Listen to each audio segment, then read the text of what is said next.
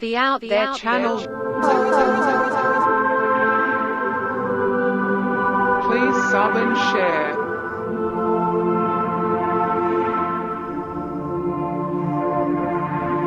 Searching for the truth.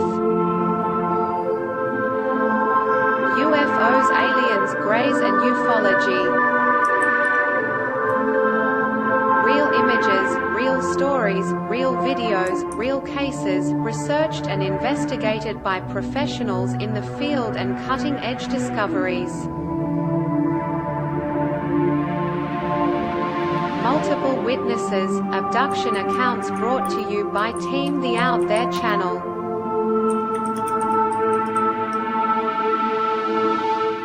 Good to be back. 5, 4, 3, 2, 1. Action.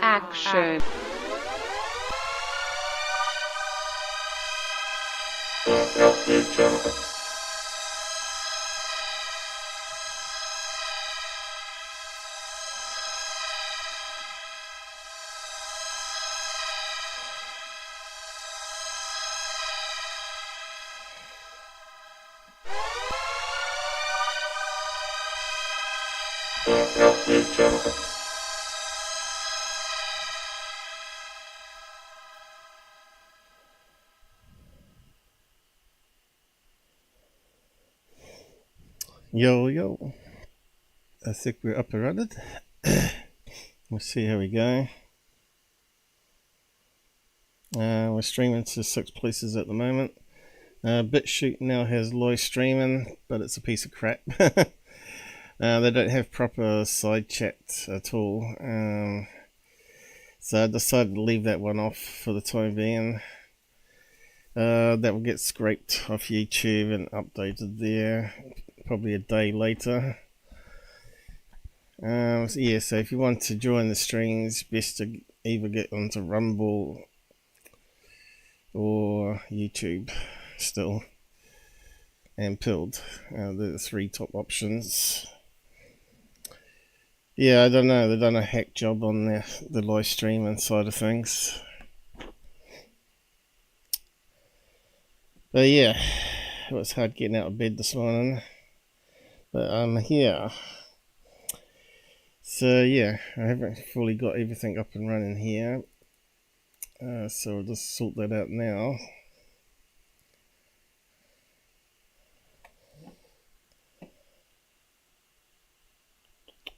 Have I still got that memory? No. I've deleted it.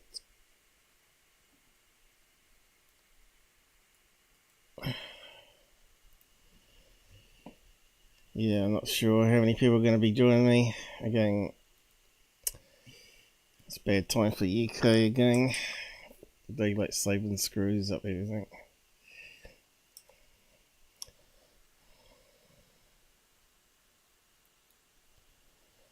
So we're carrying on from Chemtrails and UFO videos. Same-o.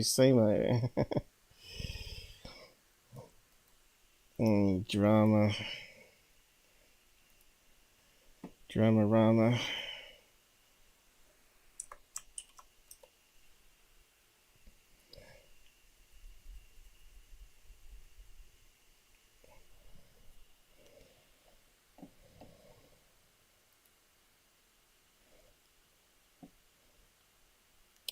Okay. That's the side comments done with. And gotta load up the browser. People should be getting email alerts about now. I'm not too sure if I'm going to do a regular show on the weekend anymore. It's just not the demand there anymore for my time. Unless people come together and decide they want to watch me and support me. I might be working on some documentaries. Meantime, I'm working on a documentary called My Alien Journey. So I'll be piecing together all my evidence and how I got into the UFO field and that stuff. and just make a documentary about myself and what I've captured. And I might do another documentary, but I'm not sure. But yeah, hopefully include some of the best evidence in this documentary.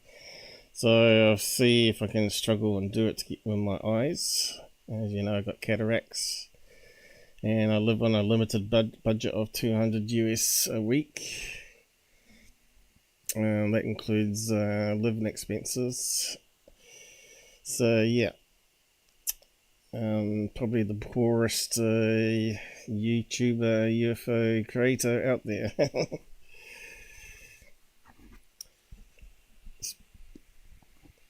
Yeah, things don't seem to go right. Anyway, what else do I have to do here? I think we're pretty much done there. I can fill that one.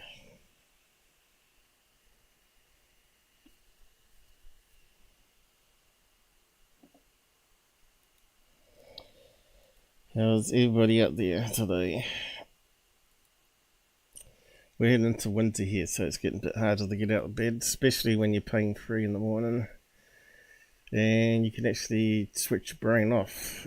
I find half the trouble was trying to switch the brain off. And when you go to sleep, all you do is thinking about stuff. Yeah, that's why you need a few TV shows to break it up.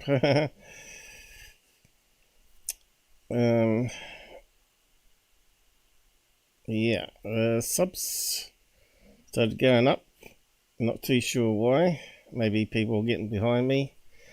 But YouTube was almost back below 90, and now it's back up to 96. But Google makes sure that doesn't happen.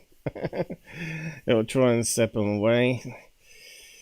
I probably had more subs unsubbed than I've had gained every year. So yeah, 2,700 subs here. I've probably had close to about 3,000-4,000 subs unsub. Likewise for Bitchute. You get all these little cult mentalities out there, as I keep telling you. If you debunk their favourite channel, they lose their mind and unsub. It's this fighting common ground, as I call it, and sticking around and learn, and keep your open mind on this topic. Look at me, I started off as a interest in it, but also a very hard skeptic on it. And now, after my experiences, I have to say I'm a believer, but still a skeptic, because we know 99% of the stuff out there is mundane, explainable. And that's the stuff that gets promoted, and the good stuff gets lost. So, yeah. Looking good there.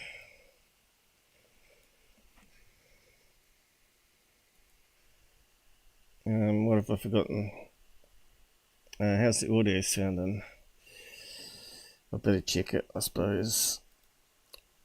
1, 2, 3. I'm not sure if it's lower than normal. It looks like it might be.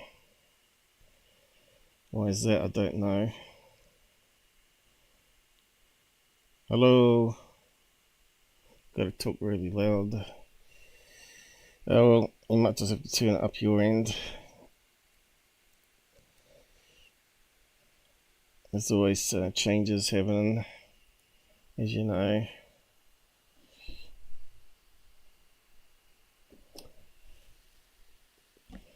Okay. I'm not sure what you're going to do with that. This is a bit. Hang on, I'm being interrupted. It might be a bit tough. Hang on. I've been given a hot sandwich, but it's a bit hard to do a presentation of a hot sandwich. I was expecting it later on. where I can have a little break, but looks like it's going to be a cold sandwich. Okay, the audio sounds good. Sounds clear anyway.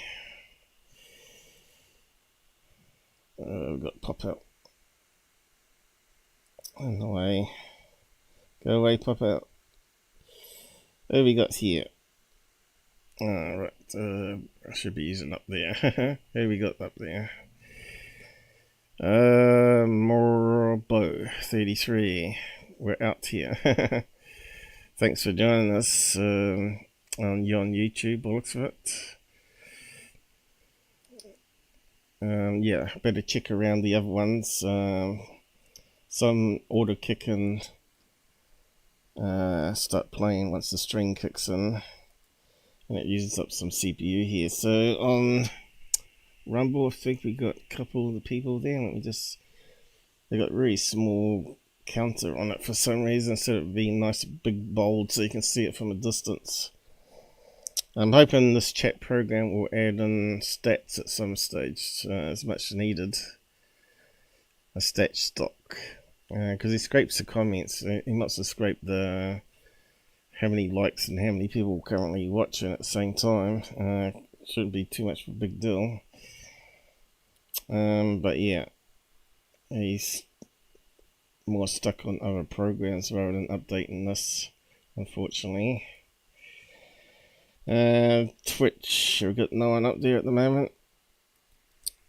Yo.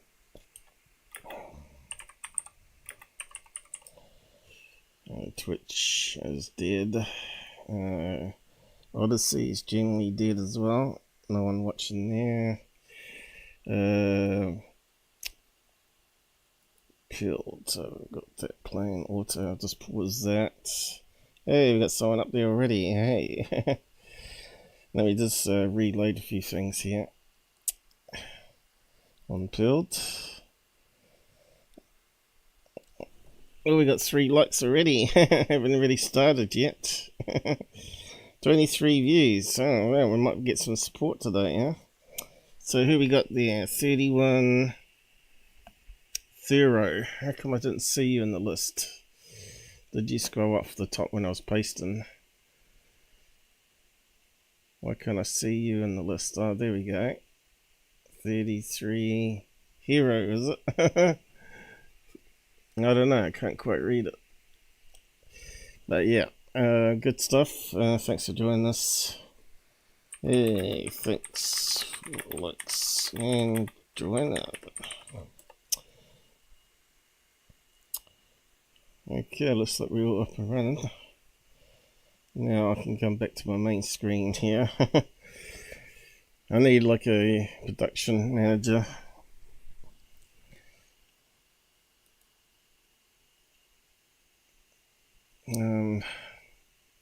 Let's resize that. So we'll start with this one here. What can I do with this sandwich? It's a shame it's going to get cold. Toasty sandwiches. Do you people have those in America?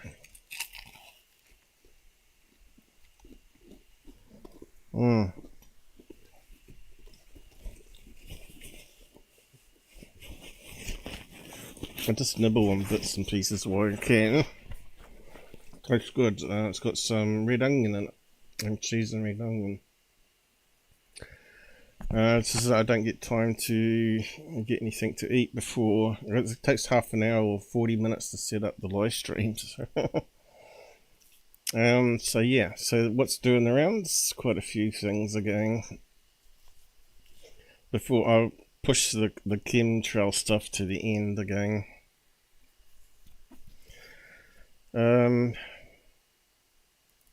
Probably need that to explain it to you. So I need to explain some optics science to people.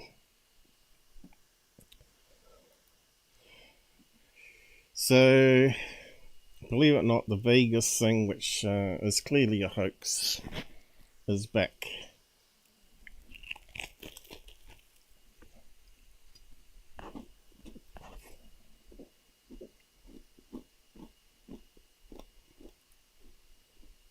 we can take a video and look at whether or not there is an artificial artifact added to it or not.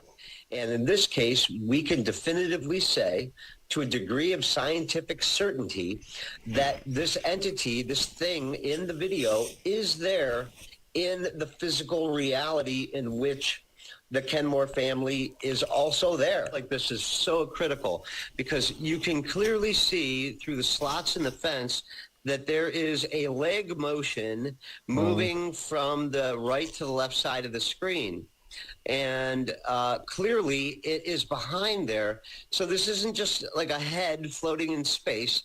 This is a head of that is somehow that does not have full opacity, that the opacity of the head of the shadow is only at about 33% opacity versus a normal shadow, which would be at 100% opacity, or an object in the screen, which is at 100%. And this isn't anything that you did. It's just what you were able to determine, that this shadow being, or this being in the shadows, possibly creating its own shadow or smoky filter or cloaking technique, is not only cloaking itself from the people there, but cloaking itself from the camera itself, in that it's minimizing our ability to identify pixels inside of that shadow.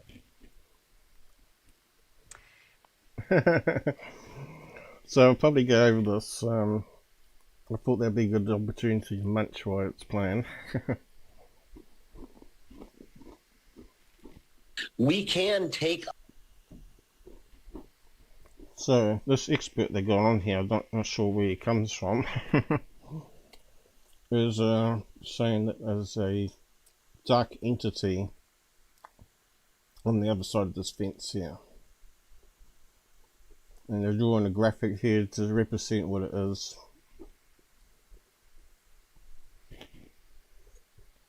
A video. And there's some shadow changes here in the gaps of the wood. But I have another interpretation of what's going on. And look at whether or not there is an artificial artifact added to it or not. And in this case, we can definitively say, to a degree of scientific certainty, that this entity, this thing in the video, is there in the physical reality in which the Kenmore family is also there. Like, this is so critical because you can clearly see through the slots in the fence that there is a leg motion moving from the right to the left side of the screen.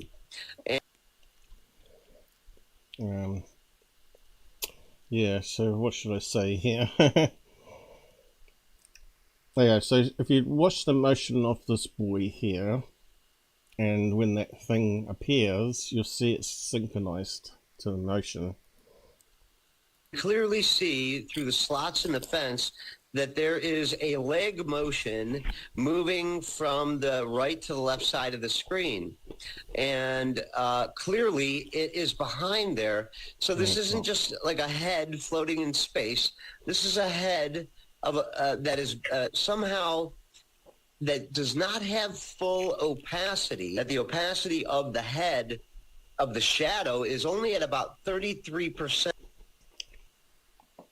Now, if you're into optics on cameras, you know that the images get mirrored and shadows get mirrored.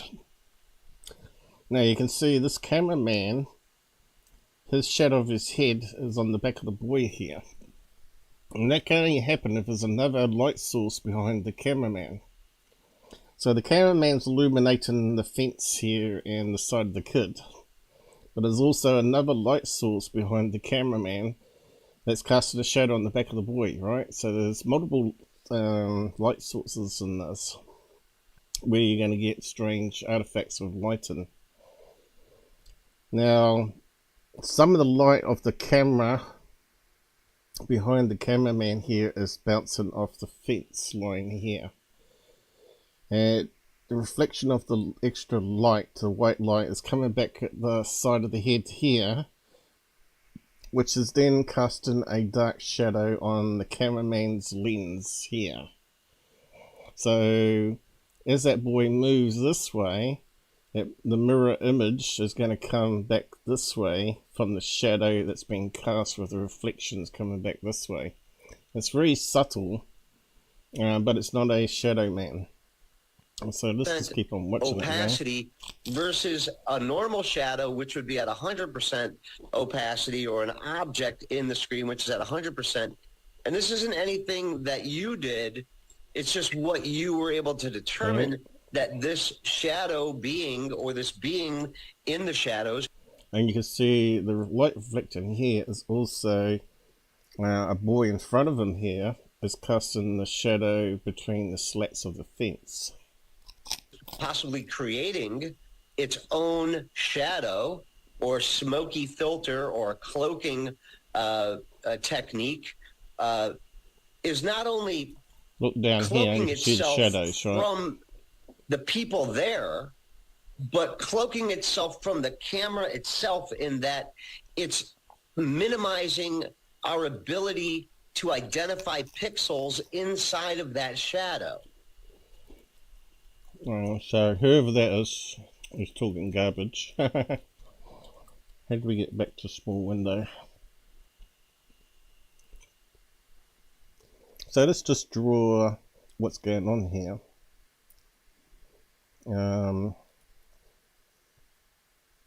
So you got the size of the fence this way. Why is it such a small pen?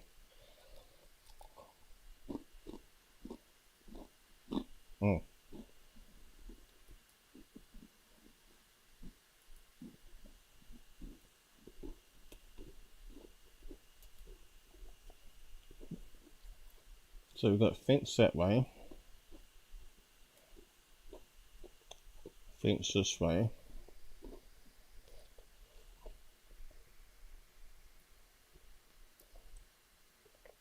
and you got the boy here.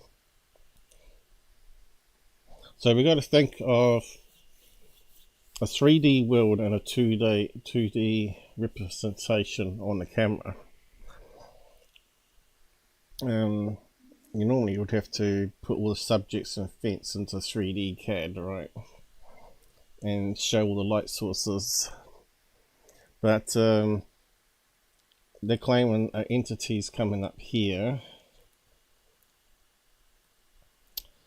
But if you notice on the video, as the boy moves this way, this then comes in this way, synchronized to the movement. And it's not like this entity is separate to this movement here. If it was, then we could say that was a shadow from another source.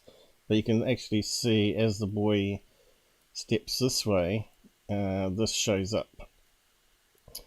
And as you know, different light sources and glass lenses can produce lens flare, but also you can cast shadows back onto the lens depending on how close the cameraman is to the subject and other light sources.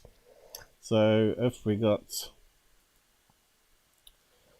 the light from this camera going this way, the cameraman, you can see the shadow of his head there on the back. There's also a light source behind him that seems to be illuminating the fence line here.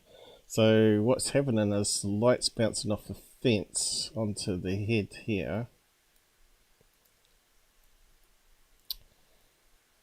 And it's casting a shadow on the lens of the camera. So you can imagine the lens of the camera. Then you got the shadow of the head, probably being inverted, so it's probably down here, then flipped, then it's rearranged back up again. So let's see, you'd expect it to be casting a shadow over here, but what happens is, because of lenses, multiple lenses in the camera, it bounces around and gets inverted and all that sort of stuff. So movement going this way causes the shadow to go this way, if that makes sense. Because in the camera you have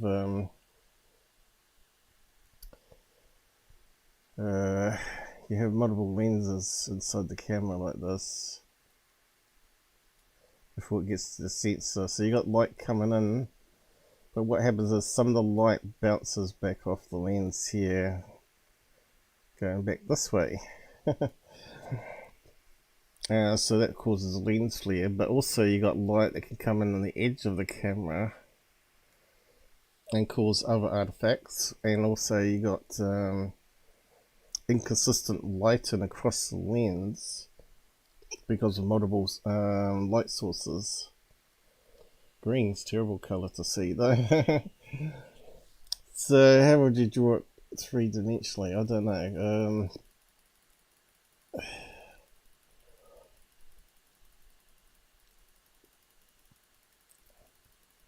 Let's draw it another way. So the boy standing here. So it's head. You got a cameraman behind him that's filming the scene, and there's someone else behind him, also probably with a camera, with a light source. Could be a flashlight even, torch light, and they're going through some sort of doorway with fence, and you got the rest of the house or whatever it is here. So yeah, so cameraman, we have a camera pretty close up probably.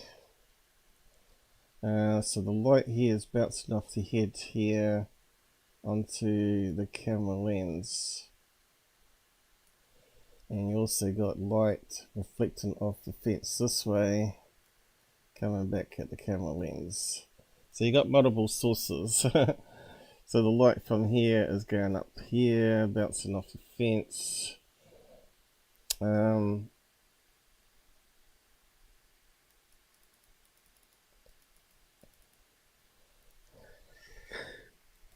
How'd you draw perfect circles of a mouse? Not very easily. So you got the camera, and there. Let's just follow through here. I don't even know why this video is still a talking subject, because the guy's already been called out promoting his website for clicks and views and cash.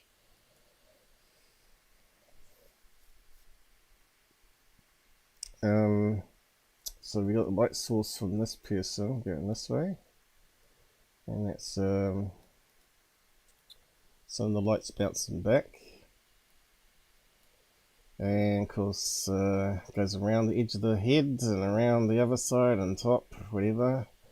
But obviously no light passes where there's shadow here, but light that goes up to the top of the head is going to bounce down to the camera that way. Oop.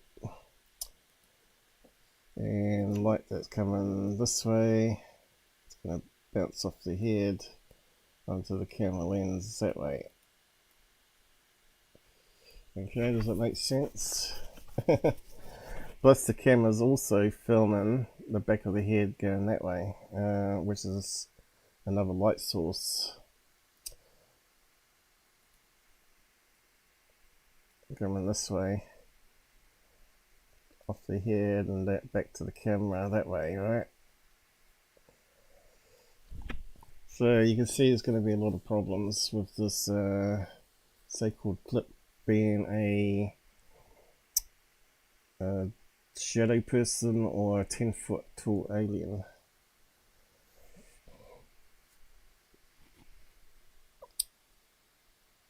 Okay, just checking the side comments, see if there's anything here. So let's go back to the video again and my analysis. So I run it through some filters here to see where the light sources were. You can see here it's definitely a light source here. Even looks like on a different level here you can actually see the shadows of the people. So that might be the cameraman, that might be the boy, and that might be someone else in front of him there. And you can see the shadow of the head actually bleeds over the top of the fence here. See that there? So this is where the shadow creature is. Normally that's darker, but because we run some filters through it. And you can see here there's a reflection point up the top here, which is, good question, where is it in the video? Let's just have a look before they zoom in. You can see here there's a big reflection point here where the light source can bounce off. Right. It's zoomed in here. So it's a painted wall here. So that painted white wall there is reflecting back some of the light to cast a shadow onto the cameraman's camera lens, which causes this. So if you ever watch again, and I might play it. Or not. And as you see, as he steps away, the shadow backs off, right? in this case, and we can see this various flashes of shadow occurring here because the light's being bounced back off this body here is going onto the fence here. So we got the light source going straight from the camera. This man here that's filming it. we can definitively See that there? Suddenly it changes. It's because more of the light's reflecting off his cameraman's camera, as also the side of the boy. But we still got this other light source over here. say And you can see as he steps in here, the shadow pops in across this way. to a degree of scientific certainty that this entity, this thing in the video is there in the physical reality in which the Kenmore family. There, as he spins this way, he's changing the shadow onto the lens, so it backs away and disappears. Is also there. Like, this is so critical because you can clearly see through the slots in the fence that there. And as he's stepping this way, you can see it slides. There is a leg motion move. And they're saying there's also a shadow here, but that's because he's moving his legs, and you can see there's a lot of reflection. Is that concrete they got there? Looks like a really reflective ground thing there.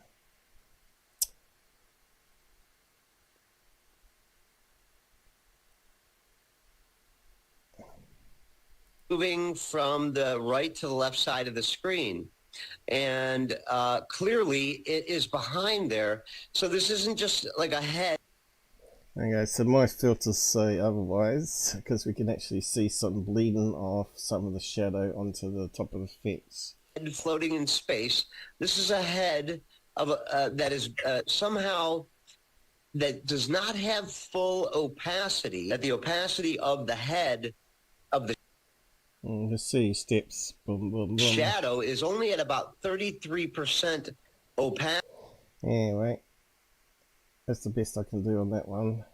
But at least it's better footage than we've had in the past. So what I've done is I've colorized it here, showing where it bleeds over to the fence. Now you could say, well, this is bigger than the boy's head. Well, that's what happens with optics. As it's reflecting off here and changing the distance to the camera, it can distort it as well as stretch reflections as well as shadows, right? So I don't know why experts can't see what's going on here. I'm just an amateur and have a better handle on things than most. But this will be circling for years now. This guy will be getting millions of dollars, millions of clicks from it. So we got here, I think that's the boy's actual account, isn't it? Got a feeling he owns that Twitter page and YouTube channel.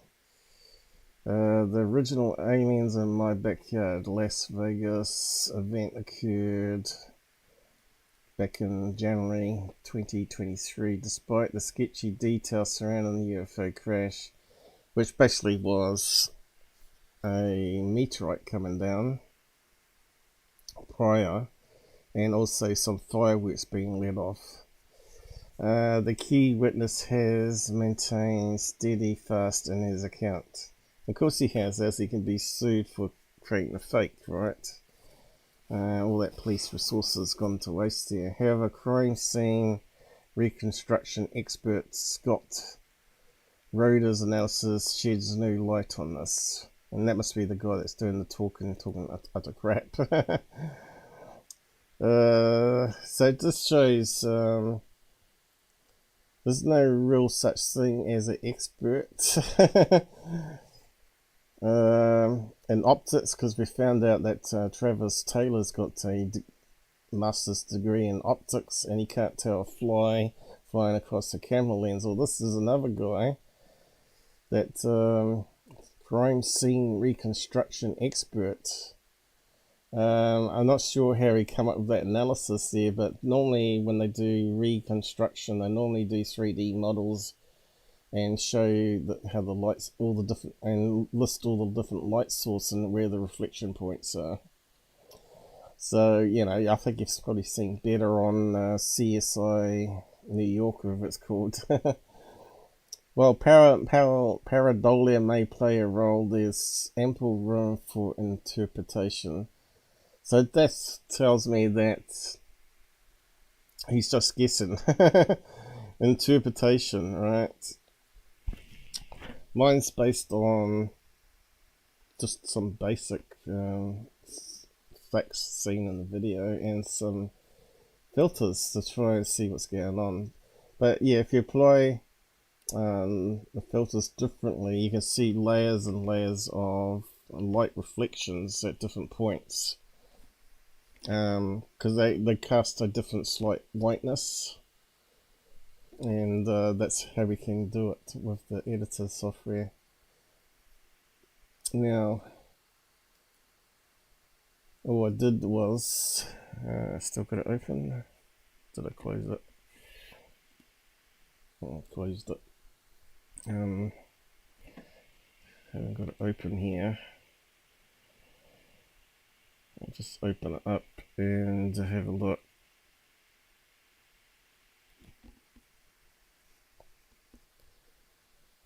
And just show you. Of course, that's just taking it from one frame. Really, you'd have to do it over all the frames as well.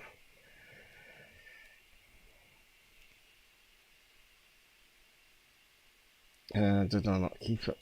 I think I did. I didn't keep it. I didn't keep the original play around with the looks of it. Oh well. That's worth a look. Oh, that's how I would have just recreated it for you. But I didn't want to spend too much time on it because I've got other stuff to cover here. So any questions on that, let me know on the side here. But basically what I said down here. The boy head moves with so-called entity in sync. Shadow is not behind, but in front. Most likely camera artifact, bright light reflected back, and the edge of the lens of the camera.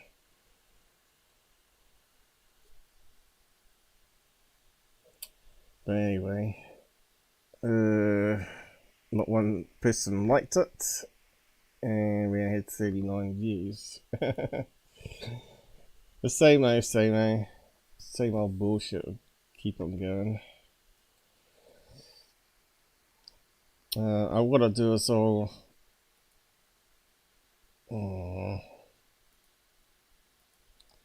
post it to you guys. You can check out the video yourself.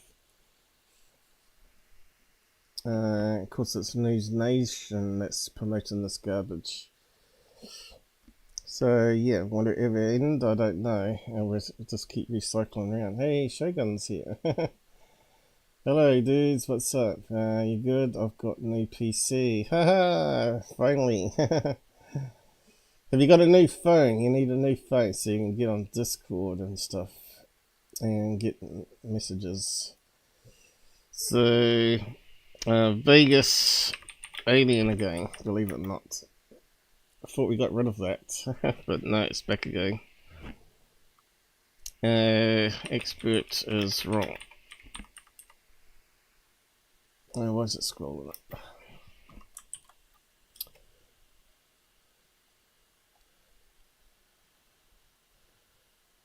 Okay. I think Mike is not here. He's back to work, so yeah. So much for getting him on voice. He wants to talk about chemtrails. But like I said, I may not be doing regular shows. There's just no demand for my talents for some reason. More haters than truthers out there. Hey look, I even get blocked by Mick West, so that should tell you everything.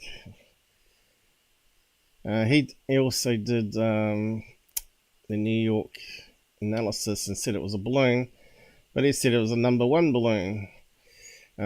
So here's done proper analysis on it. He's no good at pattern recognition. I'm really good at pattern recognition, as you can tell. I can look at a 2D image and look and sort of bounce stuff around my head and work out all the angles in 3D, right? Not everybody can do it, and that means not everybody is replaceable, right?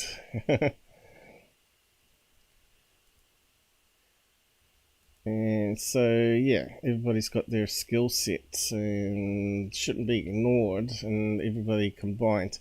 So really, if you got another debunker that said it's a balloon also and worked out the speed of it and the size of it, because I didn't have to do that because I could tell that it was mostly in focus and it wasn't any motion blur, well, it was very little motion blur as it passed the window of the plane.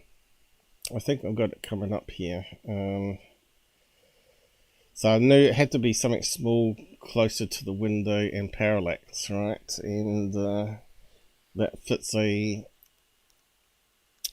a 3-foot balloon. But yeah, have I got it here somewhere? Where do we go? What have we got here? Probably got a few people blocking me again, probably.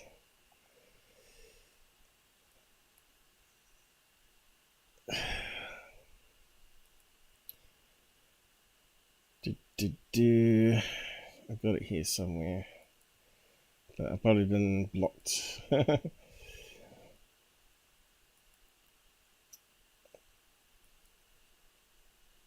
What's that one? Here we go. So this video here from various people, even though I gave this to Open Minds to use as solution, you can see there's 0 likes and 0 views. So, alright, 47 views. What's that one? Bookmark. Okay, 47 users up there now. So, basically I took the image that someone grabbed from a frame and enhanced it. And I could then see all the reflection points here and the curvatures. So it fits a letter A balloon, as you can see here.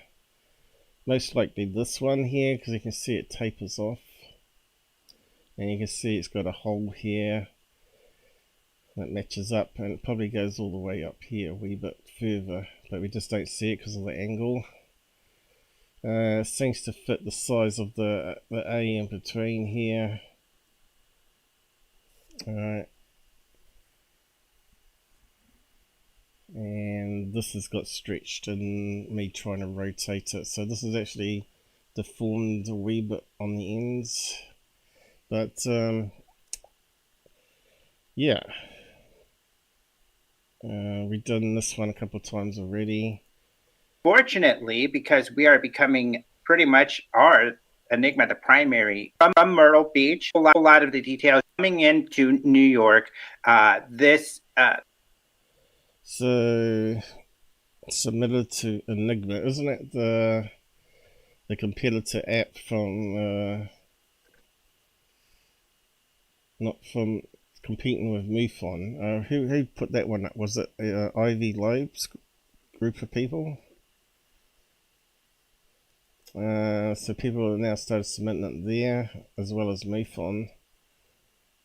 And so far the experts ain't very good, if that's the case. Enigma Labs. MUFON would see this as a balloon. As well, but you could see something whips by. Whoa, what was that? Yeah, see, you didn't enhance it, but yeah, it flies across the top of the screen there.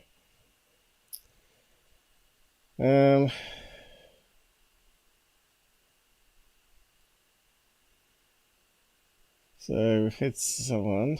Alright, Mick has blocked me still. Here's Mick West attempt. So if I copy that into the browser, we might be able to see what he posted.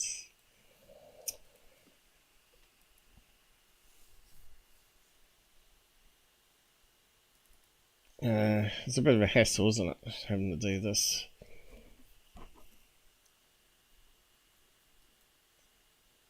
We have to do what we have to do. You should never block people, you should only mute them if you don't want to hear from them. Okay, so Mick's post is here, now we click on that.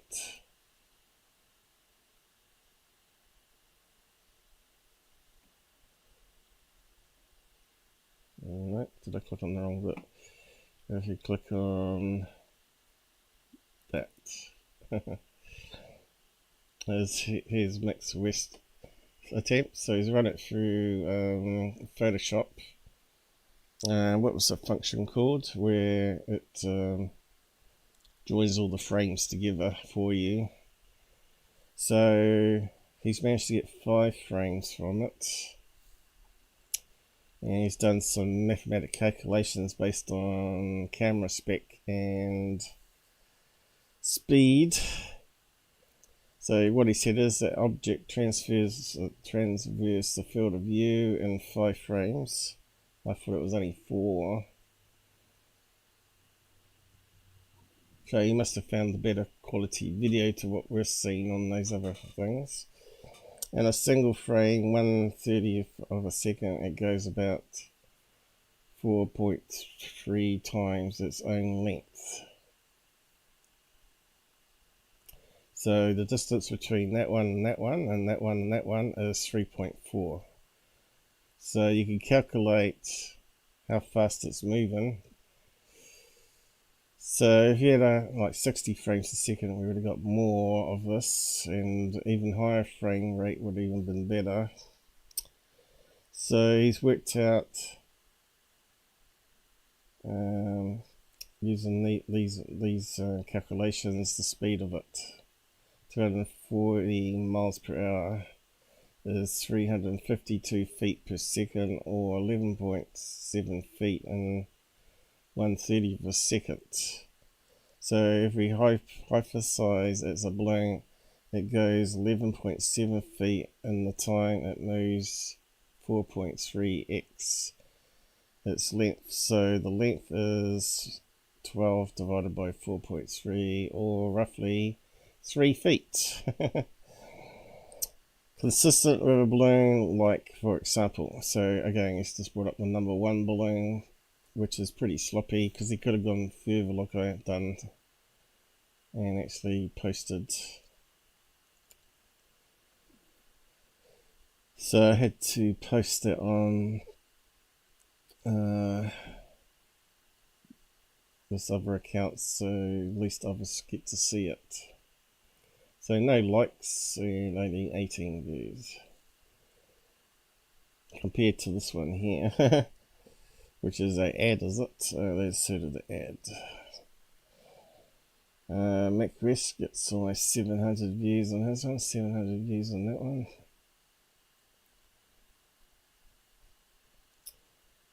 Yeah, other people just get annoyed. Close up, yeah, you got it, mate. And no. It's funny how people just go for the easiest thing and it always turns out to be wrong. So it's not number one, it's not a single straight line thing. I don't know. But yeah, I just get ignored again. Do we leave that open? Yeah, so we're done with that one, hopefully. No more, no more.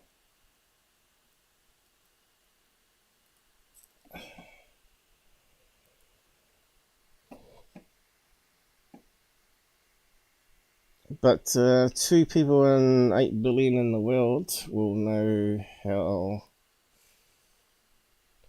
the truth.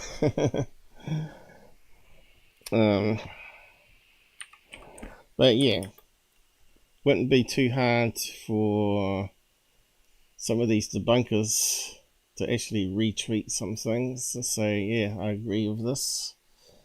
But there's such egos out there and such hatred amongst the community, they don't do that. Unless you're in the Friends Club or the inner circle or in the circle of each of these cults. They have all these different cults that we have out there. You got the Mick West Green Street cult followers, and you got UFO Twitter, which is a really big cult, which tend to be part of Sondo's cult.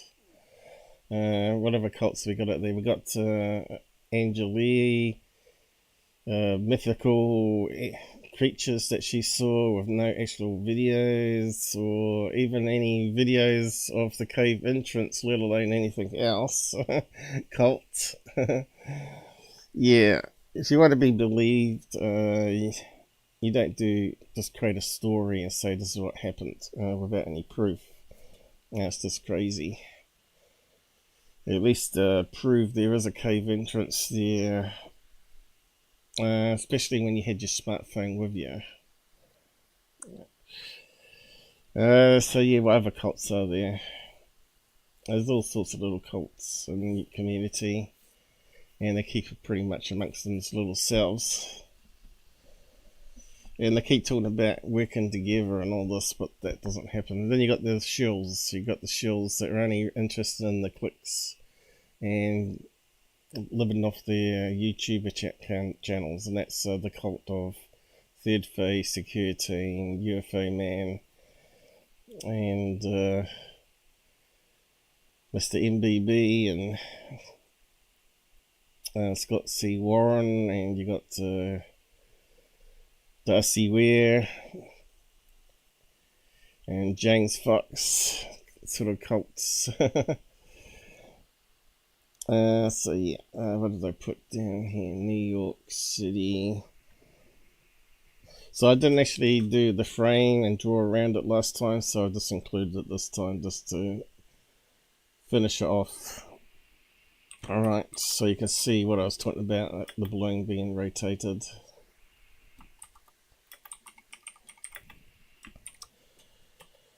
But yes, no wonder no one takes it seriously out there, the UFO field, with this garbage.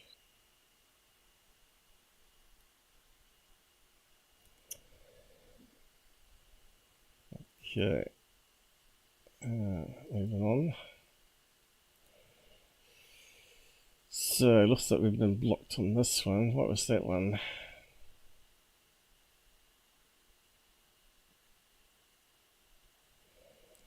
So it looks like I needed to keep that other one out. It looks like I've been blocked again. Let's have a look, see what that one is.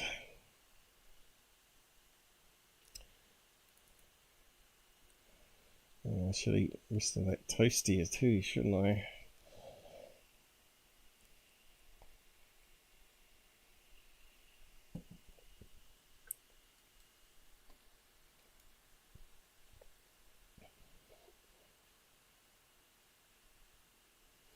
You know, Mark Antonio charges $1,000 an hour to do his video analysis for TV. Well, they're doing pretty good, these guys, making money off things.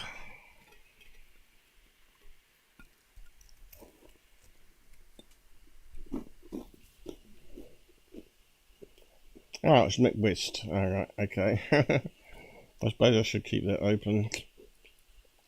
Oh, what? Was it that one?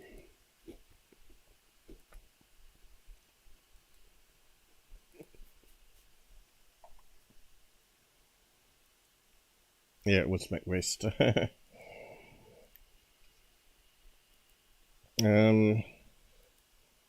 we can close that one down.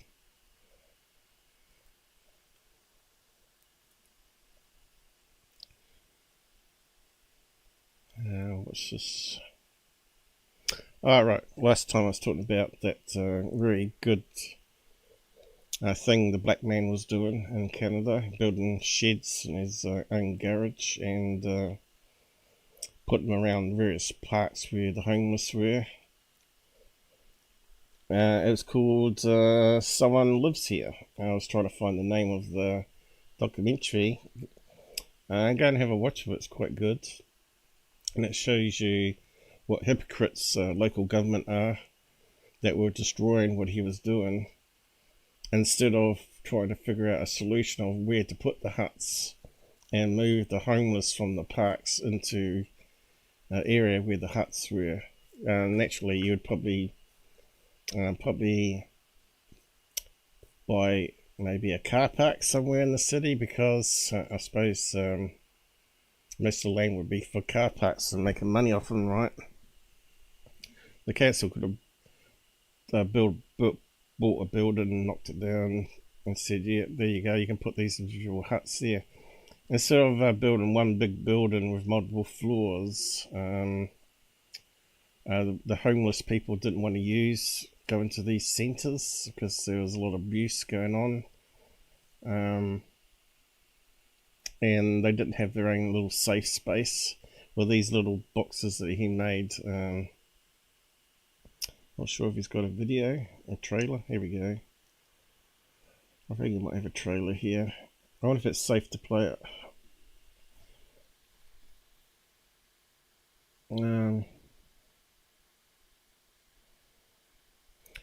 So it starts off that he's walking along the street, sees this lady out in the freezing cold, and he wants to help her. So he goes home and builds a shack and introduces her to it.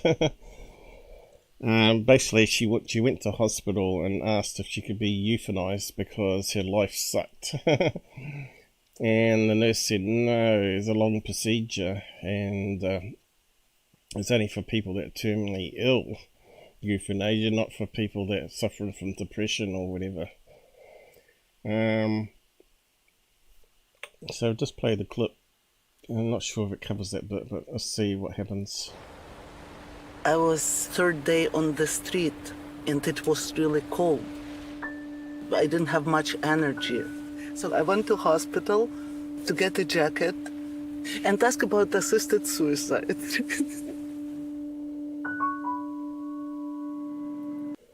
Gotta watch out for the music there though.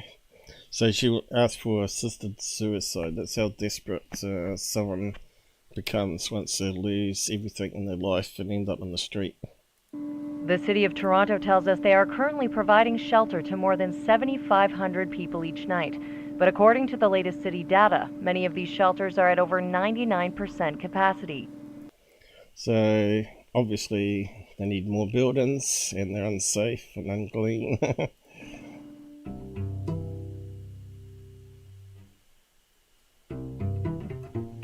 So when he comes home from work, he goes into his garage and starts building these sheds out of his own pocket.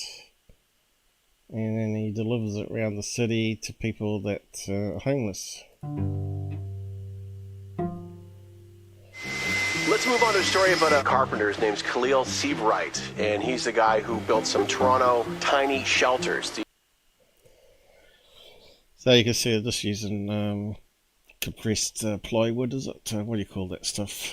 And puts in pink bats, so your body heat gradually heats up a smaller space, so you don't need to have a heater inside. These are places for people with no housing to be comfortable during the cold weather. It was solution and So instead of living in cold tents, he was offering these little things.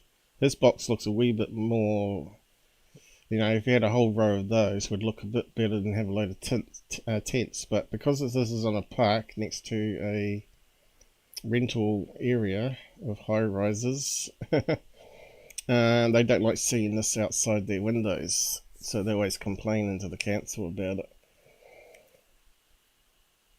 But you can see that the homeless want to be in the city to be able to get supplies and use the toilets, public toilets and all that sort of stuff. And they can't go and live out in the bush.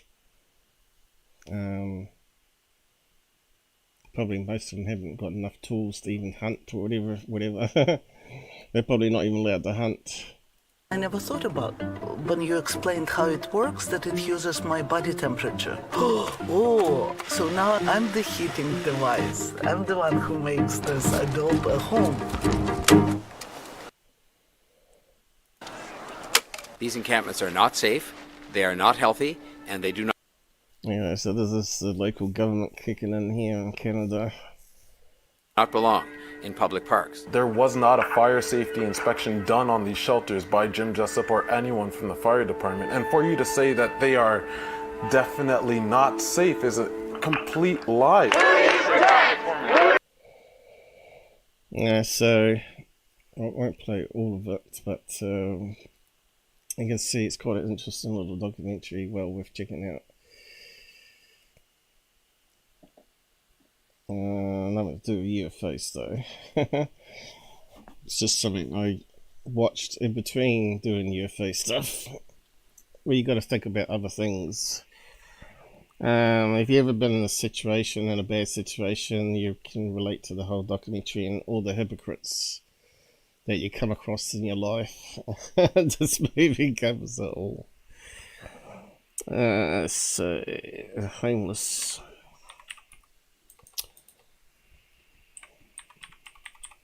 If I can type it.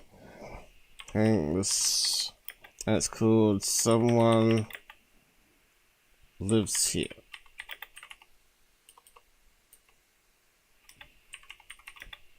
Anyway, there's a web page to it. So I couldn't find that last time.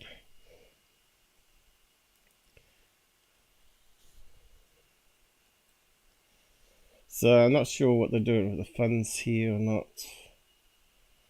Probably using it to maybe help the homeless.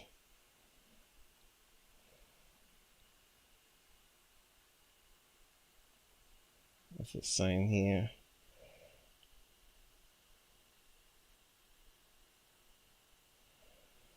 So it looks like you might be able to watch it free in Canada. Limited time only. Film festival. They should just make it available completely on YouTube as far as I'm concerned, but anyway. And they could put lower quality version on YouTube and say support us here by buying the DVD or whatever. But what I think he should have done is maybe, to get around the council problem, is actually buy a chunk of land, buy crowdfunding, and then set up his little huts on it. But really, when you buy a chunk of land, because you really want multi-levels, really, don't you? But then it gets a bit overcrowded and smelly and dangerous. So yeah, you would want multi-story really for homeless because there's so many of them. But then the problem kicks in with the other factors. Anyway, it's a bit of a shame. We're meant to finish off third phase from last time too. What else we got here? Okay, let's just go through it. So last time I was talking about the free feel good quotes. But I forgot to read out the last comment here. So it's posted underneath that one. So a little kindness supporting me, not cash, but simply giving me a sub to X and YouTube would go a long way. Or Pilled, Rumble and Bitchute. When it's gone, it's too late. That's what I said underneath that. So I forgot to add that on last time. And how many people responded to that? 1 like. But there, I got 1 like this time and 12 views. Yeah, I'm not going to get many subs from that post anyway.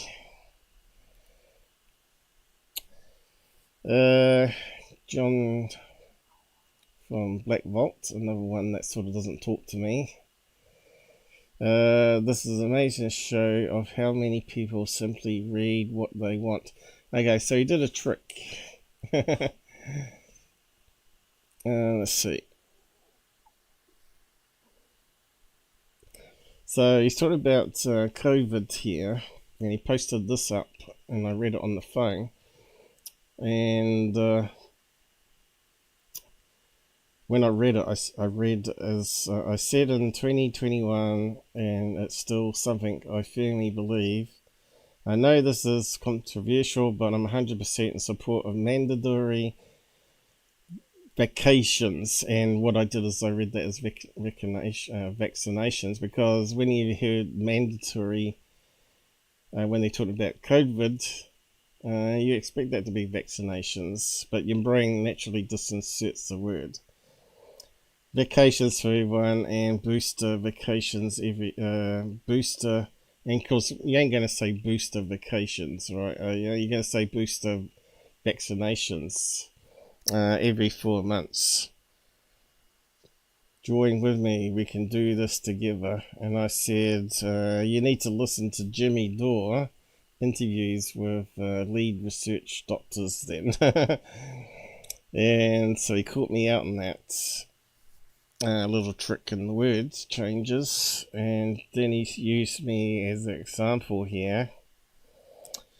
This is an interesting show of how many people simply read what they want. No, not really, it's not a simple thing, it's actually doing mind tricks with words. And that's what the government's really good at doing too, and advertisers and all that. Rather than what something actually says, they respond with rage. Well, I didn't actually respond with rage. I said he needs to watch Jimmy Dore, because he has some really good lead scientists on there that's counteract the narrative, and he has been correct. You know, YouTube deleted his videos and put strikes on him and all that sort of stuff. And it turned out that he was correct all along. All the doctors were, about the masks not really stopping it. All the side effects of the vax that's now coming out. And of course now he's reposted that one with the vaccinations being vacations. So I thought that was a pretty sneaky, dirty thing. So that just proves, since he replied to me, that he is actually getting my messages, he just ignores me. So that makes it look even worse, because I've asked him questions and he's totally not responded. So I don't know what's wrong with these people. I really don't understand them. LuReviews is in the right toxic pit at the moment, fighting off all his haters, you know. what he's going through exactly happened to me with Goofon and Third Phase and Security. Trying to get insiders into my channel and buy up memberships and befriend me and all that sort of stuff. Exactly what's happened to LuReviews, right? And now they've got this inside information, they're using it against them. Because when you affect someone's bottom line income, such as Sondo, his little cult will come after you. In my case, it was Security and Third Phase. Ufologists don't want debate, they want an echo chamber. I said, we want people to listen and learn. No debate is needed when have facts. So, yeah, again, no one loved it, and only 24 views ago. You shouldn't have to debate if you got facts, right? Like, here's one that's saying there's no such thing as aliens, no such thing as UFOs. He's completely gone the opposite to what he first started out as, because he got burnt by Sondo and all the government disinformation agents out there.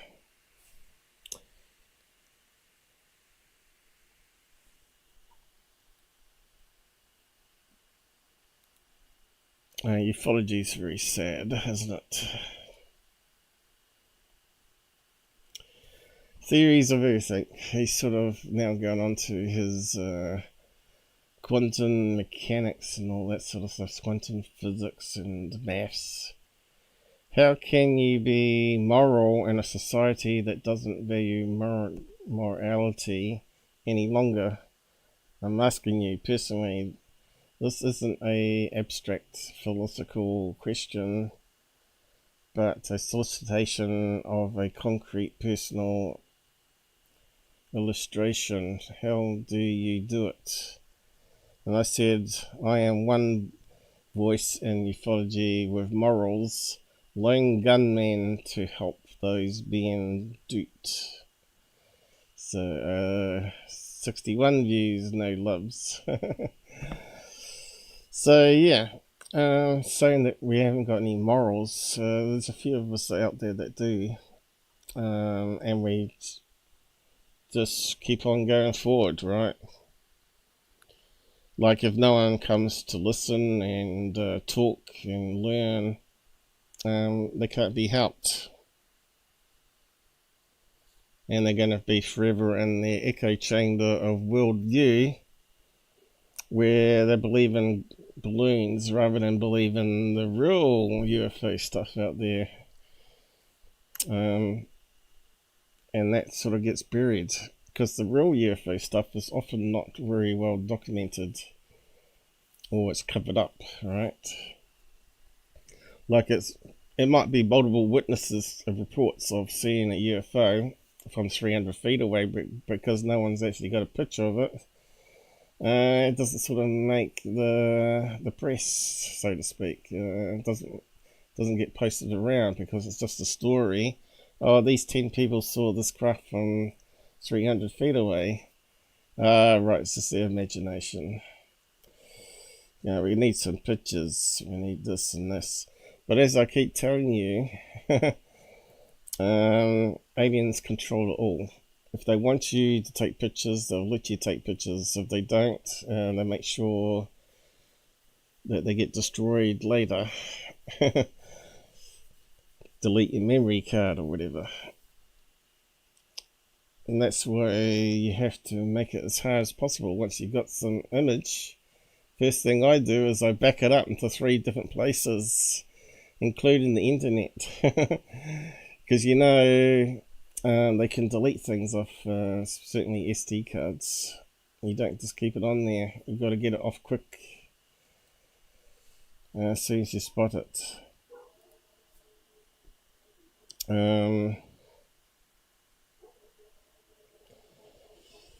Alright, so this is something that was doing the rounds too, and I had to do some my own research into it. I thought it was a really good idea, Damn dog next door. So they're saying this is obviously a scam or fake, and I said, well, the science is there, and we know that NASA does do this with plasma in space, so why can't they do it for a cooking top? So obviously that's Asian and Australian, New Zealand type plugs at one bottom here, and it's also got European and American sockets at the top, which are generally this if it's in Asia, it's going to be 220 volt system, but generally they design these tops to be worldwide to be multi voltage now. So the debate whether this was a trick, and actually even though the guy placed this on the counter, is it really running off all electricity? So we'll just keep on playing it.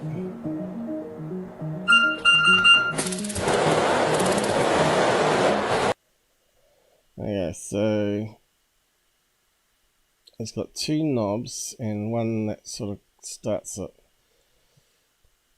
Now some people are saying this has got a small gas bottle in it that's running off LPG, not plasma.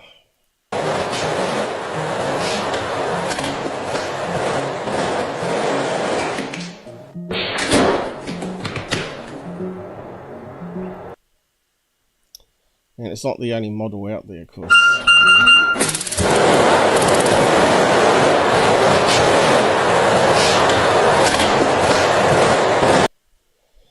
Now, if you had that in the kitchen, you didn't have to buy gas, and you could only run it off 600 watts of power. That should be in everybody's house in that case, right? So this guy saw this ad on China. This is a plasma stove. It heats up to 600 degrees, hotter than traditional gas. So I think it goes up to 2,200 degrees Celsius. It costs about 1/10 as much to use, almost no advertising. Now this guy here, plasma stone is not well established or defined appliance. The poster based on the post AliExpress listing with unverified claims. The video shows a gas combustion stove. I beg to differ. I think it might be a combination, because that one in the middle might be LPG, and they might be using the same LPG gas for the plasma jets on the outside here. But anyway, I started doing some research into this to see if it was true. That's UK pads. Asia use plugs like Australia, New Zealand. So if it's UK inventor selling on Chinese markets, is it taking in air, oxygen, and ionizing it? I think this is how it works. Okay, so there was a lot of debate going on. China, it's 220 volts. Yes, clever countries like New Zealand, Asia use 220 to 240 volts. Because America uses 110 volts, is not as good. They normally have to upscale it, even for industrial motors and stuff. I think there will be 110 volt ones as well. So clearly aimed for Asian market and or UK, looking at the plug sockets on the wall.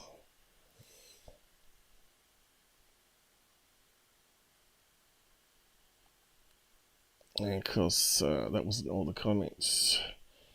Did I post more?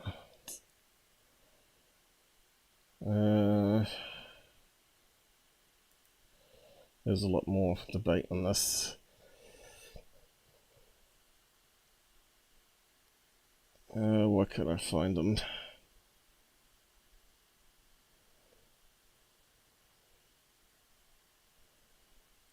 Where was it?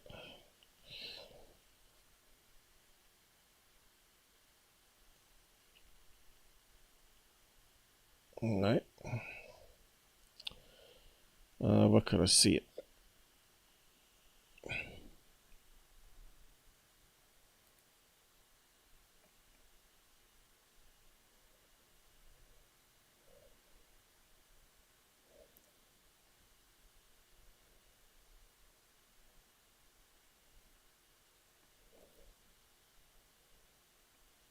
It'll be here somewhere.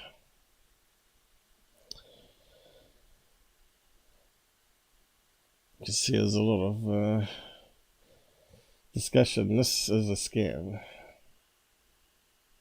Spam.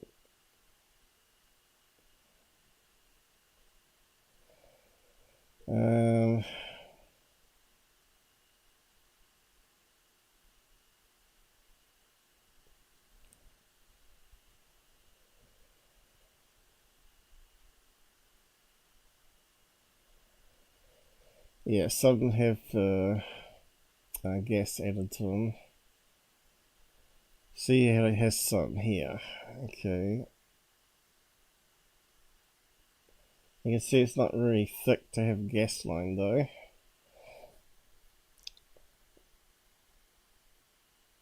It's completely electric, literally no gas. Alright, let's look at this one.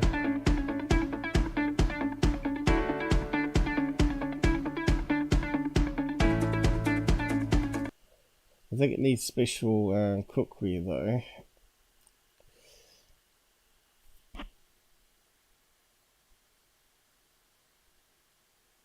Where's all my ones?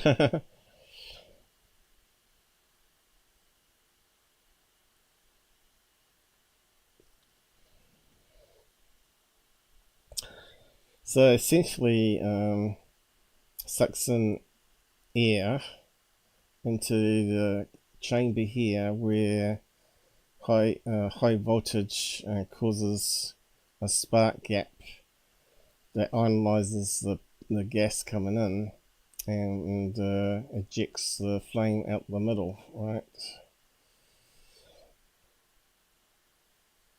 And plasma. Plasma is the fourth state of matter, right? So that means any gas in the room can be turned into a heating plasma flame where you can cook food. You don't need to have any gas lines to the house or LPG tanks onto your stove. You just need a power source, which could be from solar or wind.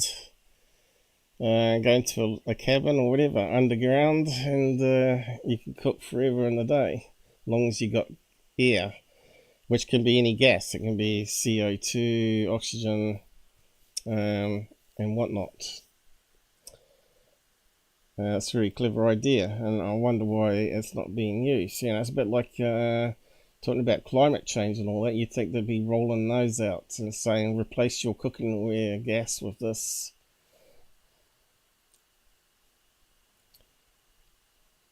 But yeah, where's all my comments disappear to?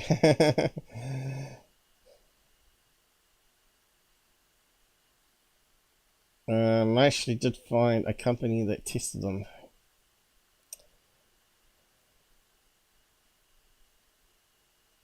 And I can't find where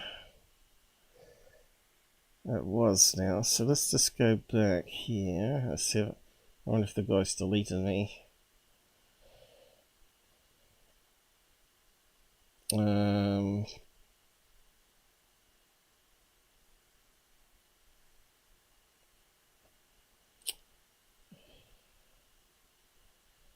What was his name?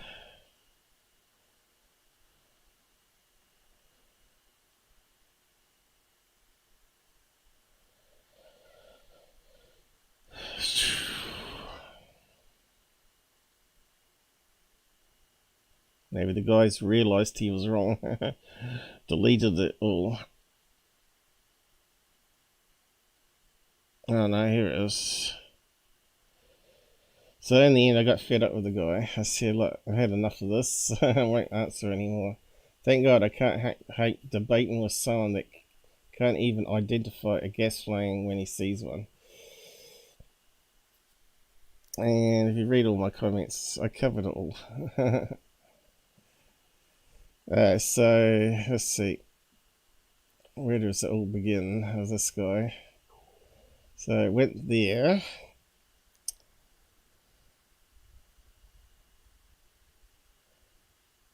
I said, how can community note be correct? You see, they place it on bench and plug in.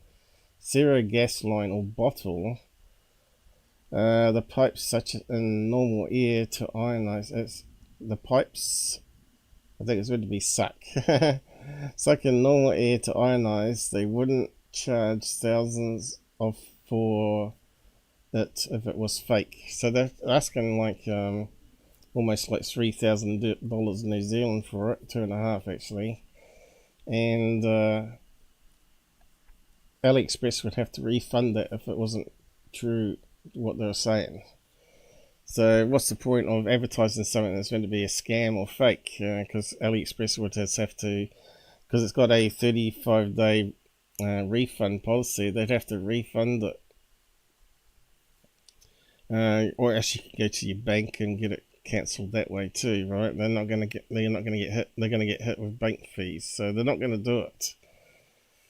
And here's this guy. It's actually quite thick and contains a gas bottle. The gas wouldn't last very long, right? In that little thin thing. The way they show it, they are careful that they never see the depth.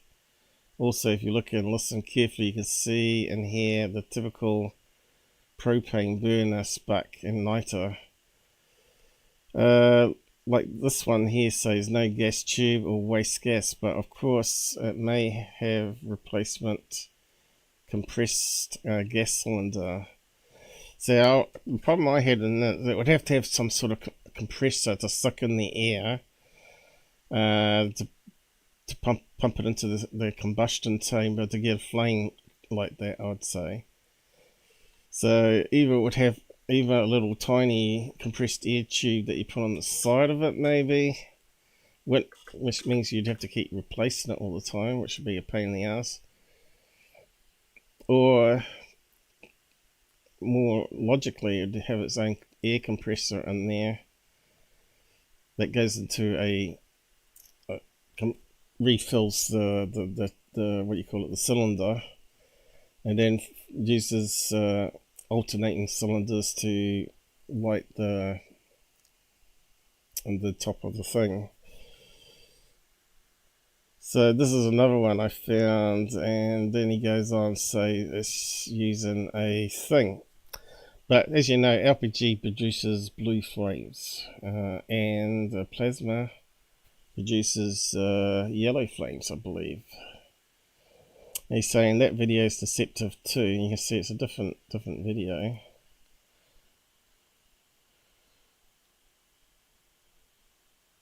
And you can see it's got different jets on it. And I'm not too sure, but it might have a glass top.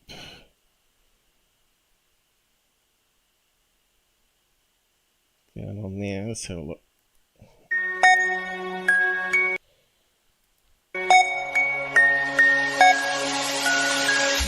It looks like it's coming out little jets like in a rocket engine. And you can see it's not blue.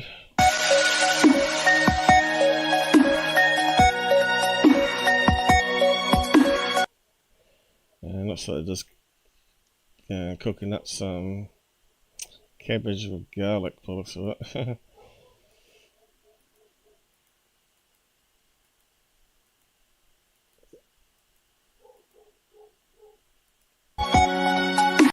It doesn't show much in that video at all.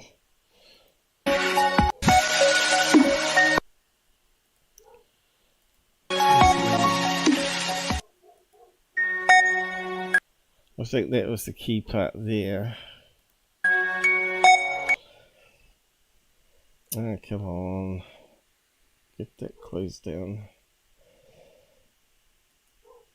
And that dog next door is annoying the shit out of me. Hopefully you won't hear too much of him in the background. So he reckons that's deceptive. Set your burner in the flame. So I don't think so, because you can see it coming out all the individual jets around the outside.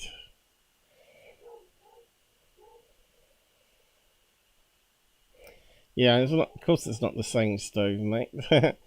How a NASA plasma engine works in space using gas, more efficient. Any gas plus electric. So they have like a cylinder on that with liquid propellant. Generally it'd be oxygen or something like that. And then looks like they heat it up. Ref antenna boost. And then they ionize it and it comes out as a flame at the back of the craft, accelerated plasma. Now, notice they got a blue flame there, so maybe depending on the type of gas, it changes the color of the flame. I don't know.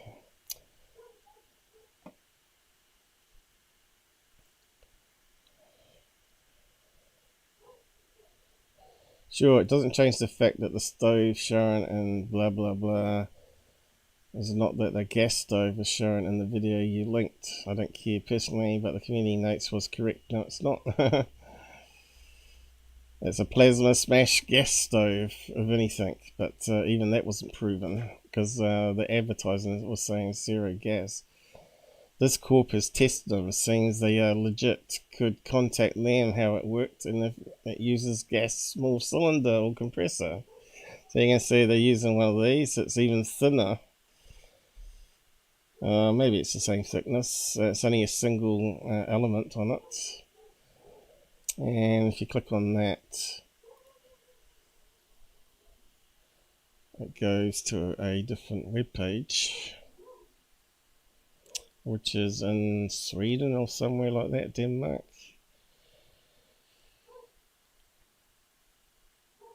And you can see here they've got also yellow flames, not blue ones.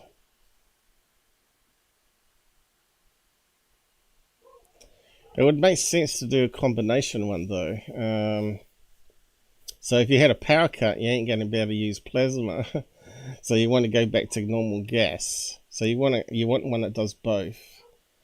And gas, you can actually make a lower temperature, but the plasma is always going to be a constant a flame, isn't it? It's going to be hotter, and generally hotter than you can get with gas. So there might be a reason that you want it a slower temperature. But this one looks like it's pure plasma, and you can see here the jets are definitely yellow and coming out of these little things, but like the other videos. And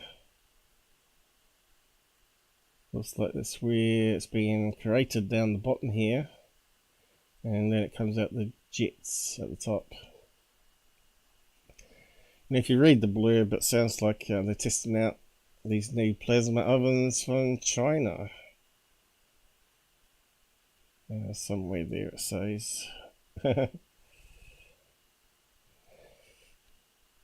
So the whole question was, people were saying it was a scam, it wasn't real, blah blah blah, but it looks like it is actually. Whereabouts does it say China in it?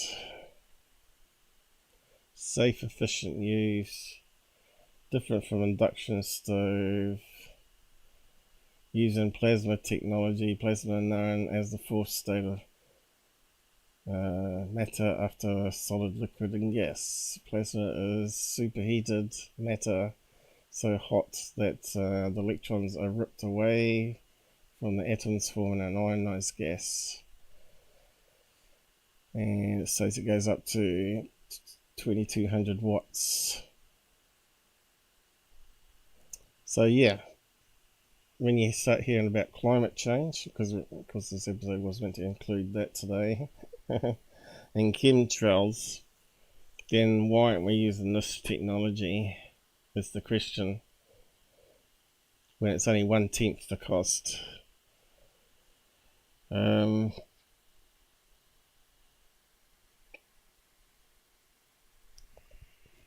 can't I see China on that page?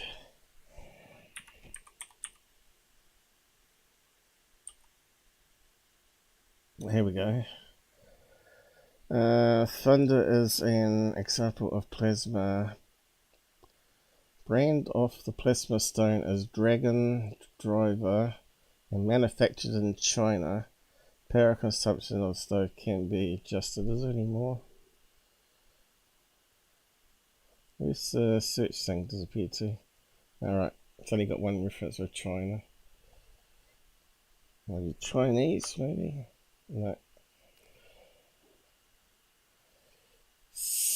But yeah, still the guy was coming back at me. Instead of just reading that. That is plasma jets. That is plasma jets. Look at the color and temp. Notice they aren't blue. Gas flames are blue. Click and read the side. Look at the images. So and then he brings up this one here, which says that it's gas. Dual purpose household natural gas. But that one's not plasma.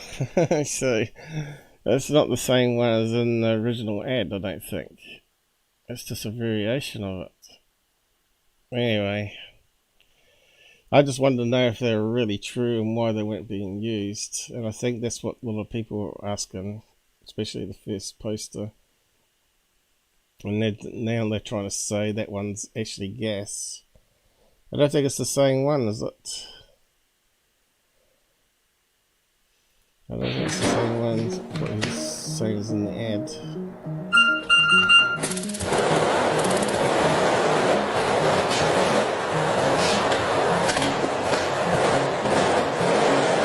Anyway, so that was a thing we got into another debate over.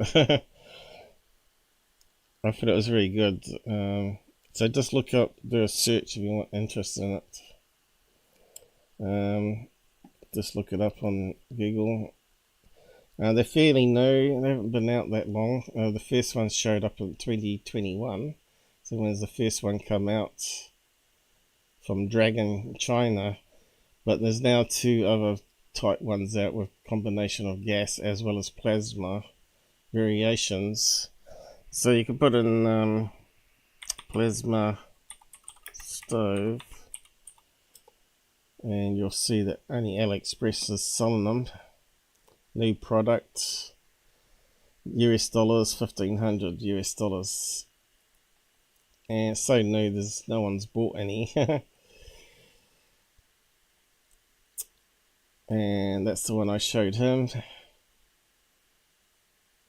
And if you read the blurb,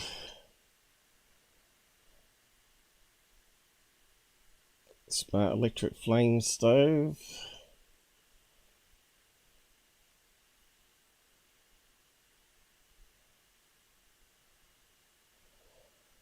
I think there's some more here.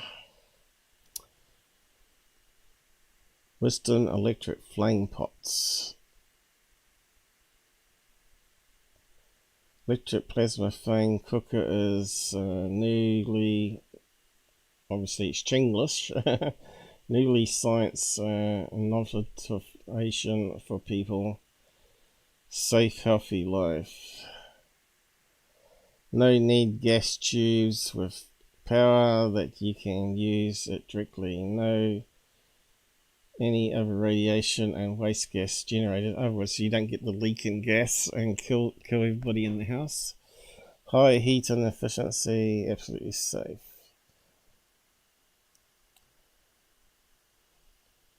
And I think it's out of stock, that one.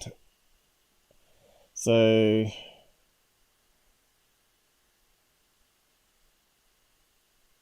Used to come up with a link. Oh, here. What's it say here? Sorry, this item is no longer available. But I think there's a click link here to find similar products. So you click on that. And it gives you all on AliExpress. And the various sellers at different price points here.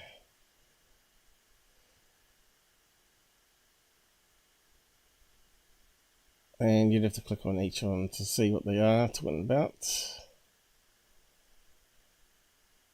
So this one's a lot cheaper. So what's the bet? It looks the same as the plasma ones, but it's not, right? It looks very similar to the expensive ones. Look, so that's a blue frame. That's obviously gas only. But these ones here are not, alright? So you click on that one.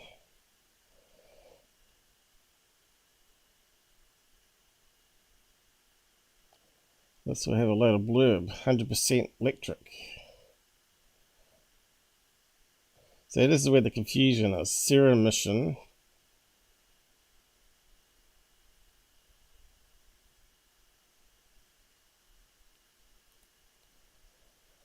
$24 foreign needles.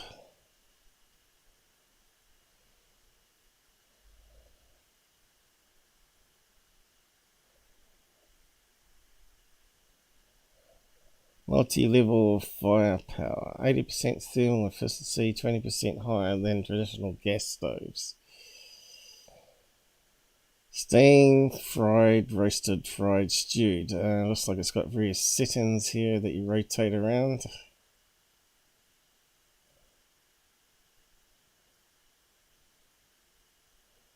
Fast heat conduction.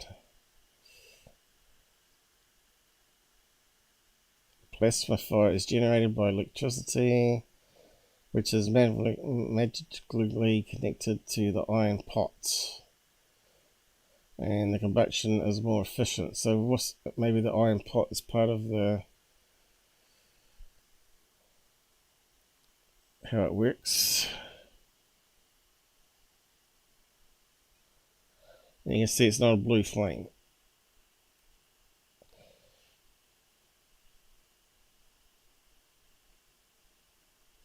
So it looks like they're legit, but you gotta be careful which ones are gas only and which ones are combos, I guess. It's very tiring fighting people all the time. So if you go to this one here, it'll probably say gas. Okay, it looks the same, but it's not the same. You got blue flame.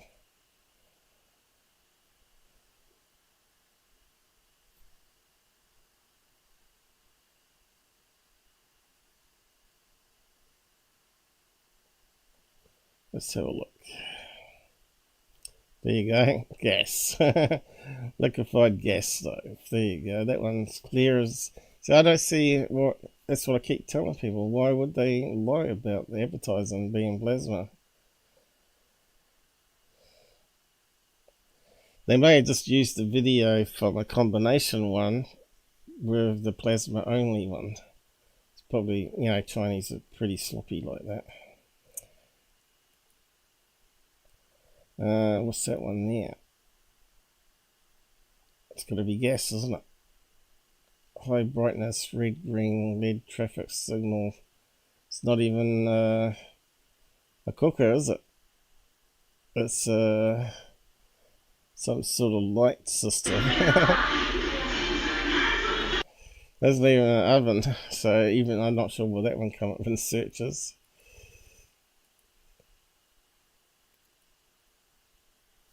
So yes, it looks like they've only got one type of brand there that's really plasma. Anyway, it got all solved as far as I'm concerned. On to the next topic. So this is another thing.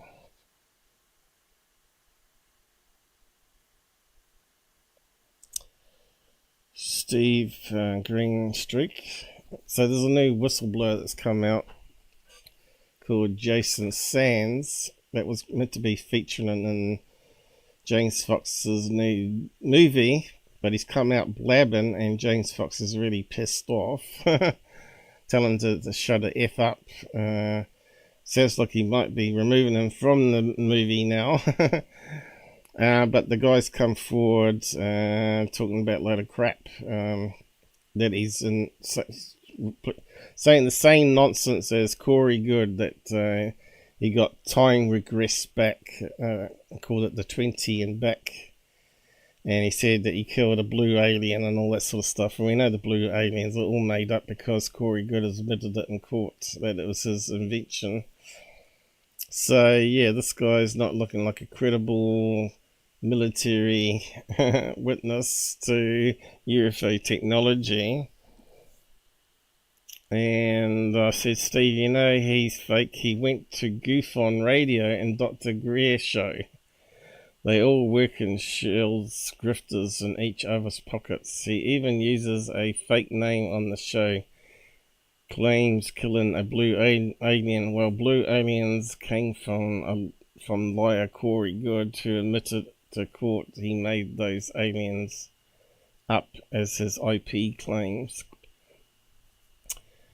IP claims clearance above top secret, so why then leak on a bunch of grifter YouTubers shows or Spaces for that? Spaces is like a voice only chat on Twitter, or X as they call it now. Red flags all the way to China.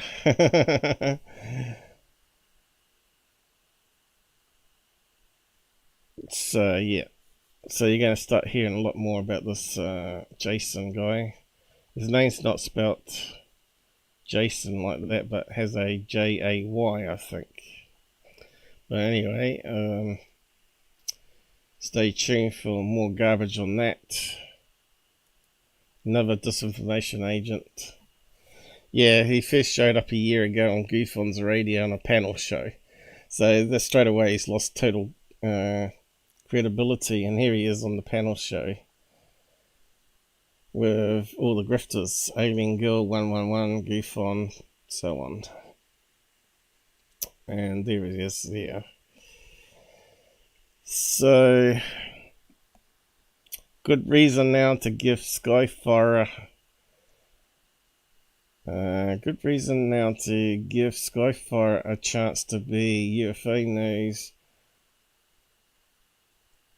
I think that's got something wrong there. Promoting all these grifters and lion blue chicken spaceman. I think that was meant to, good reason not to give Skyfire. Somehow the T got changed to a W. But unfortunately, as you can see, I haven't got edit facility even though I'm premium. So I can't change that symbol typo. Skyfire News. I know Grush, I've been with him the whole way through. I worked with him during the UAP task force. Jayson Sands listed test Hellwells is the alleged UFO whistleblower featured in the new James Fox documentary, blah blah blah. Jayson said he knows and he's worked with David during a Goof on live stream last year. And anyone that shows up on that guy's channel, you know it's got to be a shill and not to be trusted.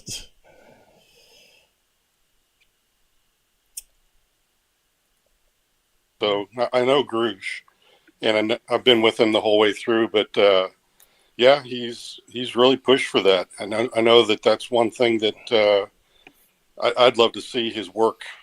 Ted, you know Grush? Yeah. How so? Well, I'm in the intel community too. I've worked with him during the UAP task force. You got to be kidding me. Yeah, we still talk to each other. Or you know, reading Rainbow. Hey. That's why I tried to get. Didn't he say his name wrong even? He said it the UK way, Grush. So if he was a friend with Grush, he would know how to say his name properly, right? Let's just go back and listen to that guy. Grush, and There I've you been go. with him. So I know Grush, and I've been with him the whole way through. But yeah, he's really pushed for that, and I know that that's one thing that there's a lot of red flags with that one. It's even not calling the correct name for USA. I'd love to see his work. Ted, you know Grush? Yeah. How so? Well, I'm in the intel community too. I've worked with him during the UAP task force. You got to be kidding me. Yeah, we still Wow. talk to each The other. more Yes, you he know, is kidding. reading Rainbow. Hey. That's why I tried to get in so much. My uncle worked at into the Bungie, back room just to kind actually. of see if anybody I had any got real recon questions. from him too. This is amazing that you actually know the guy and you're here. So Yeah. we got to pick your brain for a minute.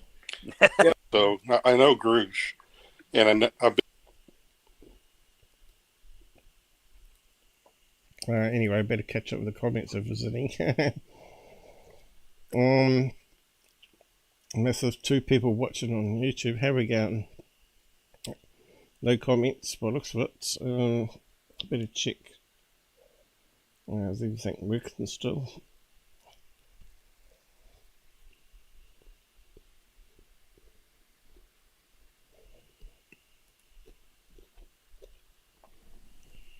I'm still munching on this cold sandwich now. 4 people watching on Rumbled.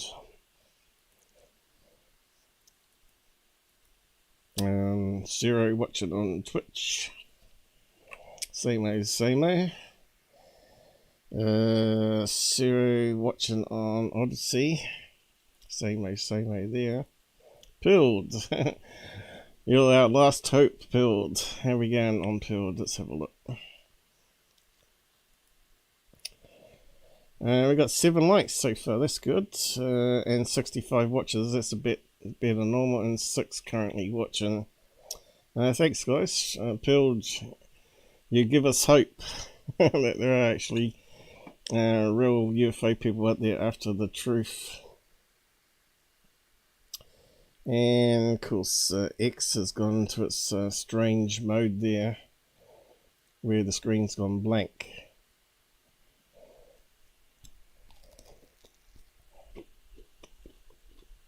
I'm trying to load it. It's taking forever.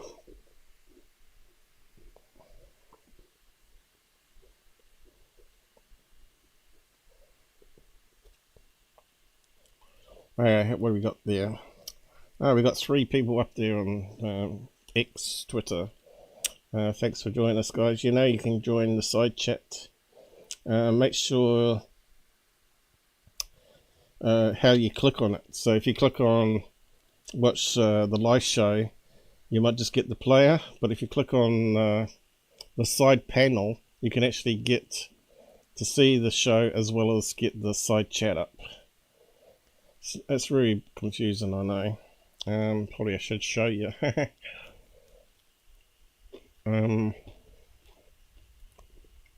Let's try and do it here and just show you quickly.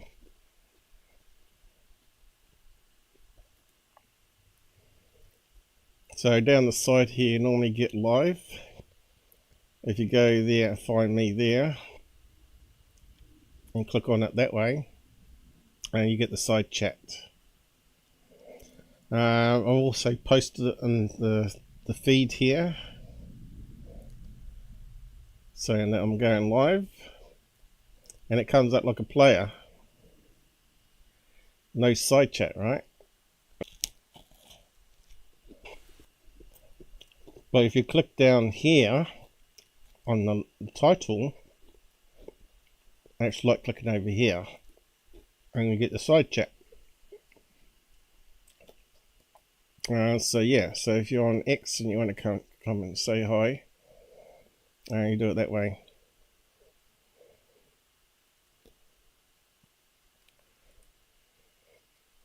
And down here,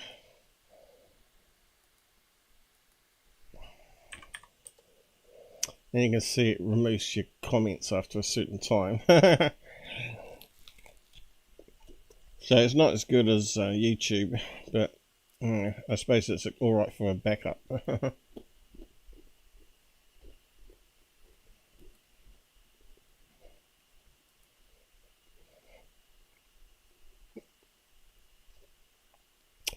Okay, on to the next stuff.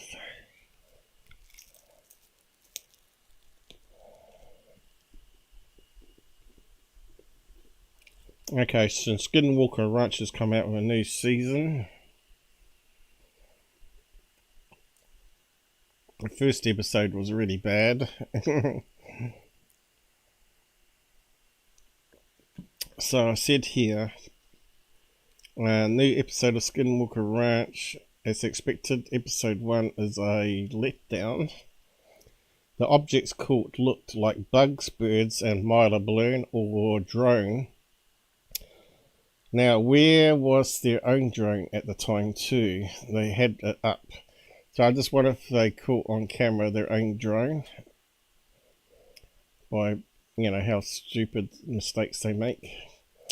Their cameras aren't good enough still. They should be running 8,000 frames a second on the cameras. Then you can see fly bird wings and reduce motion blur. Their control group was bad too. Instead of moving the helis to another part of the ranch and repeat, they did just what with Travis walk away from the triangle. There's places on Earth radio signals are lost to do with the makeup of the ground, maybe related to ancient asteroid impacts. Why wasn't there a camera near ground to pick up that last object? Object was like an overexposed blob. I've got a snapshot of it here. Why no thermal camera on the heli and full spectrum? So they got 44 views and 1 like. See, then I posted this. Utter shite. As I debunked last season, the orb on the tree camera takes a snap on movement. It's just a water drop on the water cover, which is what they are comparing it to. So they got this on the new episode, and there's a UFO. You can see it's pretty lousy, right? This is the camera of the helicopter. And it looks like just a square overexposed blob of light because it's down to pixel level. Why haven't they got a Nikon with 100 times zoom all around the ranch there looking for UFOs during the experiments, right?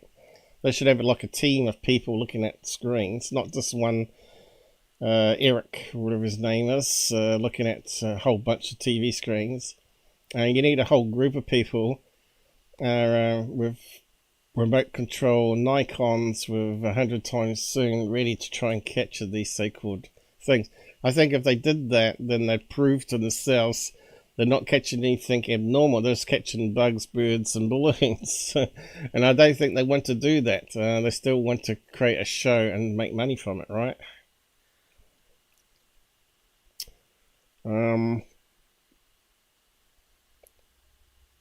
Disappointed. They just don't listen to experts on camera analysis like me.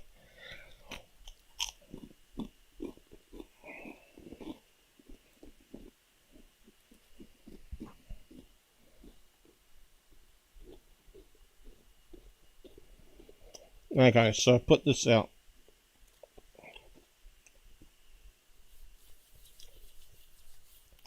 So LuReviews was saying he was like the only person he knows that put up his earnings from his YouTube channel. He's the most open person. I thought, what a utter bullshit, you know. I've been around longer than this guy, and I've put up my earnings way before he showed up on the scene. It just shows that he hasn't never watched any of my stuff or read my posts, right?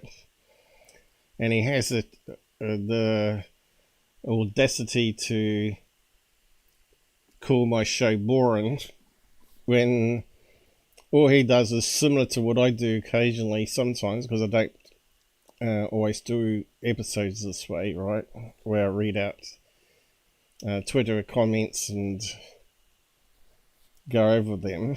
But that's all he does. He just reads all the drama being posted around and makes a live show out of it. So he's not doing anything different than I am. I said to him here, I believe I was the first to review earnings, challenging all the YouTubers like Goofon, Third Phase and Security to do the same. I showed before this on a live show too, just saying I could dream of making 40k a year, but truth don't sell. So he's admitted that he earns 40k a year from his YouTube channel. And here I just barely broke 1,000 not long ago, but this was my earnings from YouTube from the last 4 years. So that was back in 2020. And by then I had only earned not even $200.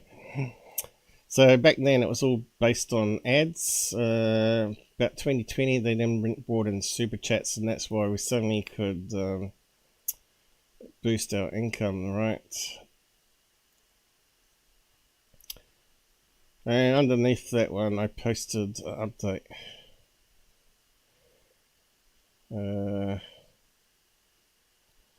Of my current ones. So that was back in, I retweeted my old tweet here. That was back in August 2020, right? Where's my new snapshot? It should be on this. There, maybe.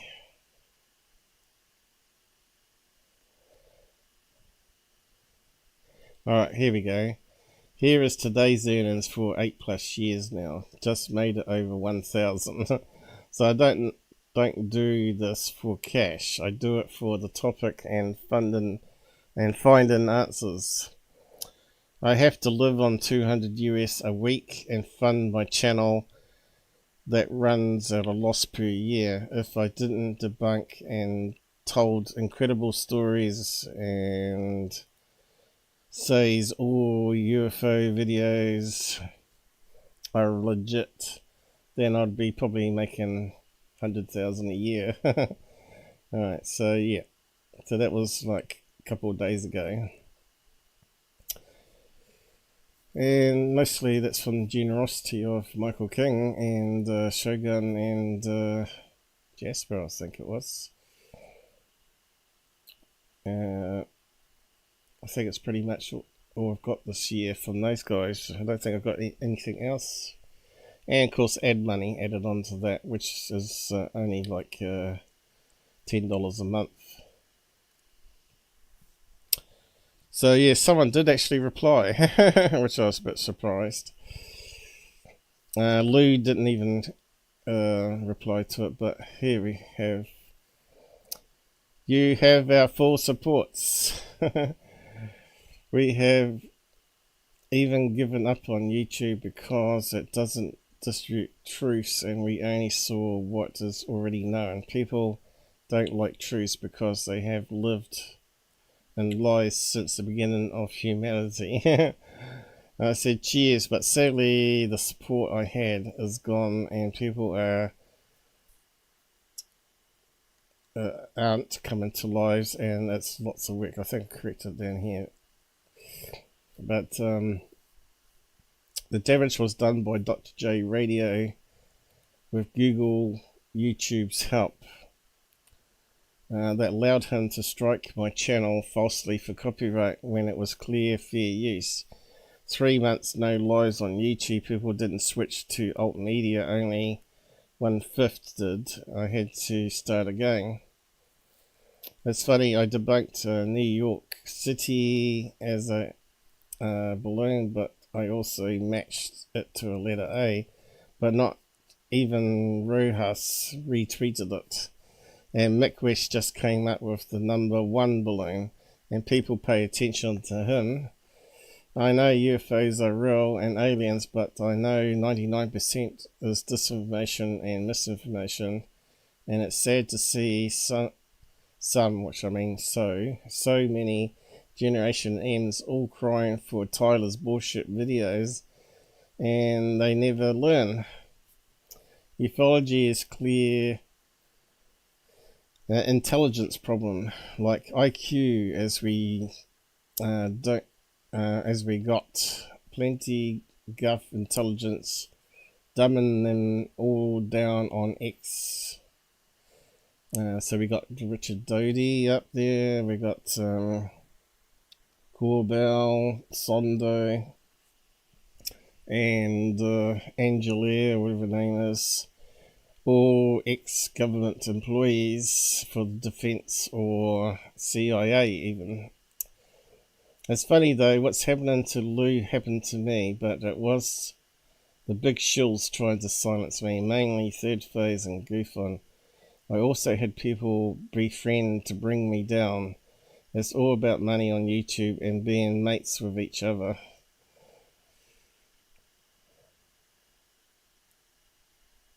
I see YouTube won't promote my stuff and see people recycling the same stuff I've already analysed and solved. Not on is learning other than a handful. I think I missed off the E there. So this is a problem with bad eyes, guys, especially if you use a phone. Not one is learning other than a handful.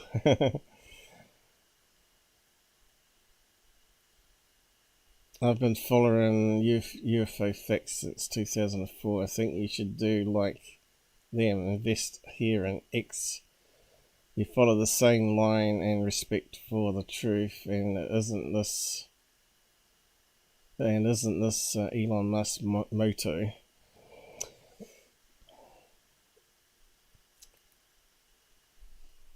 I think I'm the only one that does live debunks, right? Because if I get something wrong, I don't have like a midlife crisis of, oh no, I know I got something wrong and people are going to tear me a bit. And when I just do another show later and say, oh, I got this wrong, let's do a correction. You won't get Mick West doing that sort of stuff. You won't see Mick West doing a live debunk on a video just handed to him. Never happened because he'd be embarrassed. Now the egos in ufology is just terrible. So we got this posted around, and I thought, oh no, we've seen this years ago already. 300 kilometer wide UFO appears on radar over Mexico twice, 2 years apart. The first time in September, and the second one in June. So you remember this one, guys? Remember I did a thing on weather radar and anomalies and radar that you get. According to several sources that can easily be found on YouTube by searching anomaly meteorological Gutu, whatever it is, place in Mexico, I guess. Gutu. Horrible names. In fact, they don't say J's, do they? Hutu. Anyway, the key was the dates here. As soon as I saw the dates, I knew that was the migration pyramids of butterflies. So what we're seeing here is migration of butterflies. So yeah, I said under here. Oh, big news.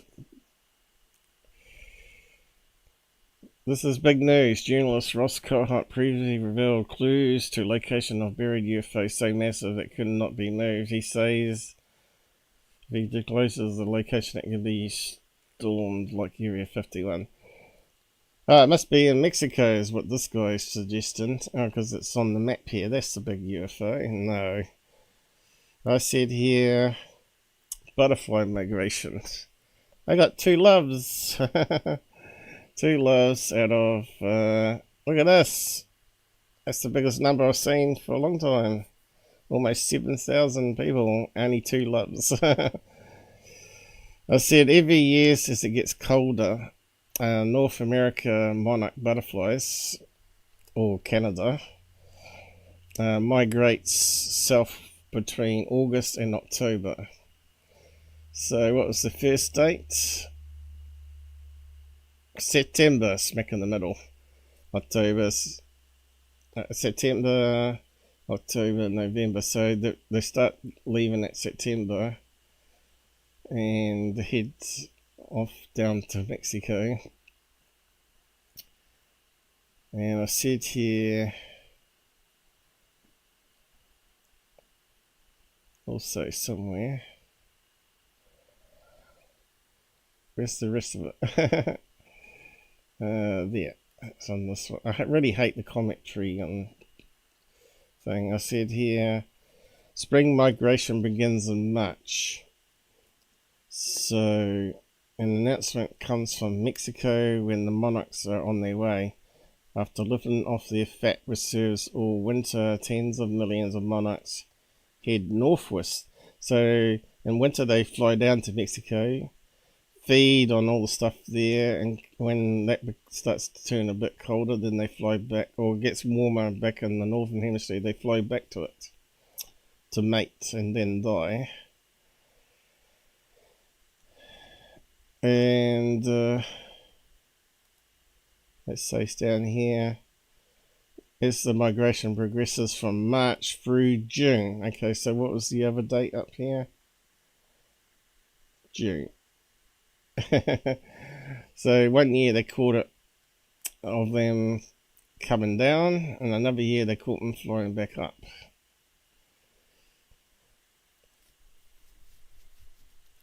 So it's quite stupid. Like you can find this sort of stuff out just by doing a Google search. Butterflies radar. And already get some images up here of what the butterflies look like. They create these big blobs.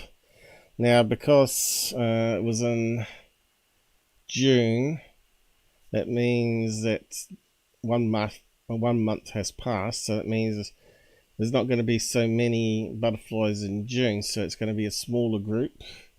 And September is the start of the swarm, and that goes all the way through to November, right? So that means they can have a smaller collection there as well. And that's basically what happened. Tracking butterfly movements.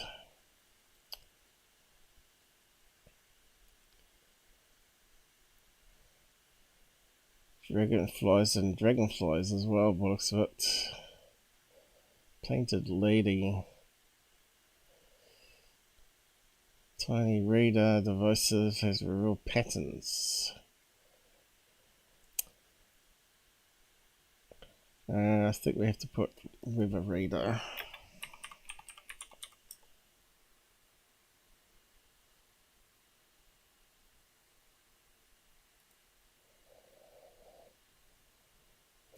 Alright, mistress colourful pattern on weather radar caused by, and this is one in December 2019.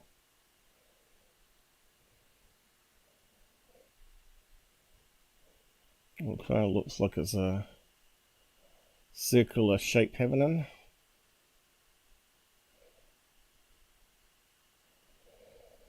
So like I said, you can find various years where it shows up on radar map, and the weather channel talks about it. Now we've still got problems with these stupid tabs. Doesn't scroll to the last one. So yeah, there was a lot of chat on that one. Let's just click on that one and see what people said.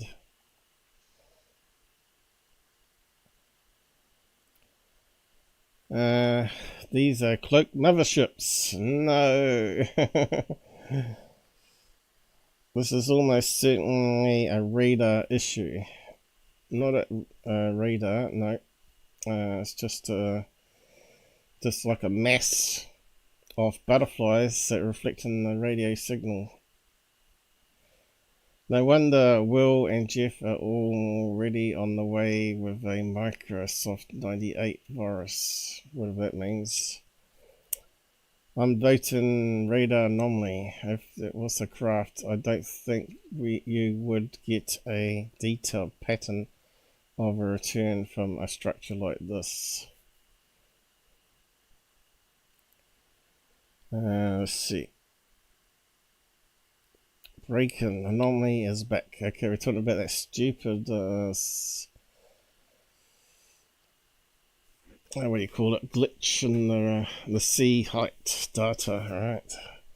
And again, it's in the same area where that volcano island is, and also where South Atlantic anomaly is. It turns out the center of the circle is exactly where the radar is. Yeah, that's where you get a circle, right?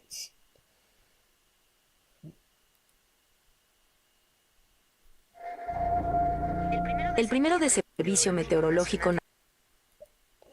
Inicialmente, los meteorólogos teorizaron. Sounds like a Jamie Masan thing, isn't it? I like that, comparing it to crop circles. Algo que apareció en Huntley Hill, Dorset, Reino Unido. But it didn't actually look like that. It looked like this here. So the radar's there. You can see it's a wiggly wobbly shape. And you can see there's a bit of chunk forming it there. And I'm not sure where they're getting this one from.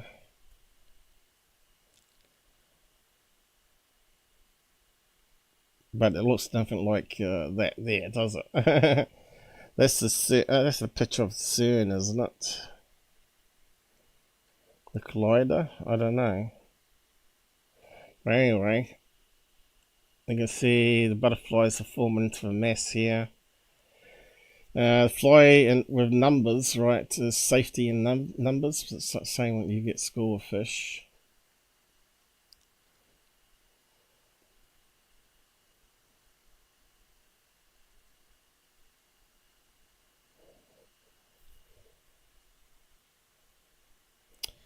And if you go into the raw area, you will see stuff that will make you rethink about what you have been taught in life. Normal radar issues. I've seen plenty of these.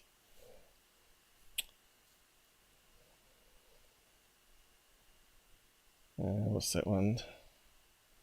Monster ship. Stupid, really, isn't it? Alright, you're saying that's a monster ship. I thought that was from a volcano.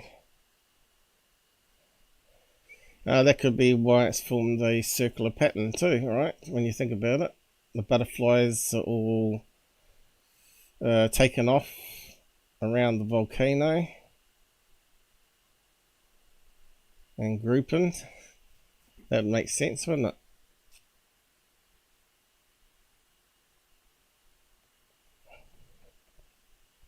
Anyway, I'll post a link to that one if you want. We're getting there. How we going for time anyway?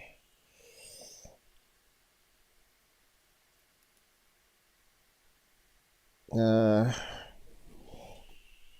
2 hours, is it? That's not too bad. Okay. Big UFO is radar.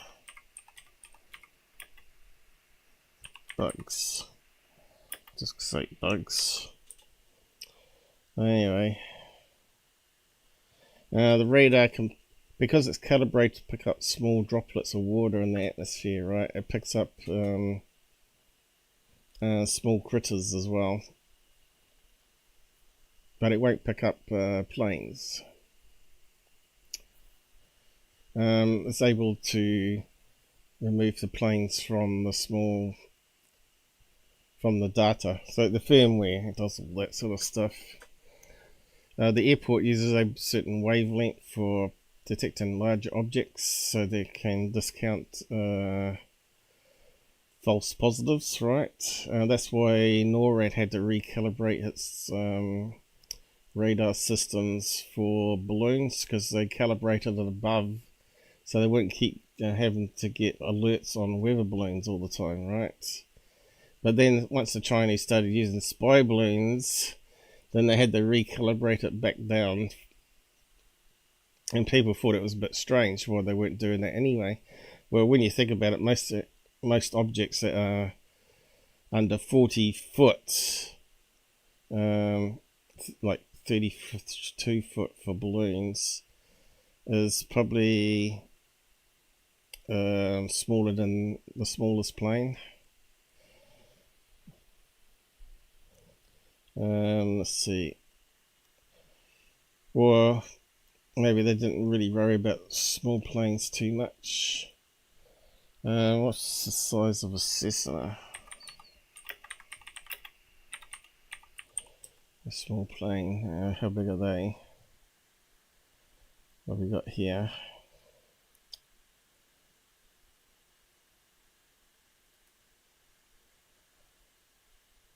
.28. So wingspan 33. So that probably would be picked up on the radar. It would be bigger than a balloon, right? Balloon doesn't get quite that big. And if it's like a high altitude one, it's going to be way up in the atmosphere, and it would have radar reflectors on it anyway. So yeah, you can see why NORAD wouldn't be concerned about anything smaller than that. So they would have calibrated it not to pick up balloons. It's going crazy. Go. So we're done with that one now.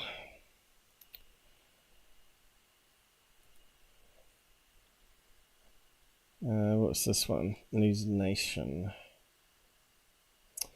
Alright, so AARO brought out a new report on a UFO. You might be able to recall it. Let's see if I can find it.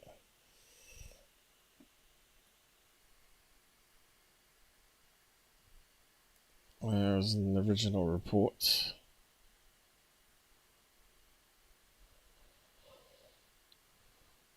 You might be able to record this one. It came out saying that's what the pilot saw and that's what he drew. So it was like an acorn shape. People were saying, oh, it looks like a space capsule. Looks like Kecksburg's UFO. Or it looks like the Nazi bow and all that sort of stuff. So now it's been fully investigated and released and updated on their website, and produced some images from their pod, which was thermal images. Infrared image of what they captured here was what that doesn't look anything like an acorn. It looks more circular than an acorn, but I guess it does seem to go up a bit there, doesn't it? So I suppose it's very similar to what the pilot drew, but they're claiming it is actually one of these helium construction lights or indoor lighting that just floats.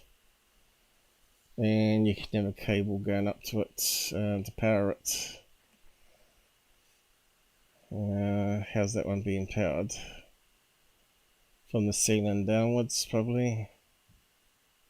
Oh no, there's a cable there. So it's plugged in there. And it's just very light. And it just illuminates with LEDs. The whole building, pretty much. You can see that's most of the lighting coming down there.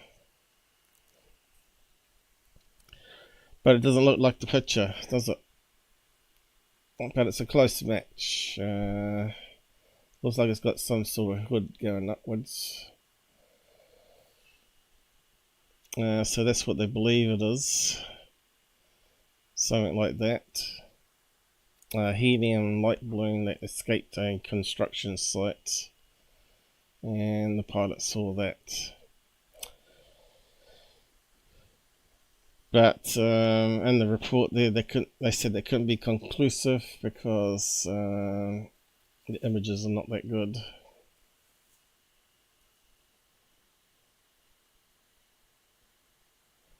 But that's their best guess.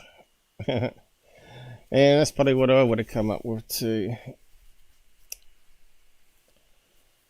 Once I got the image. Once I got that image there, it kind of looks like a lead balloon with a top of it with a cover on it.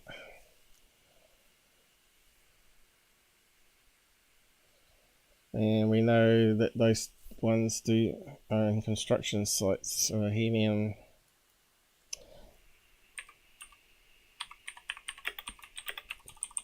balloon, and they use them all over the place. Film studios, California,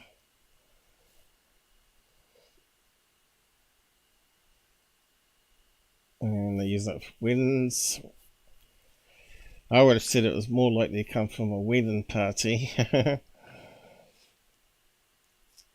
But the construction ones can be really big. And I think they said it was in the reports 40 feet or something. I don't know. What was the specs they had on it here? I think it's listed somewhere.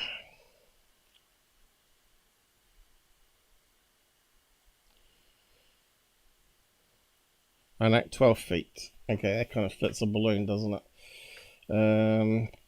But it's a fairly big balloon, which is gonna be bigger than what they use at weddings. So we can rule out being a wedding one.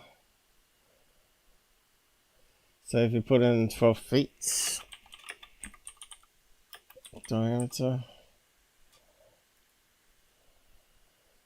round yellow helium balloon, 12 feet.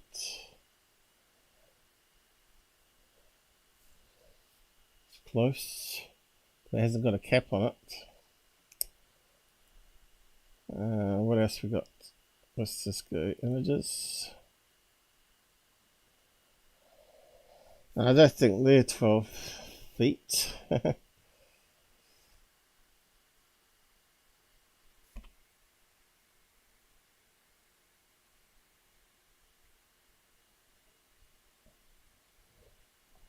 There's a big one here.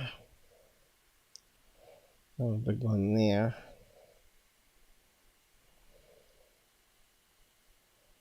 Oh, a big one. So it could have been an advertising balloon that someone had black at the top. Or they may have put something on the top to make it look like a hat. There may have been some eyes on it or something, and they used it on top of a building.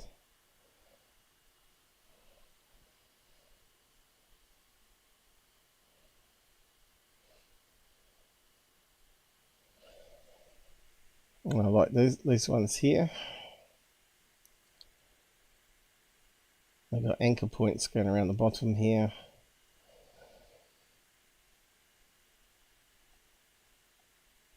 So I'd probably be inclined to go more advertising balloon.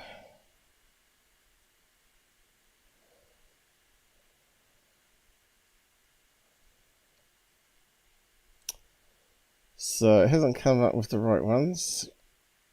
Let's bring it up all. So we have to put in lighten. What do we call it? Commercial lighting, maybe.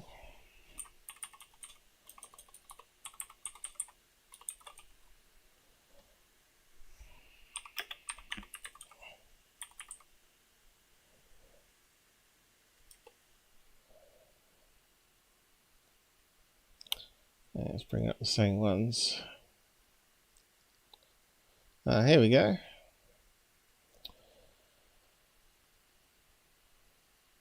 Now those ones are on post, so those ones are not helium, nor is that one.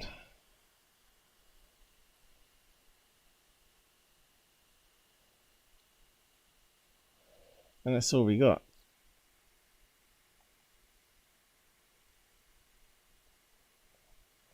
Now those ones could be helium, because the thing is very skinny neck here. And it looks like it's got various other blimp and ad balloons around. So that one there, I don't think would be helium.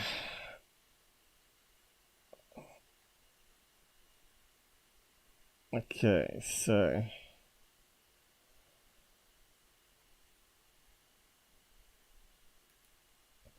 let's try to simplify it.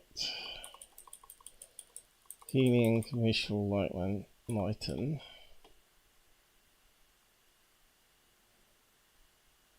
Okay, so they reckon these ones are helium. Here's some helium ones here on a really long, and they got it dangling downwards this time.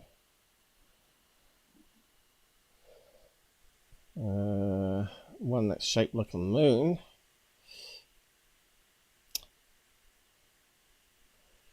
Let me go out a bit again. Okay, so we've got one that looks like an octopus here.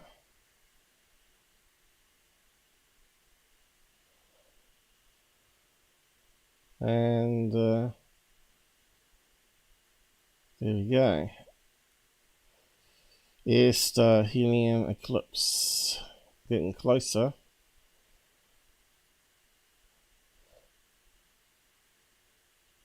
Let's just have a look at that one.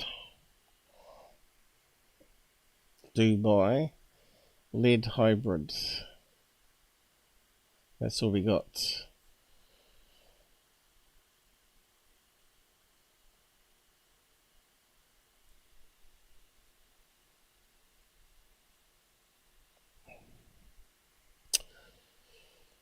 So it's a close match. Looks like it's got some wires going up here.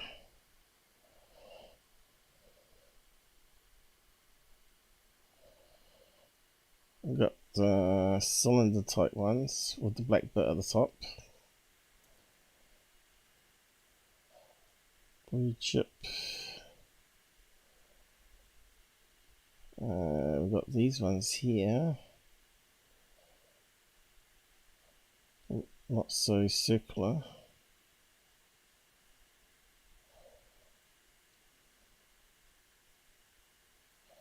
So they probably did what I just did here.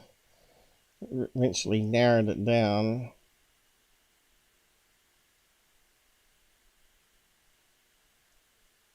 I said this is the most likely one. There's a UFO one. So there you go, you got a load in that place there, helium balloon lights.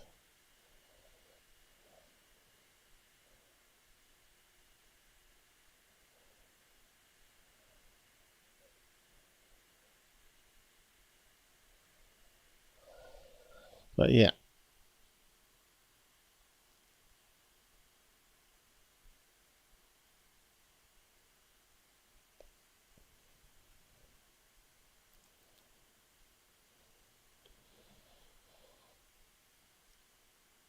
So yeah, that one could be a possibility. But anyway, we could spend ages going through all the images. So yeah, it looks a bit like that, doesn't it? So I think they're probably correct. I'll post a report if you want to have a read of it all.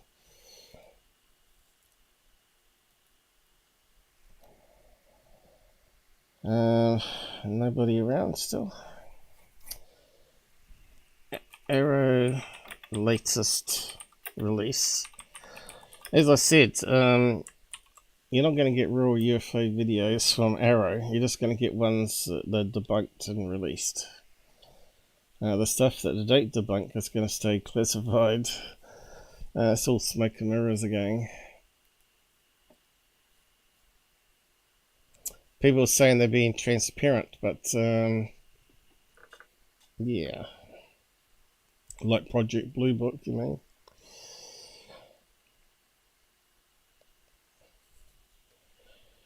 So where did we get to? We got through a few tabs there.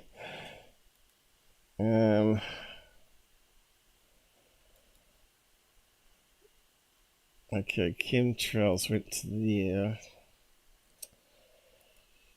So we're getting there. Chemtrails, okay, is it? Yep. And we've got third face. We got to, whereabouts did we get to here? Looks like I've put up another one yesterday. Whoa, crazy UFOs. Has the world on edge bullshit. New update, something strange. They don't give updates. They're talking about the stupid anomaly. What the heck? Biblical UFO. So let's start with the latest and work back those ones. And we get them out the way with. And they got the stranger than was it fiction or whatever theme music.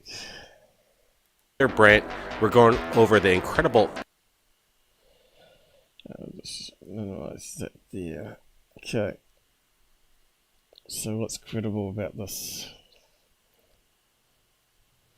News coming in, and right now something just streaked across the sidewalk. A piece of rubbish on a gust of wind. Captured on security cam, and yeah, I see a circle. Drawing one. Kind of baffled at what we're looking at. What are we meant to be looking at? Shakes the trash can. The birds fly. So it flies. Here, looks like it's time lapse though, isn't it? Fly away. Are we looking at some kind of big hoax, or are we looking at something unexplained?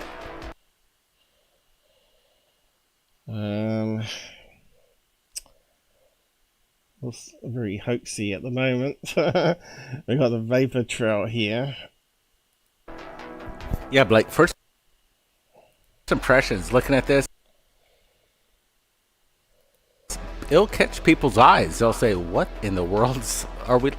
Notice how there's debris blowing up here. Looks like that wasn't there in the original picture until it showed up. And we're looking at something that is, in my opinion, maybe a publicity stunt, but we're looking at a good still right CGI for sure, isn't it, guys? there. This looks biological. It's kind of weird.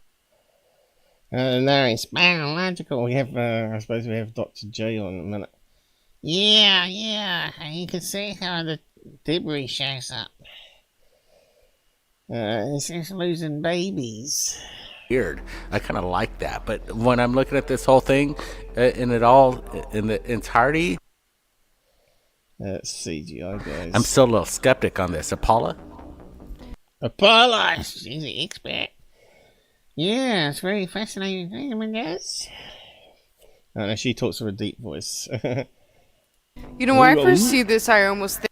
Oh, I see. Think it looks to me like 4D hologram technology. Hologram technology. She says it every time. I went to a concert and it beamed up this thing in the sky. Your holographic technology, but then I see the birds flying and the garbage. What birds? Cans shaking. Alright, so some birds landed there. And that's kind of wild, and it almost makes me think, what if this technology look, CGI could work with nanobots and maybe become something more realistic? No, look, it comes from the object. That's just debris off the object. But where's the debris coming from? So it's just garbage, okay. Garbage, a new video. What are your thoughts, Dr. J? Oh no, not Dr. J. Dr. J, oh, that looks like the AARO report. Yeah, I think it's a real object in the sky. I don't think it's a balloon. We didn't use any apps, so I can't be sure if it's not a plane. So what does it look like, guys? It looks like a balloon to start off with, doesn't it? Okay. Okay, first I started to think, is this possibly a natural phenomenon? But then, obviously... Yeah, I think it's natural phenomenon. Yeah, it's called a balloon. If it was, I would have think the guy probably wouldn't have recorded it and reacted the...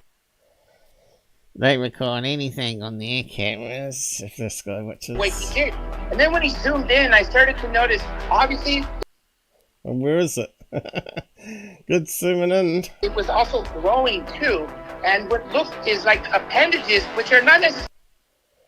Yeah, where is it? He hasn't even got it in target. attached. They also could be following the thing. So, I don't know what to make of it. I'm not saying this is extraterrestrial. It could possibly...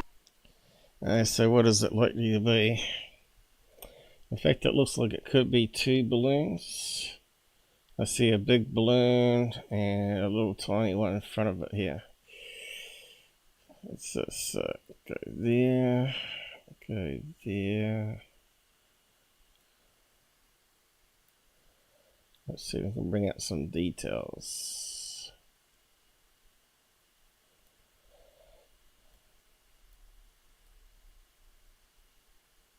Oh, it's not working very good though. There we go. That's interesting, isn't it? Something else happening on there.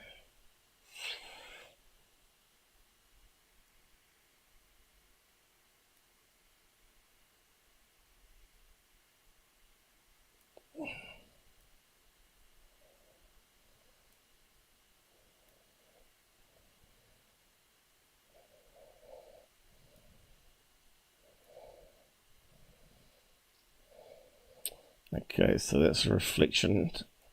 So the black is now the reflection.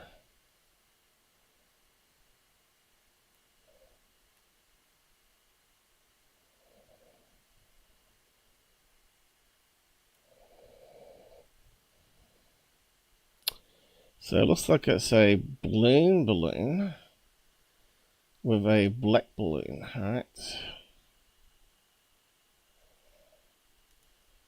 Be our technology, but it's probably not natural phenomenon. Hey, look, if it's metallic. Clearly it's not metallic.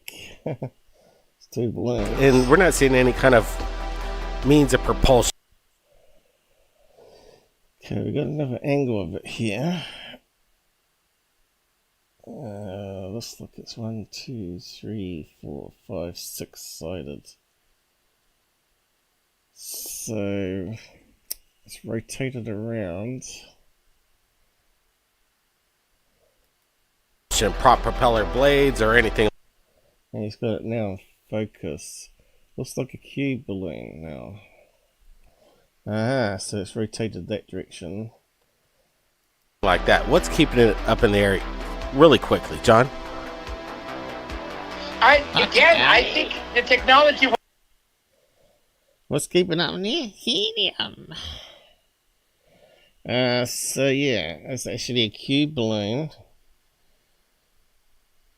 What we're thinking was a circular, smaller balloon next to it could still be.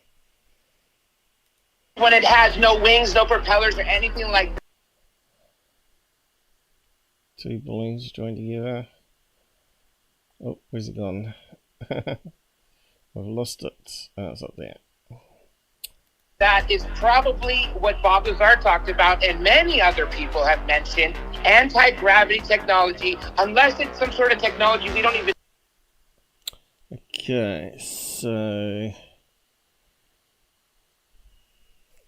I think we're looking at just a single cube balloon now. I think what we're getting is just a strange reflection on this side of it here. Makes it look like there's a second object there. Looks like it's crumpled in, maybe. So, yeah, it's one of those cube miler balloons.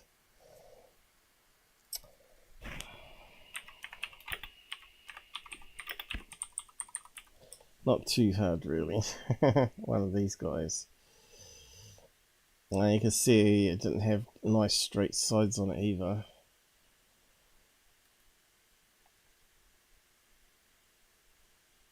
Okay, you can see it's got curvatures going on there. So you can see it's curved that side there, got some curvature going that way. And it dips in there, dips in there, and then it curves out a bit there. So it's not nice straight sides, which is typical of one of these miler balloons. You can see blows out this direction here, and it sucks in that direction there, and that blows out that way. And they can get quite big. And you get black ones with the same reflection. So what colour balloon? Because there's quite a few selections here. I'd say it looks like a black one. Hey, not too hard to solve that one, is it? On to the next one. I think it's something natural. Really cool because we're seeing the glow in the sky. It lights up the clouds. It seems real. In my opinion. Okay, that one looks highly suspect again. But it could be time lapsed. This is legit. Could it be a lens flare? In my opinion, I'm not seeing that. What I'm seeing is something moving at extraordinary rates of speed. There's no guarantee because we've got no counter on it to see if it's been played around with.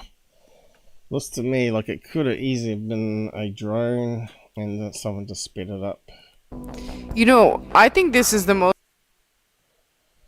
I think this is the best UFO I've seen. Most incredible, credible footage that we've seen in a long time.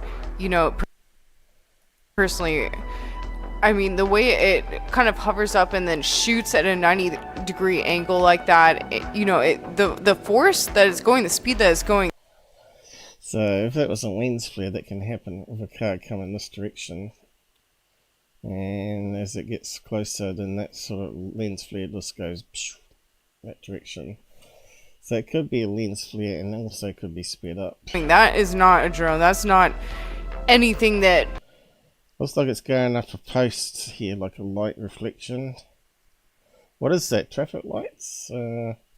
What's that, Dr. J? Is that traffic lights? Looks like a row of lights, doesn't it? We've got a high mass light going to it, by the looks of it. Something coming down that direction. You know, maybe we are capable of making, in my opinion.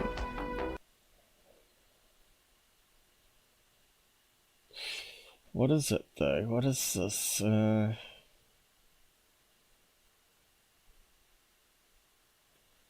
Does look like there's something attached to the bottom there, and then it goes over to here. Is it like electric train thing? With insulators in between? Is it over a railway track? Anyway, it looks like a lens flare or some sort of light normally that's been sped up. Maybe biblical. Biblical. Okay, we got something else now. Okay. Let's see what's biblical. Technology, or greatest video of watching this technology than ever seen before. Now, more videos just in. I've never seen a light like that before. And we're looking at this. It's actually a still photograph of something. So photograph. It kind of looks like a kite in that case. Looks like one of those bird kites. Looks like the wings are both up here, the bird body looking down, and its tail feather hanging down. That looks maybe biblical. Some people are speculating. I think it might still be a balloon, bird balloon. And it just looks a bit weird because we're seeing it blurred out here. But that's got to be three-dimensional wing here. And over there. And that would be like the kite tails for the feathers. That would be the body and the beak coming down. We're not seeing any, because it looks like it's all blended in. Bird kite.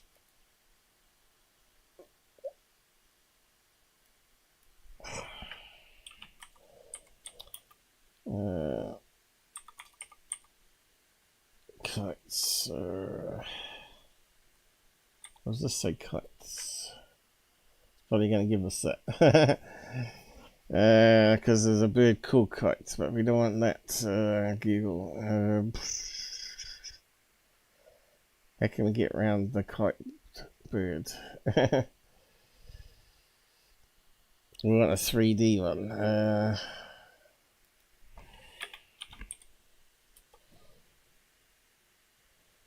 Oh, there you go. It kind of looks a funny shape, doesn't it? We got those sort of angles happening in the video. Alright, I got some funny angles here.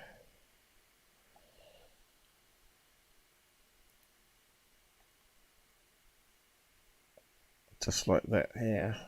So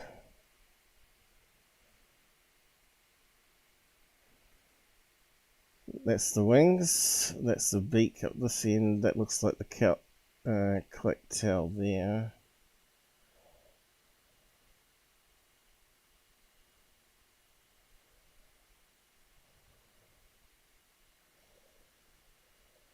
That's a pretty good one, isn't it?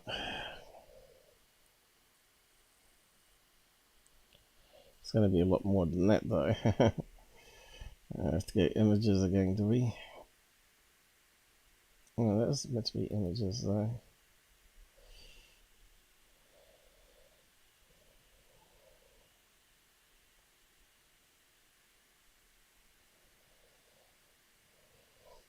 So there we go.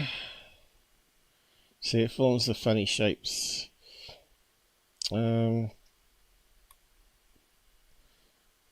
What the second one is, we probably won't be able to figure it out though.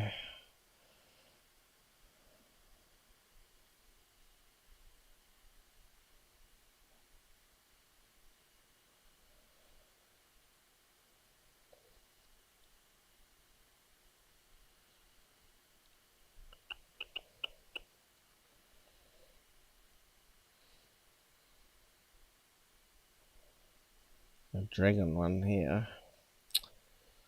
Dragons.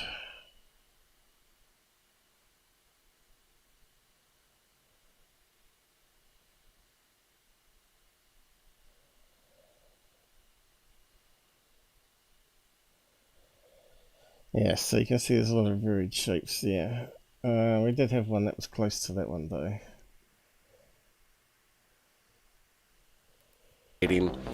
That we're looking at some kind of ascension of something, but is it otherworldly or is it something practical? That's the big question here. Are they going to say it's a kite, you reckon? And once they put a bit on, they might say, oh, is it a kite? After saying it's a critter in the sky or whatever.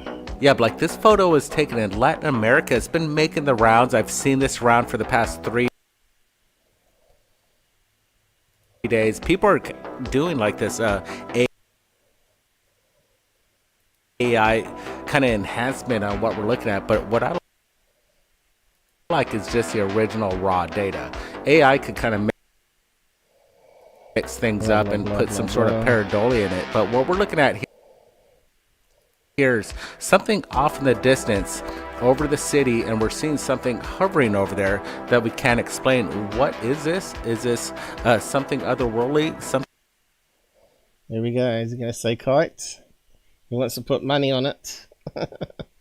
Is it something otherworldly critter? Was it a kite? Something strange. That's exactly what it is. He's laughing. He didn't say kite. We just don't know. You know, the first thing that comes to mind for me when I see this is it really First thing in her mind, I hate to think. What do you think it's gonna? What's she gonna say? What's she gonna think it is? It's an angel. Let's see. It looks a lot like some sort of religious symbolism to me. Told you, it's a religious symbol, angel. I mean, that's the only thing that comes to mind for me. I mean, what if, you know, it is, or it's some sort of psychological experiment on the masses that someone Why isn't they said it's just simply a kite? partook in? I'm not sure, but that's what comes to mind for me. Doctor. God, she hasn't got much in her mind. Dr. J, what are you ringing joke today? You reckon you're gonna say a kite? Yeah, I think it's something natural. I don't think it's man-made. The irony is, I actually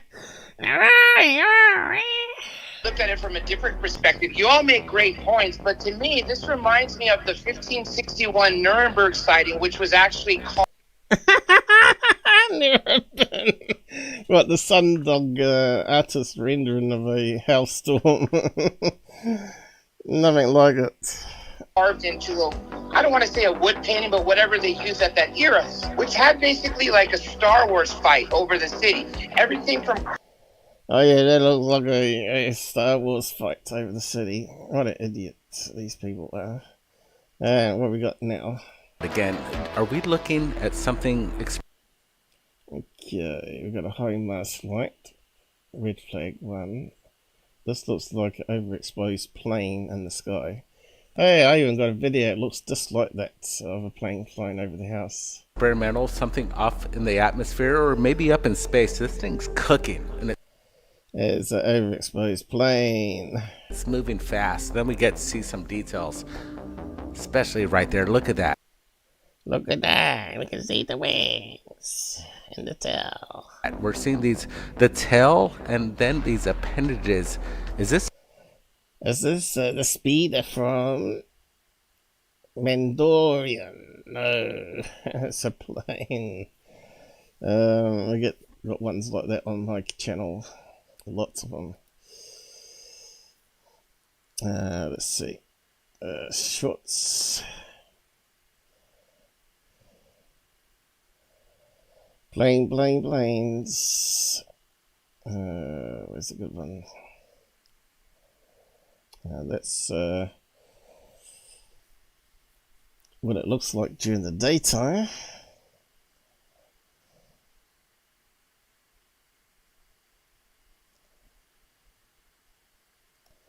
I'm pretty sure I would have a short of one. What's that one? What's that one say? No, Dr. J.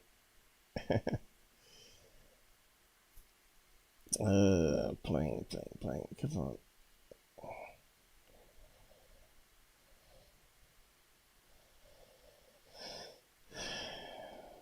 I normally put it up for examples, right, so you can refer back to them. But I probably got it, and I haven't got a short of it, maybe. Probably something I should do.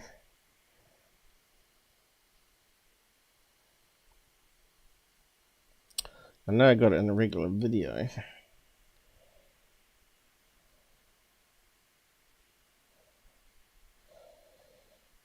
Come on.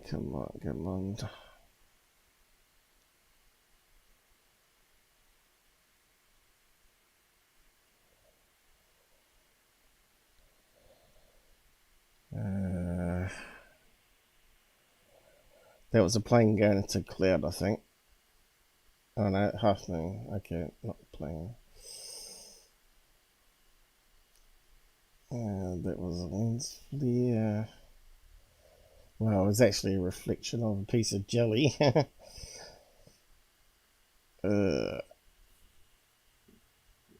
was a bug.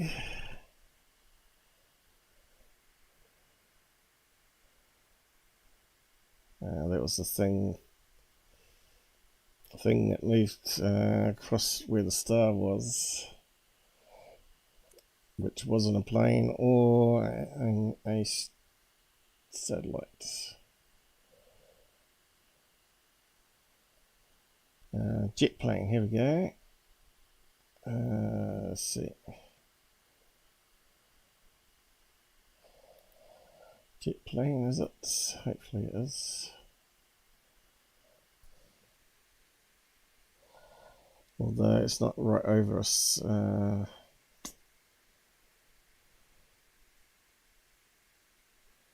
Why is it not playing? Google. Playback doesn't begin. Oh, there we go.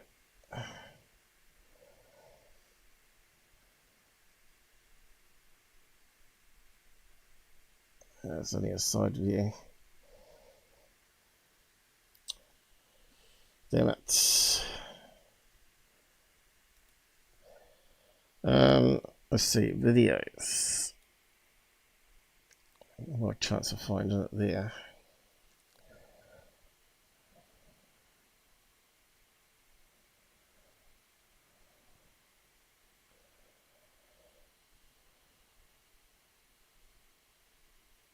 What's that one? That was a jelly one. Mist. Oh, here we go. This one here wasn't it? Jet passing overhead. I do it in colour as well as infrared. But if you have a look at this one, even in colour night vision, looks like their one, right? A blob with the two little blobs on the outside. Little blob going forward, a little blob going backwards. There you go, look.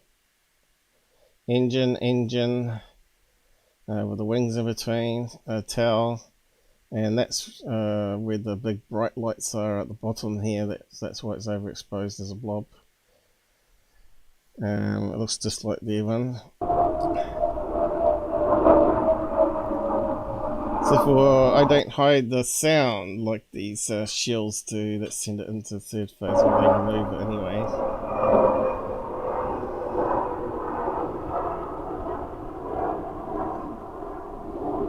So I get better videos than Skinwalker Ranch.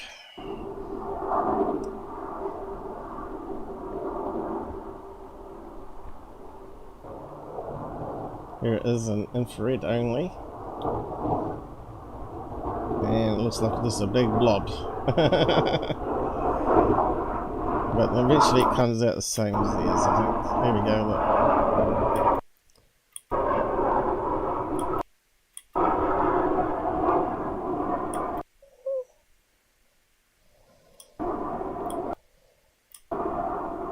So you can see, although the infrared can see the stars better, when you get a bright object, it overexposes like that. So when you have it on color mode, it reduces the overexposure, and you can actually see the object a bit better, what it is.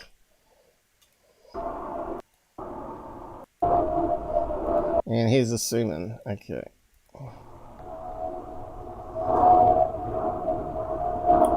There you go. So this is what you got to do your own stuff. Makes it easier to debunk crap like this. There you go. The two dots either side of the bright light and the tail bit, just like mine. It's a craft, supersonic. What are we looking at? And you can see there's no sound on this video. Whatever it is, it's a... I think it looks like a ship to me, and it's coming in fast. Maybe it looks like a ship. Hypersonic speed. It looks like it has some sort of wings or something coming out of it. I mean, this is really incredible. Incredible, man. Technology called a plane. What I'm wondering, I wish I could see where it lands or how the video ends. When you're looking at this, it's crazy. It almost looks like a Star Wars movie. Like, we pull up some Mandalorian shots, and it resembles the technology that we're looking at. So these are meant to be camera experts, longer than I've been around, and they can't tell you that's a plane. This still from the video itself. John? Immediately at first glance, I started to think, was this a meteor or something? But then A meteor. that changed right away when I started to see what looked like a jet engine You can even see it blinking with the light there.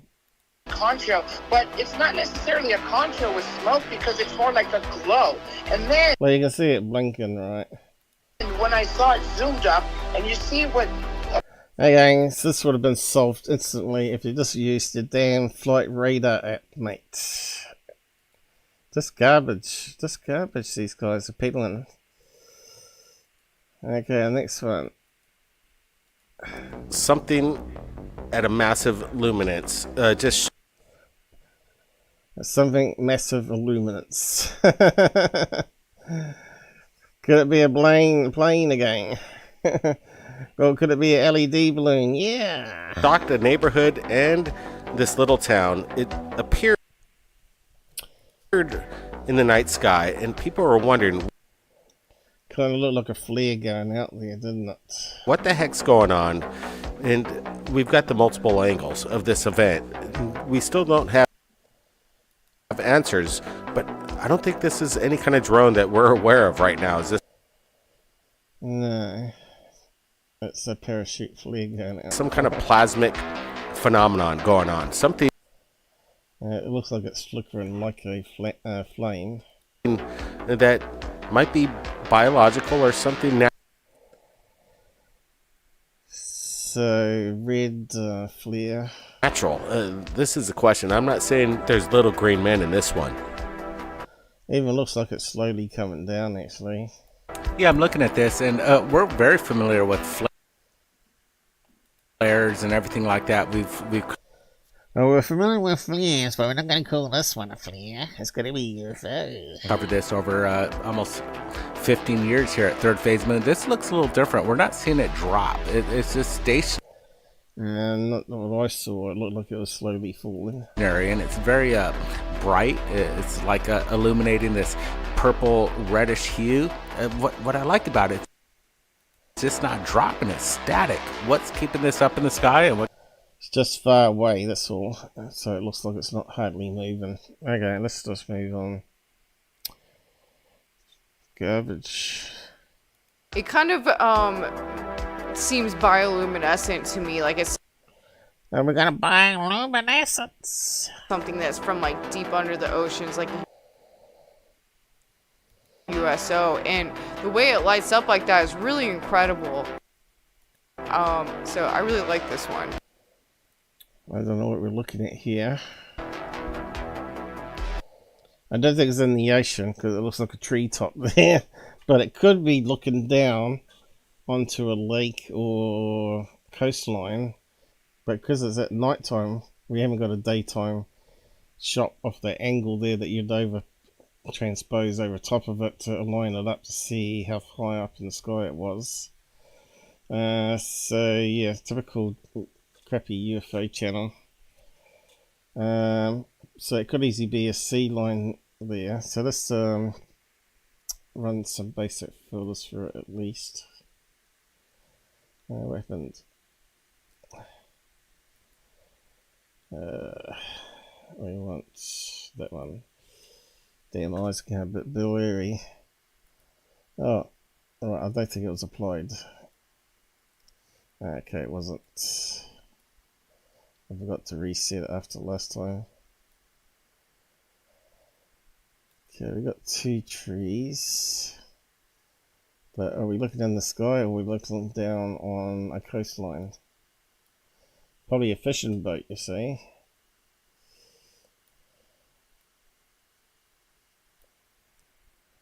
Okay, we got something strange happening. What is it though? Cloud?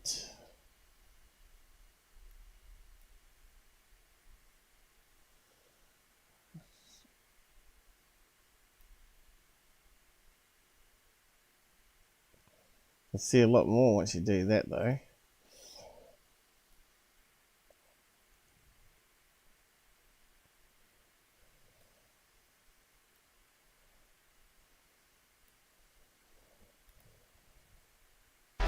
I like like this one a lot, especially because of the shape and the fact that it's glowing. Okay. High vast light in the distance. We all need to remember this, and I've said this multiple times in the past.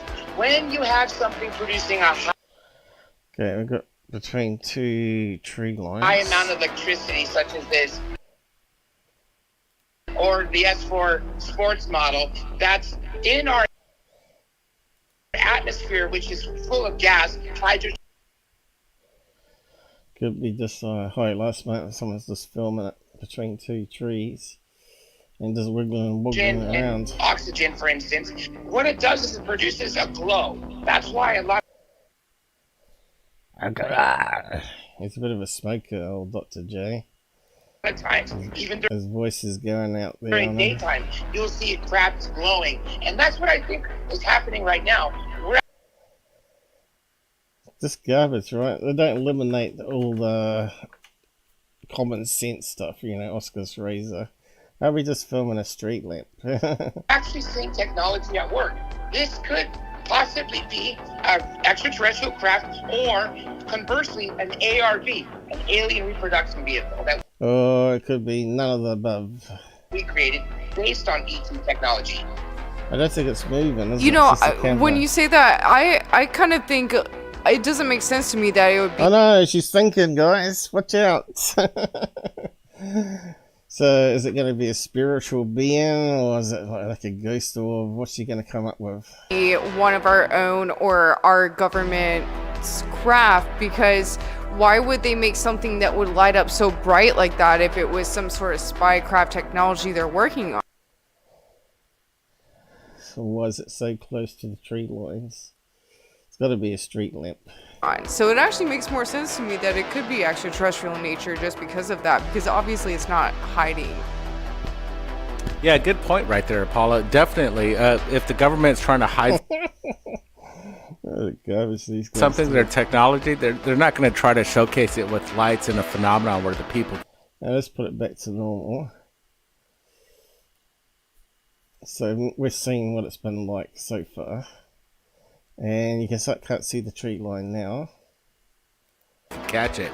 I could believe maybe alien civilization coming here, not really thinking about that. So when we see it and we see the phenomenon, they're not trying to hide them. I probably could go out on the street tonight and film that exactly thing, and do exactly what this guy's done in this video and send it into third phase and prank them. We may be looking at that right now. Yeah, In fact, I wouldn't be surprised if they went outside and filmed that out on one of the streets in Hawaii just to add some content to the channel. I've tagged a lot of thumbnails and title text with, they're not hiding anymore, and maybe they're not. I like garbage. Okay. This is kind of new stuff. Again, everybody. Oh no, not that one again. Letter A ballooned. Recycled already. Alright, so that was almost torturous to go through, wasn't it? This one here, better do that one. Oh, this one, yes. Again, it looks like one of these strange kites that we just looked at, right? Looks like one of those bird kites, you know, like a turkey buzzard thing. There's the tail, there's the wings going up. So let's go back to the beginning. Let's go back and have a look. Along with more angles from multiple eyewitnesses seeing this, it's kind of looks like one of those helium light balloons again, doesn't it? Absolutely stunning what we're looking at here. So have we got any scale factor on this? Kind of looks like something that might be closer to the camera, with the city lights in the background. Kind of looks like it could be a street lamp, or one of those high mask helium lighting balloons, right?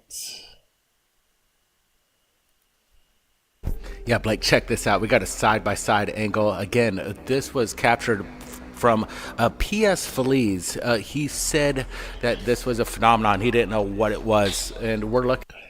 I reckon he's a liar. You know, he is filming a highlight mass light. At something that we can understand. We're seeing the right. It's kind of looks like it might be in some fog as well. Again,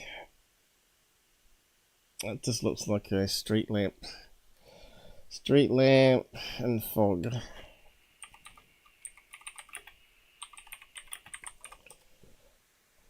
Like that. Hey Bristow, we got alien beings visiting us in the streets. Yeah, there we go. Traffic lights even.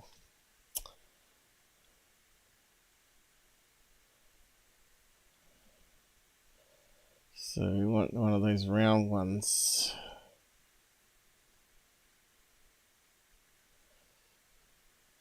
Similar to this one here.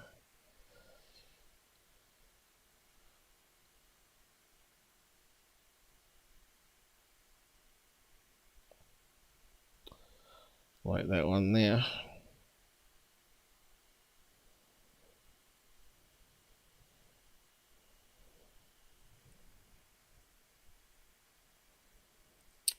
It's going to be something better out there though. There you go, street lamp illuminating the pole. It's the wrong angle though.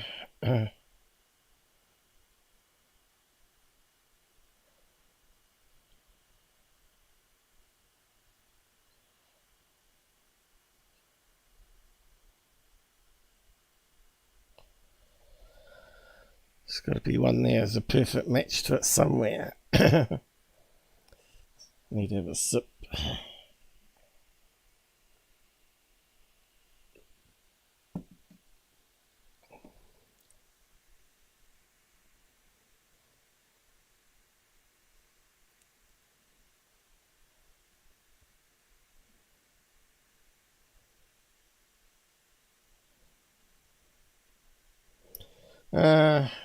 You can see that you could just, oh, here we go. Getting closer. That one's got a circular bit in the middle for the holder. But that's getting close to it, isn't it?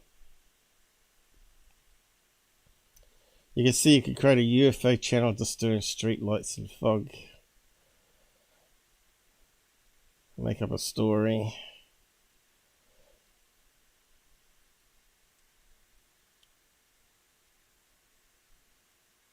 Oh, starting to hurt a wee bit here. Must be getting on to 3 hours, I'd say. But yeah, I thought we could pin one exactly, but there's some close ones there. Blown up, and we see the other one on the left. We're looking at this. We're asking the question: is this a craft in the sky that's illuminating a beam to the ground, or is it vice versa? Is it coming from the ground up? Here's a good close-up as somebody's driving there and getting a good shot here.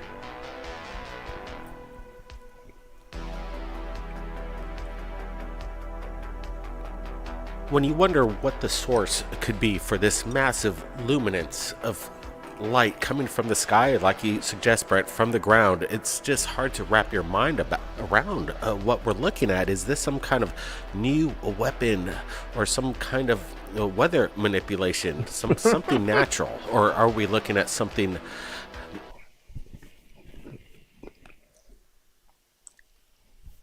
So if that's in the distance, it could easily be a spotlight illuminating clouds, right? Otherworldly. Right now, I could tell you, we're looking at something legitimate. Some people might dismiss this as CGI. Let me tell you, third phase of moon. No. We can see it's real. If you're looking for CGI, you're in the wrong place. I'd say about 99% of what we're putting on here is legitimate footage. Okay, moving on. I saw this, I'd film it, I'd submit it to third phase. You're looking at vintage. What is it? Another lights in the sky, 3 spotlights. World, we got to lock down the exact time and place of this. But if this is some kind of weather phenomenon or something that could be secretive, some kind of secret program, we want to show it all. And that's what we're here for at Third Phase of Moon, is showcasing. We see spotlights up in the cloud from the casino. We're going to film it because it's something secretive. And the evidence. Brent, again, as we're looking at this a little closer, you see that bright light to the top. Is that a star or a planet, or you think it could be a SpaceX Falcon rocket? That's a big question. I don't know, but we're looking at this thing, and there's a prism of lights. You see a little purple, white, yellow, all these kind of a contrast of colors. It's pretty. It's a really good looking shot. If I saw this, I'd film it. I'd submit it to Third Phase. You're looking at vintage video from 1980s, never seen before, including an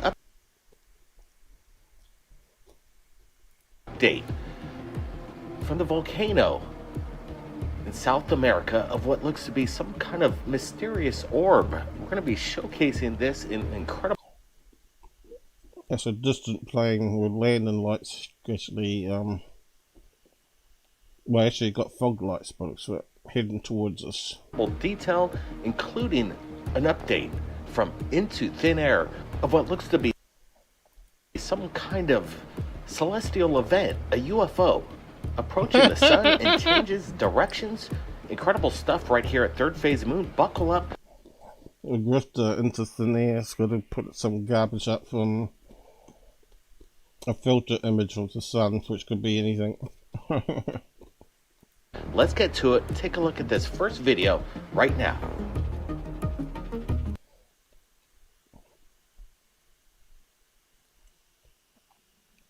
Oh yeah, that definitely looks like a UFO.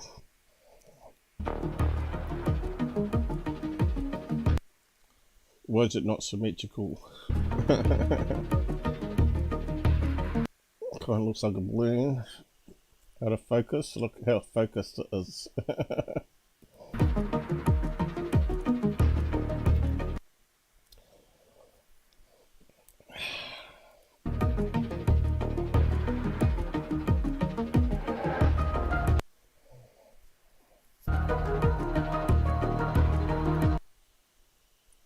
So what are we looking at here?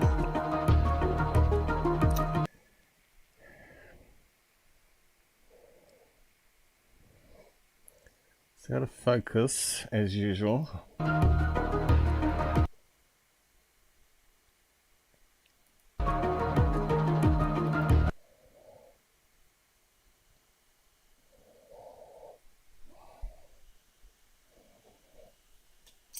It's either a balloon or a kite. Some type of box kite, maybe.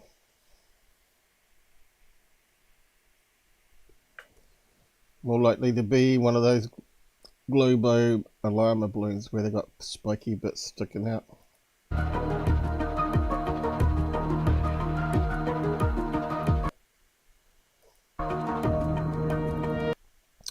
Kind of looks like some type of balloon they would do with the sticky bits out, because we only seen one plane here.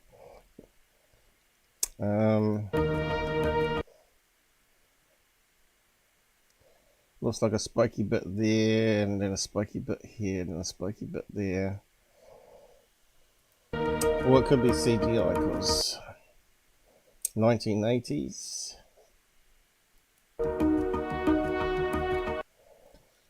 That around it is compression artifacts, but we've still not got a clear image of it.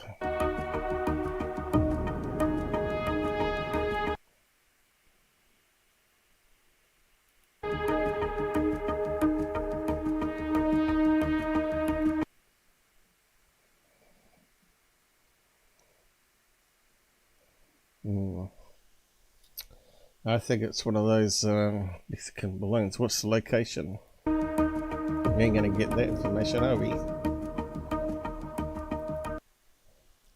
But anyway, it looks like one of those sharp edge type balloons they make anyway. It has a hole in the bottom here with the heat source So it's basically like a paper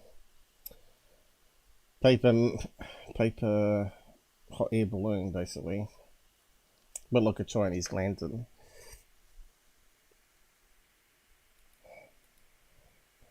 So what garbage do you reckon they're going to say on that one?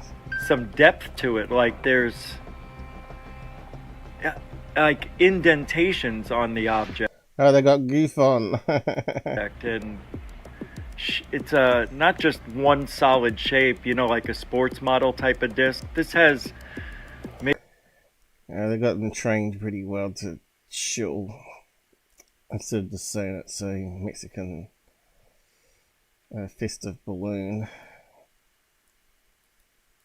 Hit it into thin air. I'm sure many of you... I'm sure many of you... This will not be the first time you have seen or heard... No, not from these shows. It's probably hundreds of times. ...heard about this recent footage that has been caught on the Lasco C3 camera as what seemingly looked like some sort of radiation corruption beam going through our sun, then causing a CME. Now that is the least of our worries when it... A beam. When it was just a burst of radiation across the sensor. comes to this particular clip, because what happens after... So this guy could have done a really credible, as I said before, channel on weather events around the planet and solar activity, but instead he's gone down the route of grifter, shill, and working with these frauds promoting UFO, when all the experts will tell you exactly what all that corruption is.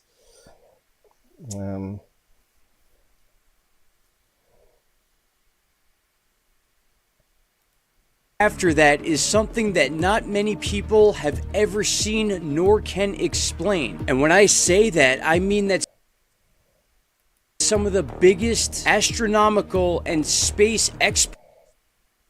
So that could be a little speck of space dust, right, floating in front of the camera sensor. But because they're saying it's far away and it's bright white, that it's got to be something near the sun. In fact, it's quite the opposite. Because it's brighter, it's got to be near where the sensor is. You can see they got the shield in front of the sun here, so they can only see the outside of the sun anyway. Experts out there cannot seem to figure out what this object... Yeah, it's spinning around. You can see it went downwards, upwards, downwards, which means it's got to be close to the camera rather than the sun, because if it was near the sun, that would simply just go into the sun. If it was a space rock. That is making its way towards the sun and then makes a complete U-turn, then launches...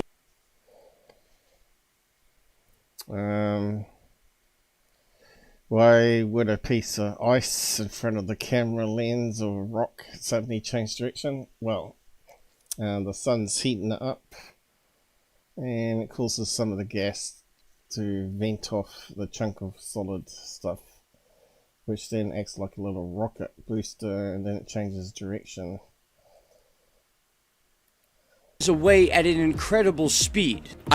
And you can see all that was radiation corruption there too. I'm now repeating this in real time so you can actually see and visualize that this thing is approaching the sun before turning away. Now many of us have seen... So that's what you call microspec.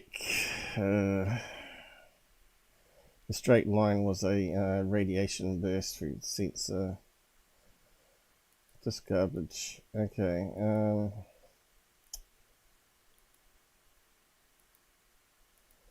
You gotta remember, these are all filtered images.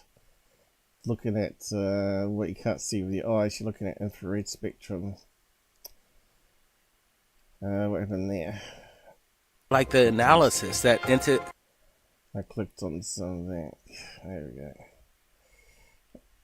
we go. Okay, next one.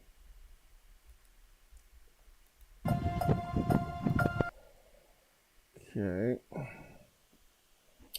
Got a lot of fog Looks like it's on a mountain range here. Are we looking at a card light on a distant road? Miren esa luz extraña. Oh my god, oh my god. Miren ahí. Someone's lost their wedding balloon. Quick, quick. Let's go and capture it. Se le está apareciendo. Yo la estoy grabando.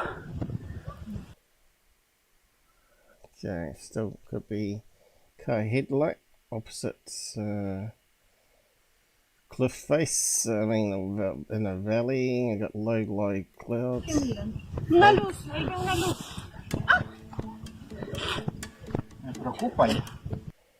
Someone's parked their truck. Now look, looks like we got something up here.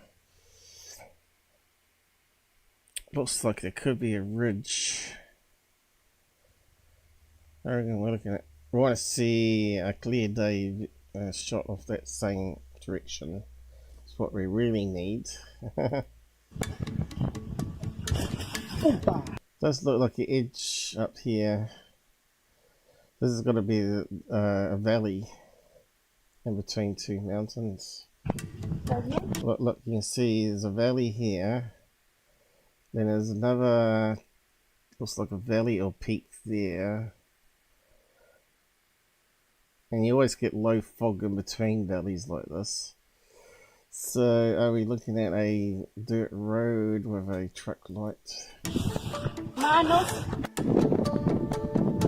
Si no la tapa, no. Okay, we got another video. It looks like the same sort of location. Looks like it still looks like a mountain range behind. Oh look, you can see the top of the mountain range. Here we go, look. But they put this thing up in the corner here so you can't see it properly. Es que lo chistoso es que está flotando y cuando la miramos en el suelo.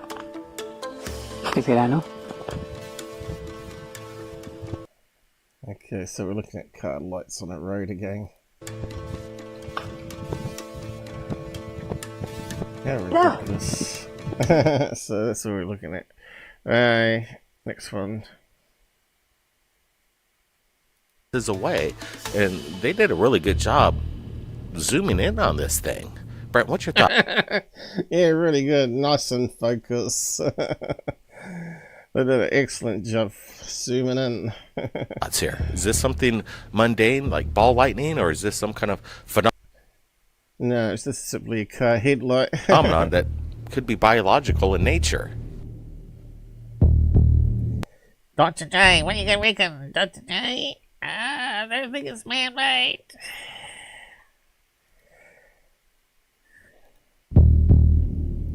Look at the music. Boom, boom.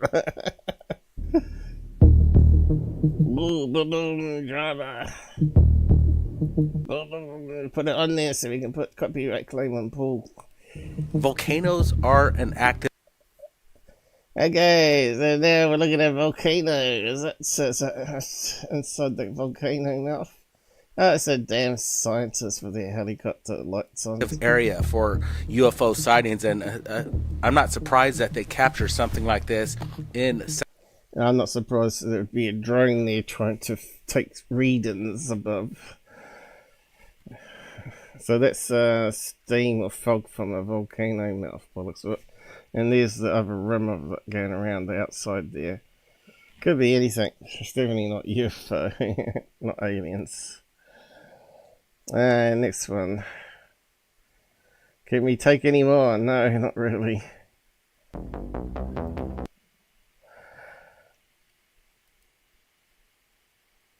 No, into thin air nonsense.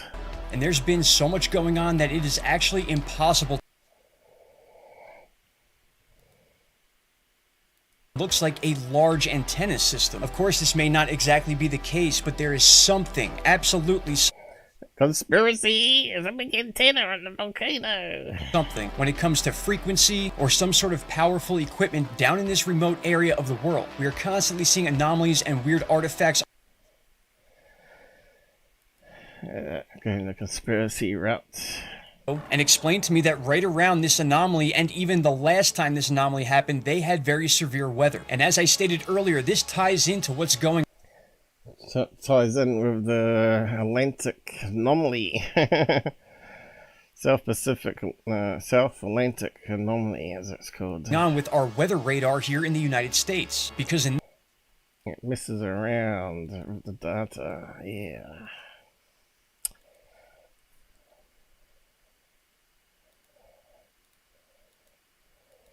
So, mostly interthinia nonsense here. Copter or an airplane. This orb is tremendous. So it's probably a crop duster plane, is it? What are we looking at? Far?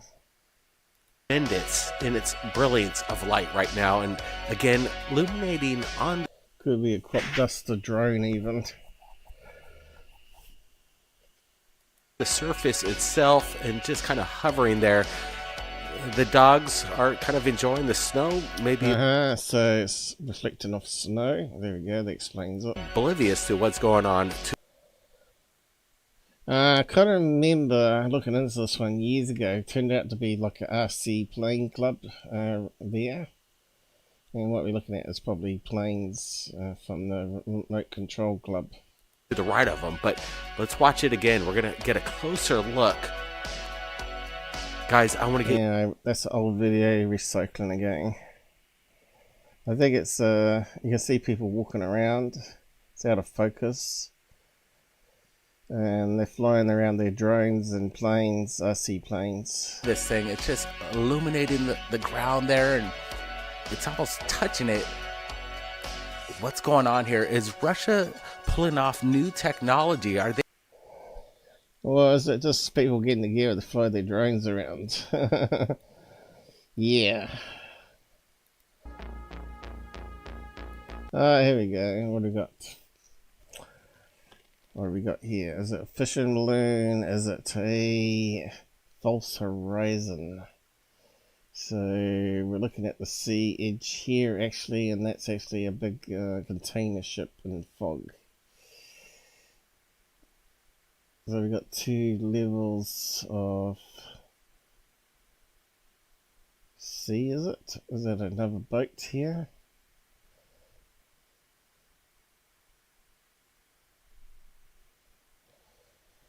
So that could be a shoreline going around. I'm not sure if that's a boat there fishing, and that could be the other side of the island with low sea fog. Let's see if we can run some filters on that one.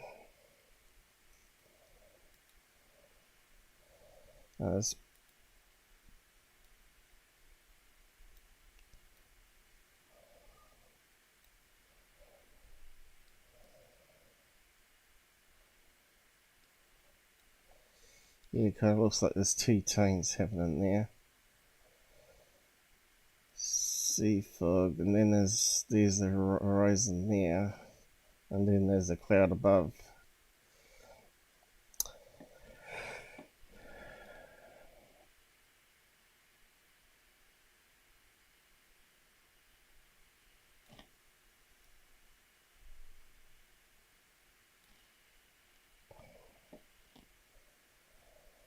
Yeah, it kind of looks like it's got some blue bits in there.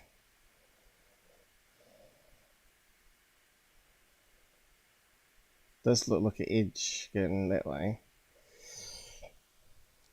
Optical illusion of a boat is my guess on this one. Does it actually look like a boat? It does, doesn't it? It kind of looks like a container ship. Looks like it's got the end bit going up here and the pointy bit at the front here, with some sort of stack on the back end of it here.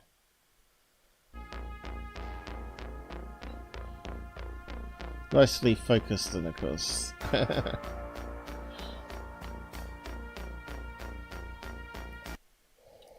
So it's a small garbage, unfortunately.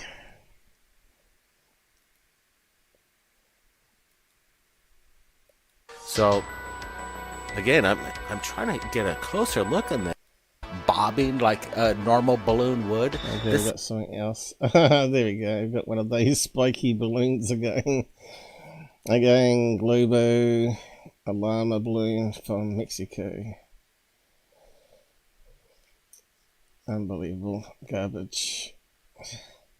What else we got? Anything else? We're done with third phase for another week.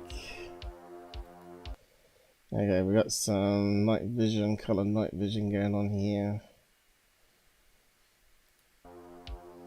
Of maybe a moon or plane and cloud.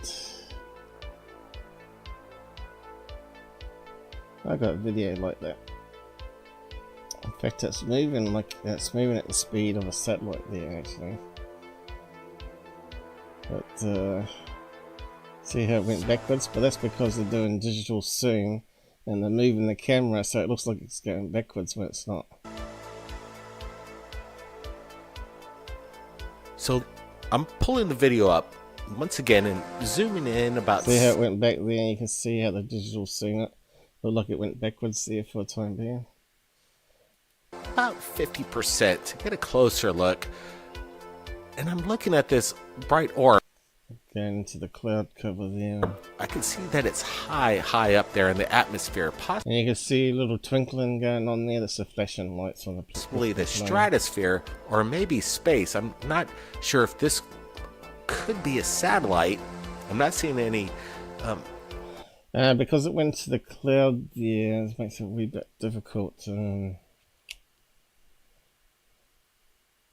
It's either a plane or a satellite at this stage. FA lights. But I think I can see blinking there. It looked like. So I'm gonna have to rule out commercial. But I really like. Yeah, this is where you need to use your flight radar app again and the satellite tracking app, right? Points of this video where you can see it shimmer off the clouds. So then I'm thinking this is a lot closer to the person on the ground who's shooting this as it illuminates the clouds around it. This is... You can see it looks like it's got some spotlights like you'd get on the plane. See that there, how it's shining into the clouds? Pretty interesting. Look at this as it illuminates the clouds. This is pretty bright. And this is beyond any... Yeah, I got similar videos to that kind of drone that I'm aware of to do this kind of activity, and I would estimate these. A plane going into clouds. Okay, so let's finish up on that one, and start going through some of this chemtrail stuff. If my eyes will let me still. Getting a bit sore now. Anybody out there? We still got the usual two, is it? Exciting UFO videos from third phase, very riveting stuff.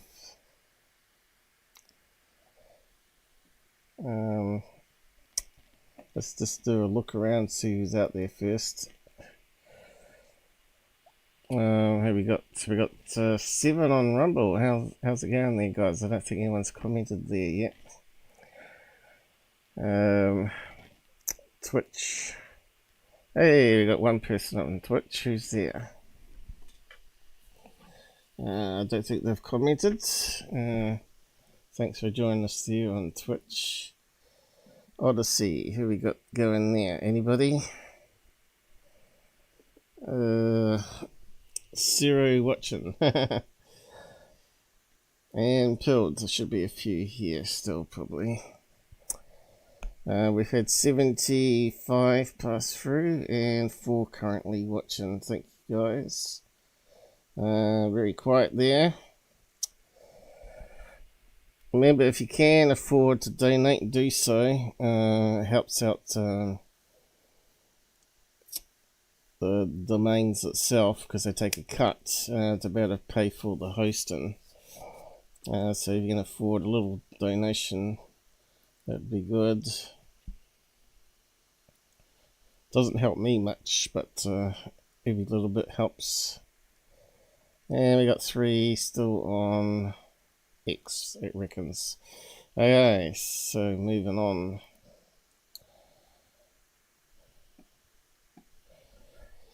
Chemtrails debunked. Okay, so let's just go through some stuff here. And let's see what they're saying. And see if we agree with them. How a rare and beautiful atmosphere. Where? There we go. With a plane flying through. Multicolored. Aerodynamic phenomenon is fueling wild conspiracy theories. Aeronautical expert and aviation photographer Dr. Ron Smith explains how fictional chemtrails are being confused with irresistant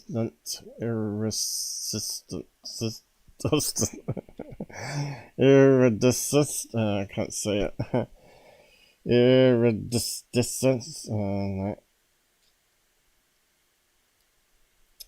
Illuminated contrails anyway. Iridescent, there we go, got it.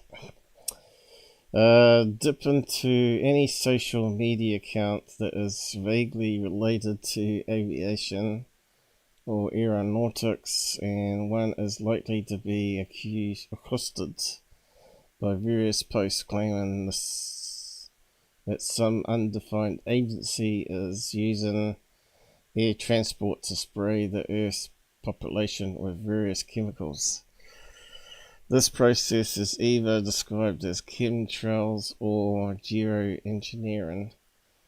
In the case of chemtrails, the alleged chemicals typically mentioned include barium, aluminum or aluminium as we say here, human plasma of all things, which is blood, isn't it, spreading the COVID-19 infection, or involuntary vaccines with the supposed intent of anything from weather manipulation, population control, spreading pandemics, or physiological influence of the masses. Okay. Most proponents are aware of airliner engine exhaust contrails, but distinguish these from the long-lasting trails that can be shed from the right atmospheric conditions. These are often described as chemtrails by chemical conspiracy believers. Now, atmospheric scientists will say that the question of whether contrails will occur at all, die out after a short distance, or persist for tens of minutes or longer is solely determined by the local atmospheric conditions. The critical issues are humidity and temperature. If the air is very dry, contrails do not form at all, or are of short duration. In particular, if the air is super saturated with respect to ice formation, the water vapor in the exhaust contrails turns immediately into ice particles. So when you say contrails are made up of water vapor, they're not. They're actually suspended ice particles, which can then become persistent and claimed as evidence of chemtrails. Now, contrails can last up to 16 hours, I have found out. Although I haven't seen any in the sky for more than, in New Zealand, I think maybe 4 hours, and it gets wider and wider and then eventually it disappears. And I've seen ones that only last 10 minutes and they disappear.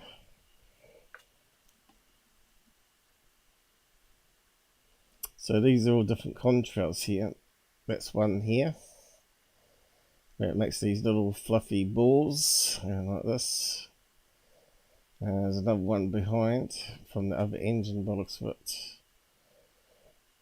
You've got another one crossing paths this way.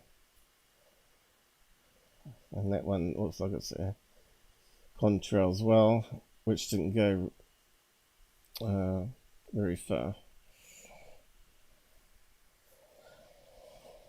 Information on duration of Contrails is clearly of interest to pilots of reconnaissance aircraft, and I remember from my school book Air Cadet days being shown meteorological briefing data emphasizing the altitudes at which contrail formations could be expected.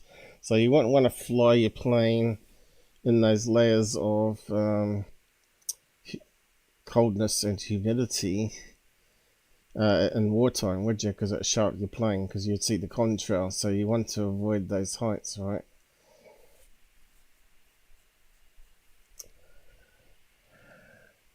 The chemtrail conspiracy has, to a degree, been fueled by a few mischievous individuals posting images of cockpit switches labeled as chemtrail control, or images of aircraft under test carrying barrels of water to explore flight conditions at different combinations of weight and center of gravity. There are ongoing research activities linked to climate change that suggest that it might be possible to reduce global atmospheric increases by modifying the atmosphere to reflect more solar energy into space. This is known as solar geoengineering, or albedo modification, is it? The fact that this research is known to be underway has added fuel to the conspiracy theorist arguments. Well, clouds are a bit more complicated, which we have got some bookmarks on that, where they claim that certain height clouds make the planet hotter rather than reflect the heat into space. So when they're talking about creating clouds, they're talking about under a mile high, using ships of all things, not planes. So we'll get into that. However, as stated by Harvard University, study of solar geoengineering is in the very early stages, and topic is slightly a very controversial area of climate policy, because if it ever were tested at large scales or implemented, it could involve physical risks and would raise a range of serious social, political, and ethical issues. However, there is nothing secret about the study of albedo modification, with hundreds of publications about the topic in academic journals and in mainstream media. I just think I've heard that too. How come it didn't work? Stupid.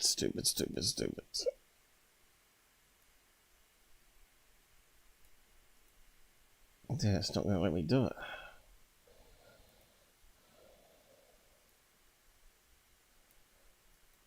No. Translate to English. That isn't English. Where is it open to?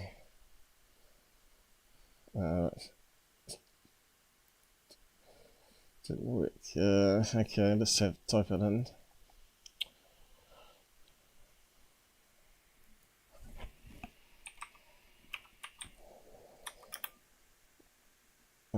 Is that right?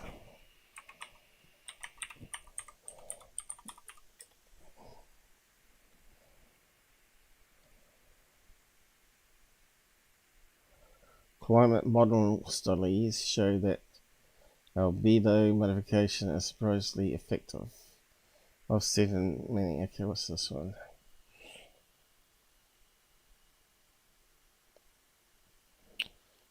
And carbon dioxide removal.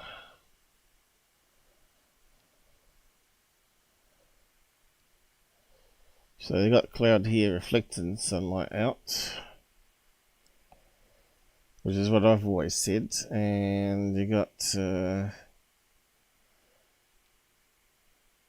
heat being trapped for some reason by the ionosphere, is it?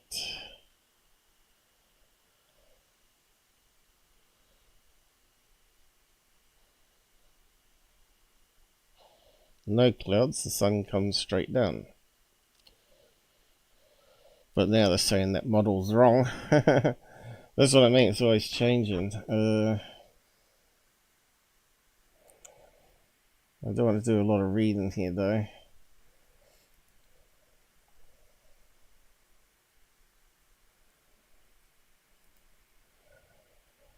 Albedo modification, also referred to as solar radiation management or solar geoengineering methods, include techniques designed to reflect a small fraction of incoming sunlight back to space in order to attenuate anthropogenic changes in the temperature and other climate variables.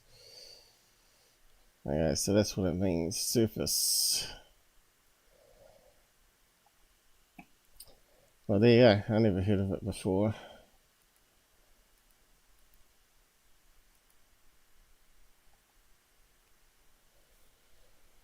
Okay, so resident chemtrails. So this is one that's coming off actually the wings itself. Some people say that's spraying.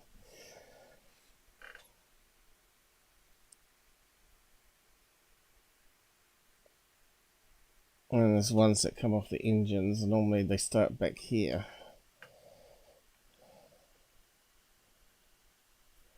Normally, yeah, there's normally a gap at the back where the engines are.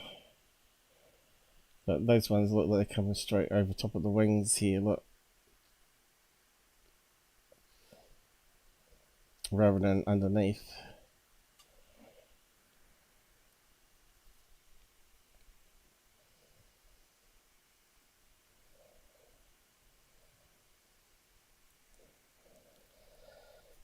Yeah, I'm not going to read it all out. It goes on and on. Iridescent contrails means it goes off the spectrum because it's ice crystals, right? So the sunlight hits it, splits it like a prism, and you see all the rainbow colors.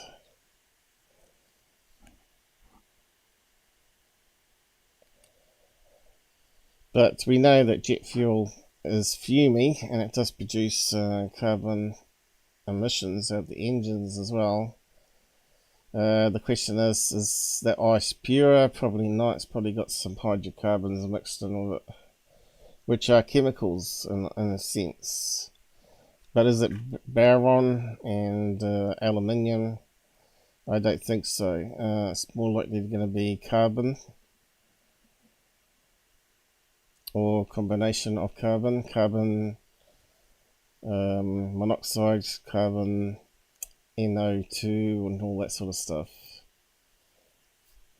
Byproducts from kerosene. That's a good question. Kerosene, because that's what they use. Kerosene fuel.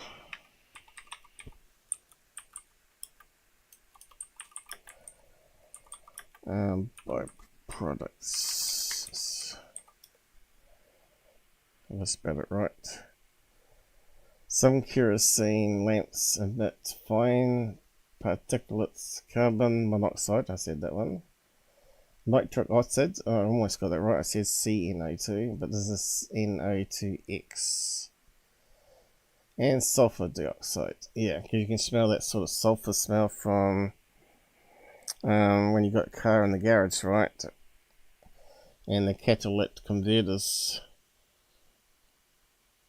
when burned, these byproducts may reduce lung function,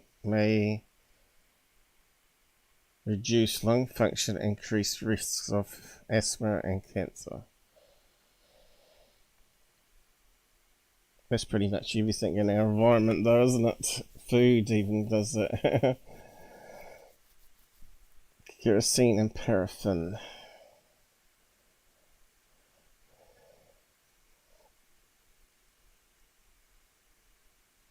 Kerosene comes from Kraken oil. There are a whole range of products like asphalt, bunker oil, diesel fuel, kerosene, gasoline, benzene. So these are all the products from crude oil processing, and you know, they heat up the black oil in a still and it evaporates, and you get different levels, one of them being obviously kerosene, the other level being diesel, and the other lighter gases, benzene. Kerosene can be extracted from coal, oil, shale, and wood, and primarily derived from refined petroleum. There you go, refined means it's distilled. So before electric lights became popular, kerosene was the #1 choice for lamps.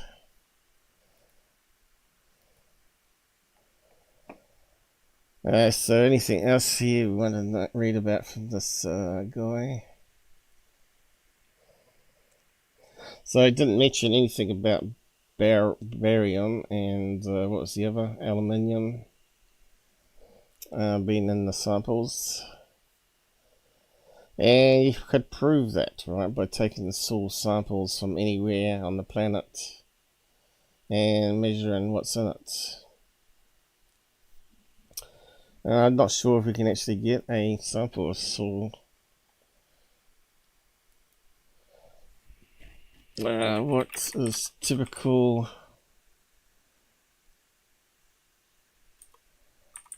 we found in soil samples? I suppose you could do your own experiments at home to prove if you believe it or not and see what you can find. But we want a baseline here.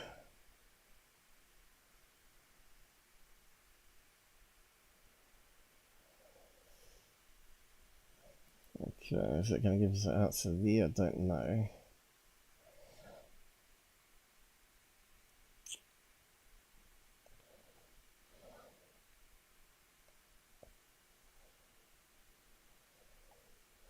Not really.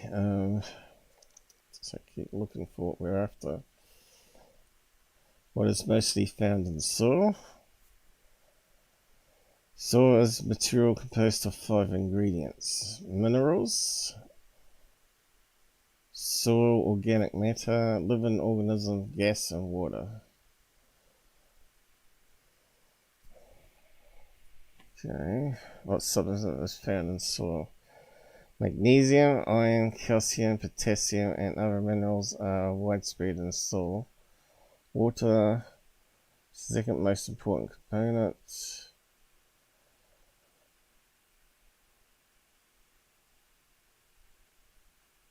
Hasn't really given us a chart.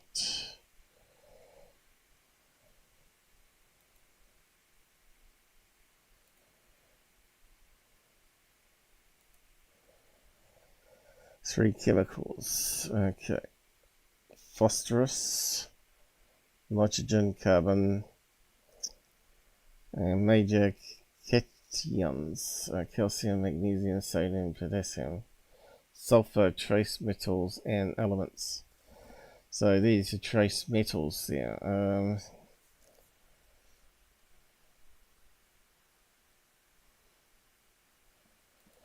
So look at that one.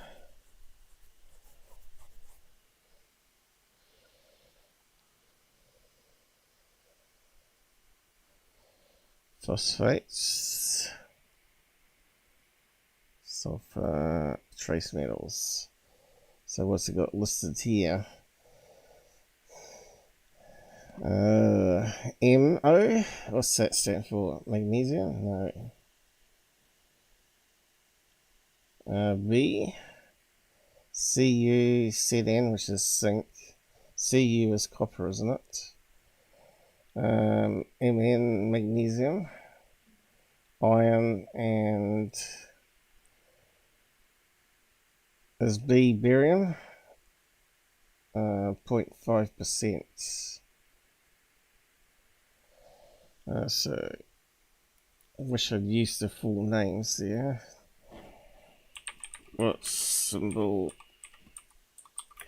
for barium? Oh, it's a Ba. Okay, that makes sense. So what's B? Periodic table. Okay, there we go. Is there a B? Give me a B. B. Here it is, up here. B is boron. So that chart they're talking about didn't even mention barium, so that's typically not in soil then.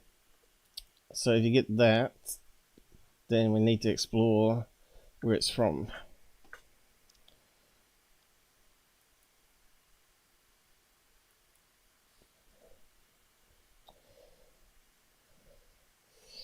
So how would you be able to get it tested? I suppose really you'd have to take a sample of soil. Generally you would want to take the top soil, because if it was being sprayed from the atmosphere. So you want to go somewhere where you got like grassland, right? Like a farm that has grass. And the problem there though, a farm generally puts fertilizer and so it adds in all these chemicals and you never know what's in it. So really you want to go to some sort of grassland that's not part of a farm, which is probably hard to find. So what else could you go for? That would be the best thing, wouldn't it? Like a riverbank or something. But then you got fertilizer. It gets into the water supply there. But there must be somewhere where it hasn't been touched for a long time, which you can take a sample from the top and see if you can find any of these so-called climate changing chemicals, barium.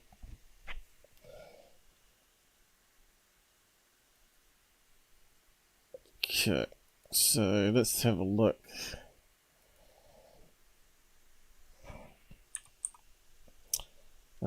Where damn, it's too big now. Let's go back a bit. Where is barium found? The primary commercial source of barium is barite, also called barites or heavy spar, a barium sulfate material with deposits in many parts of the world. Another commercial source far less important than barite is witherite barium carbonate. The main deposits are located in Britain, Romania, and former USSR. And I think that's one where one of those climate scientists come from, where it was being mined. And there's a map there. So South America might be a good place in the jungle there to take a topsoil sample to see if there's any chemtrail stuff in it. UK's not listed here. So anywhere where there's not farmland, like a protected a reserve, probably somewhere in Scotland would be a good place to take a sample from. But you can see all Russia will have barium, India, Asia, North America. But Australia looks like it might be free there, and South America, and South Africa, Indonesia. We don't see New Zealand map there, but I don't think we've got it.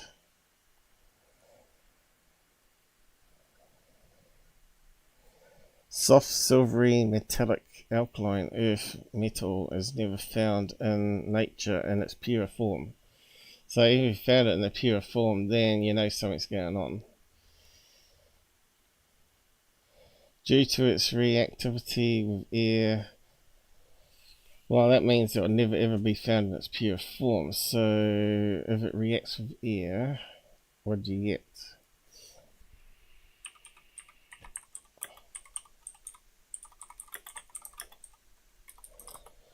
And it's going to get water as well, probably. But let's see what air says.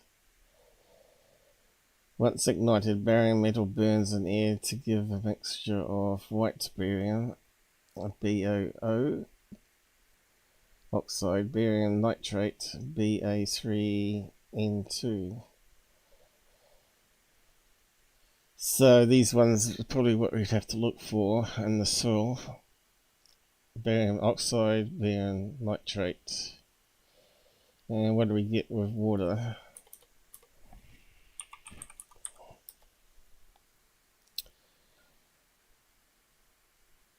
Water form barium hydroxide, BaOH.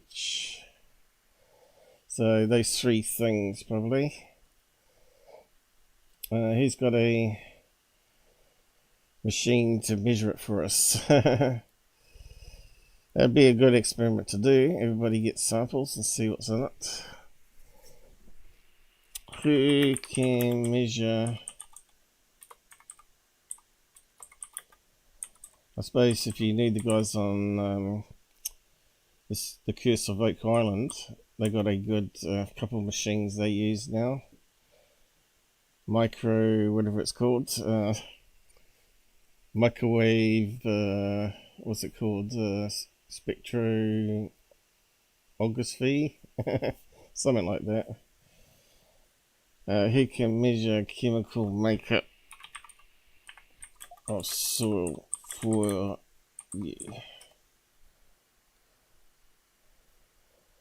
using the latest technology? Hill Labs offers a complete range of soil tests, because I know farmers probably would want to check things, right? Fertility and soil health meets organic certification, but we really want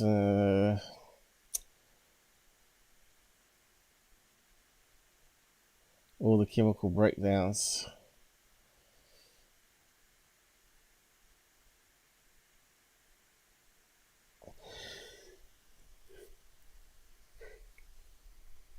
I need one of those fancy machines, really.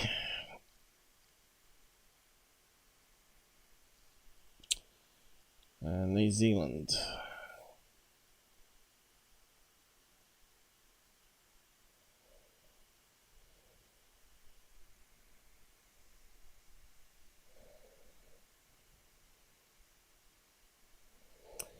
Measure soil using the magic of science. Oh no, not science.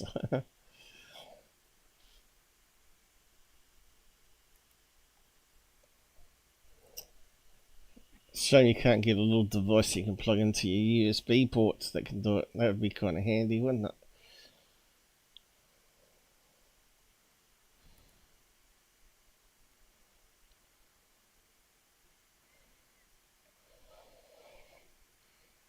It probably costs a lot of money though. What's it called? Microwave.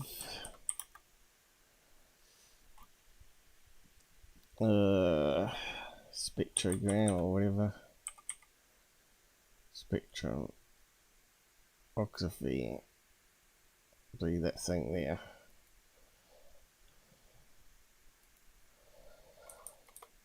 For home. For home. Spectrometer. Obtained by sweeping the microwave source over a range of frequencies, observing the small variation of power detected. There we go. So there's no wonder you couldn't have it for home though.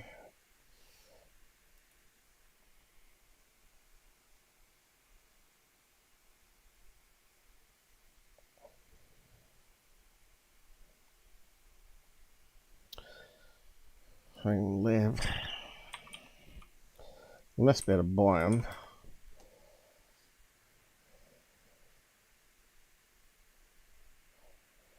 Home lab.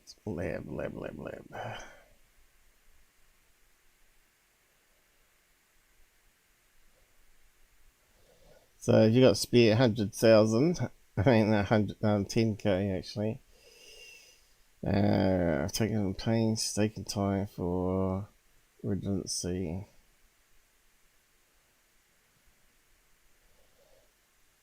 That says gear there. That looks like computer. So I don't think that's what we're looking for. Chemicals, here we go. I got an infrared one.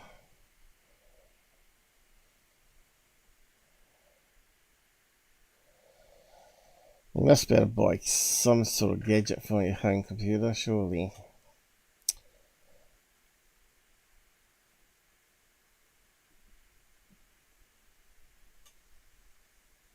Must be worth looking at. Broadband microwave as a tool to study.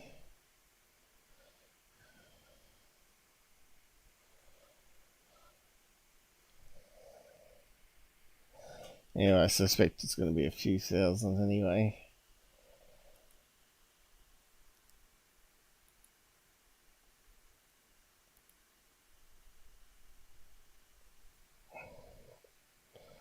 Scattering of sunlight is required, and ideally the aircraft will be passing as seen by the observer within about 10 degrees of sun's elevation. Oh, so that's all that was on that one. Pretty cool though. Some of the images that he's captured.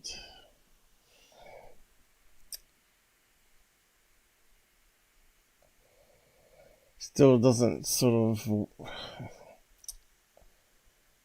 put doubt, still put some doubt in people's minds whether some of it can be chemicals versus normal ice crystals though. Next tab. What are chemtrails made of? Okay, they're the ones we generally see in the sky, like that, not like the other one.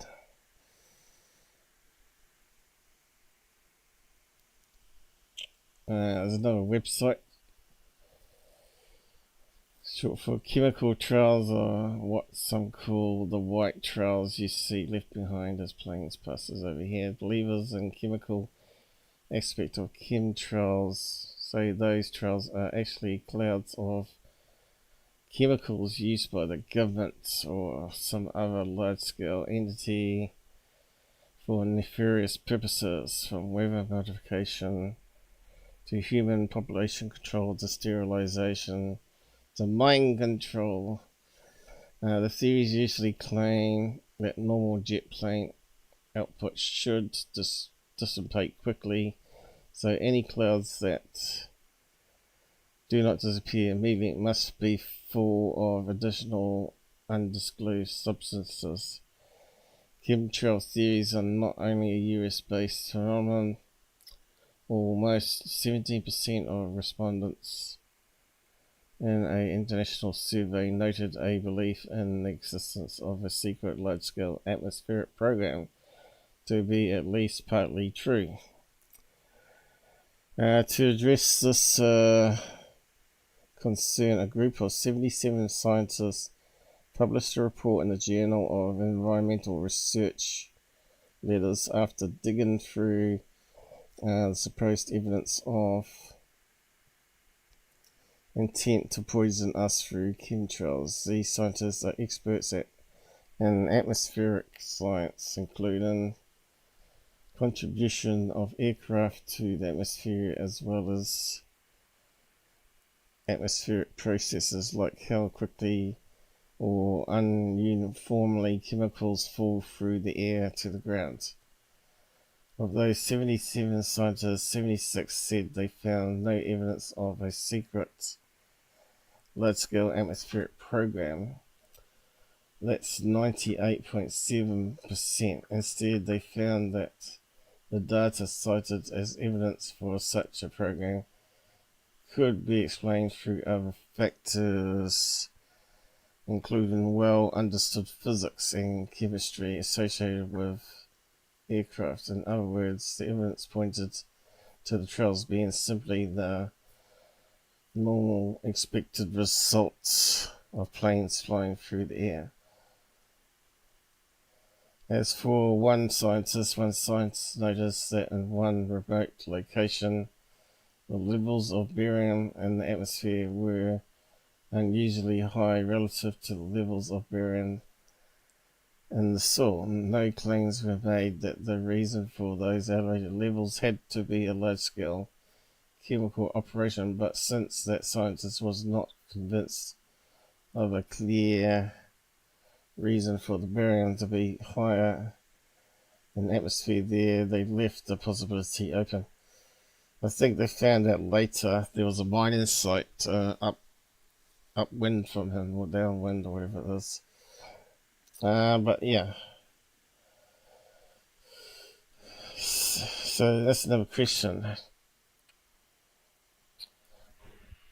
How much barium in air? See what it says there. Low levels of barium are also found in ambient air. Levels are typically less than 0.05 micrograms per meter cubed.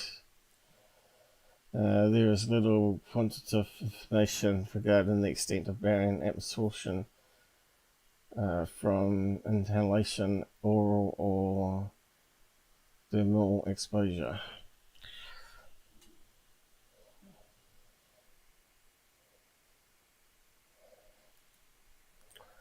High level of inhalation of oral exposure to barium or soluble barium compounds might result in gastrointestinal effects, nausea, vomiting, diarrhea.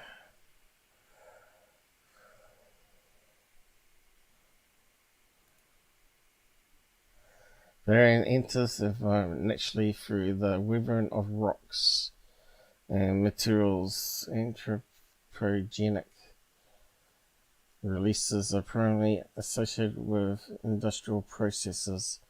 Barium is present in the atmosphere, urban and rural surface water, soils, and many foods. Yeah, but it won't be in a pure form that we read, so going to be three other forms when it reacts with water and oxygen. Is barium radioactive? No, barium is not inherently radioactive.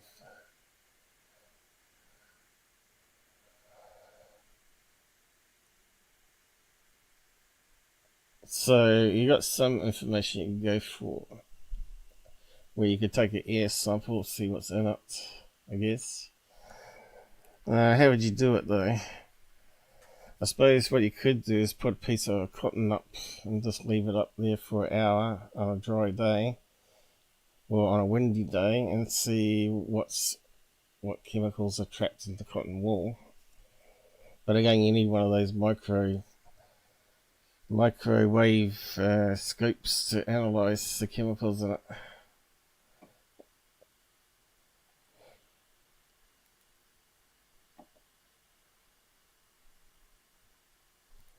I think the only way you could really prove it to yourself is actually do your own samples, right? You do your own science on that and see if it's higher than expected and where you're living. And if you see a lot of contrails where you live, right? But we saw that there's some places in the world where it's not found, so I wonder how accurate that information is, though.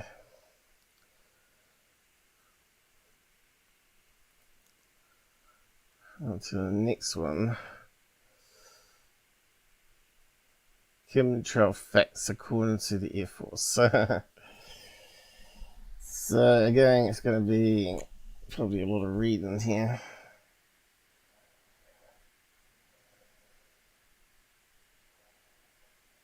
I might come back to that one.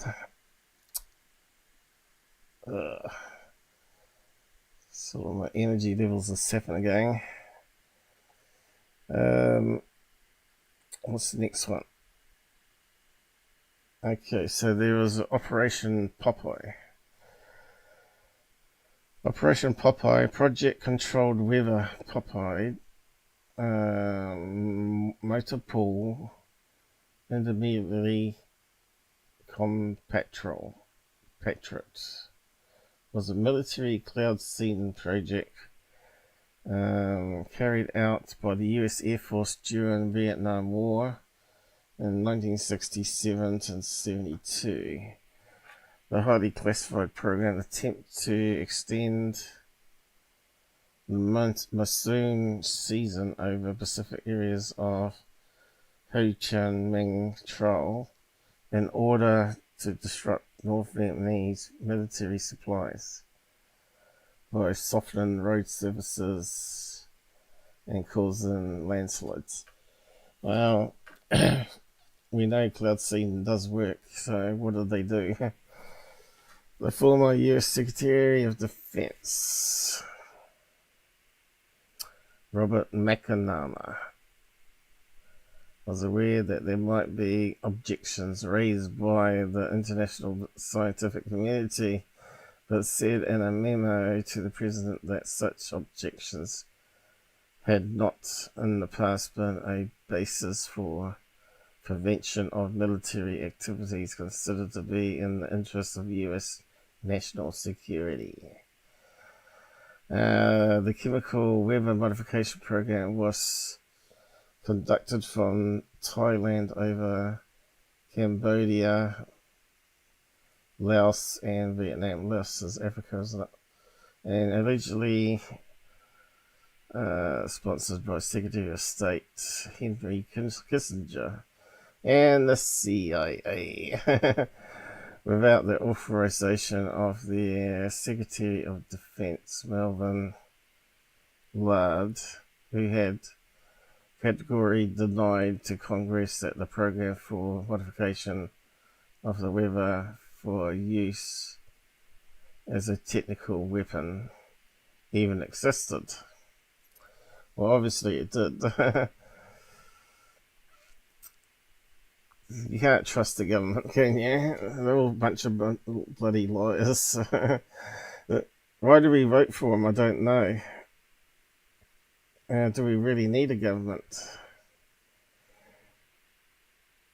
I don't know. I suppose you're going to have someone managing taxes and what they spend it on.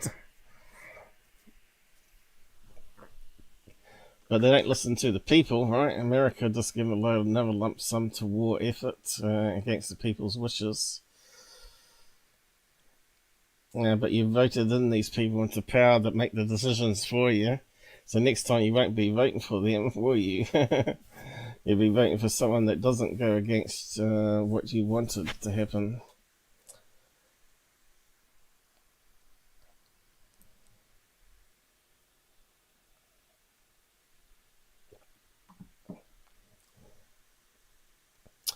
So there you go. There's a program that the US government was doing in secret and denying they're using it like a weapon. So what else is out there is the question. But I still I still don't believe they've added stuff into kerosene to be able to use planes, contrails as a way to seed clouds or population control myself. Although it's still a pollution and it's still creating byproducts from the kerosene itself, you know, which can cause lung infections and diarrhea, they said, wasn't it? So, yeah. What's the solution for that? Less planes in the sky?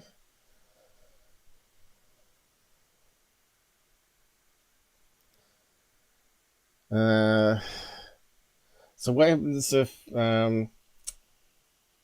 they switch over to all electric planes, which is on the forecast? Battery technology. They can fly. I don't know if it worked long distance though. I still think they're better off bringing in airships with helium, and people can then do long cruises in the atmosphere to their destination like ships. I think it'd be fairly safe, as long as they don't use hydrogen.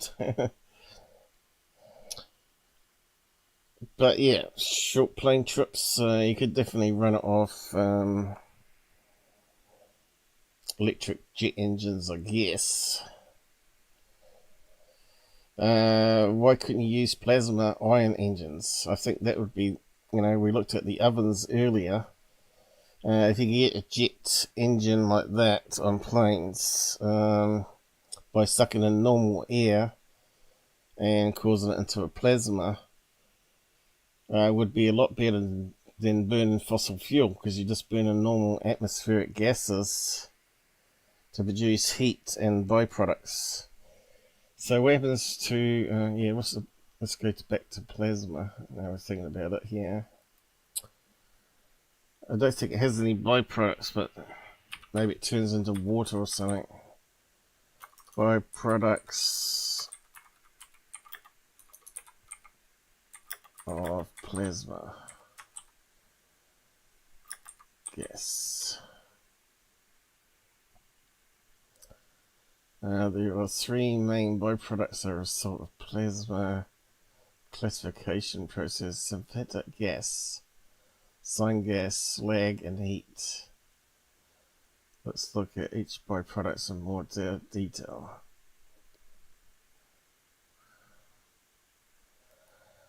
I thought it might be an easy one, but nothing's easy when it comes to science. Syngas is a mixture of several gases, but mainly comprised of hydrogen and carbon monoxide. So plasma still causes carbon monoxide, but by how much? Can be used as a fuel source, and some plants use it to both provide power for the plant and sell excess electricity. Okay. And slag is air cooled, forms black glassy rocks that look and feel like obsidian, which can be used in concrete or asphalt. Molten slag can be filled into brick and paving stones. Okay. But why would that come out?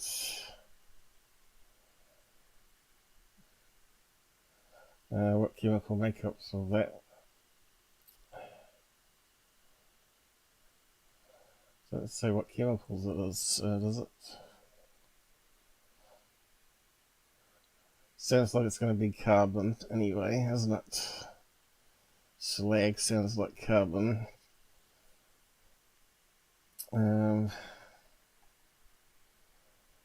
What was this slag? Asphalt.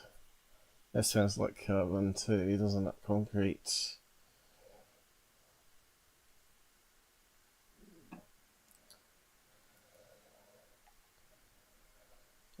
Plasma.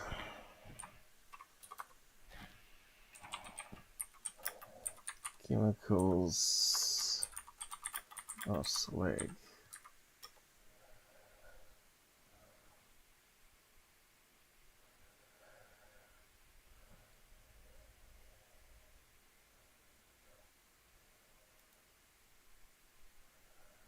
So, slag consists mostly of mixed oxides of elements such as silicon, sulfur, and aluminium ash, and products formed in their own reactions.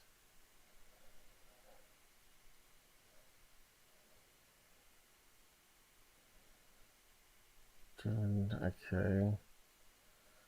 Hydrothermal. Complicated stuff. So yeah, it's going to sound like slag's going to be some carbon oxide, heavy stuff that's not a gas, and the other ones are going to be carbon monoxide and sulfur or whatever. But why would you get sulfur from a plasma engine though?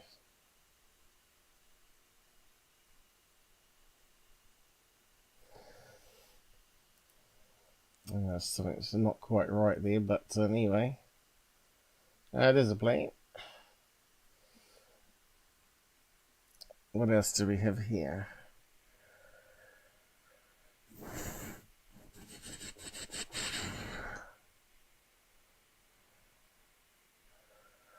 Okay, we're finished with that one too.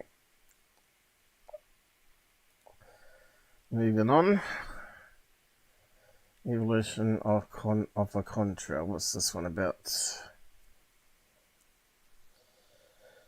So there's various contrails in atmosphere. So that was 2012, May 26. May 26. So what's the difference? Alright, so it's the same day.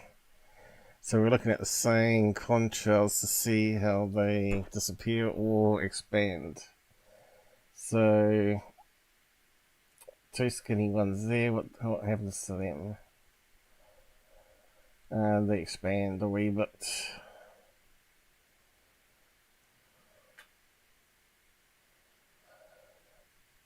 Big one there. So that one there expands a wee bit.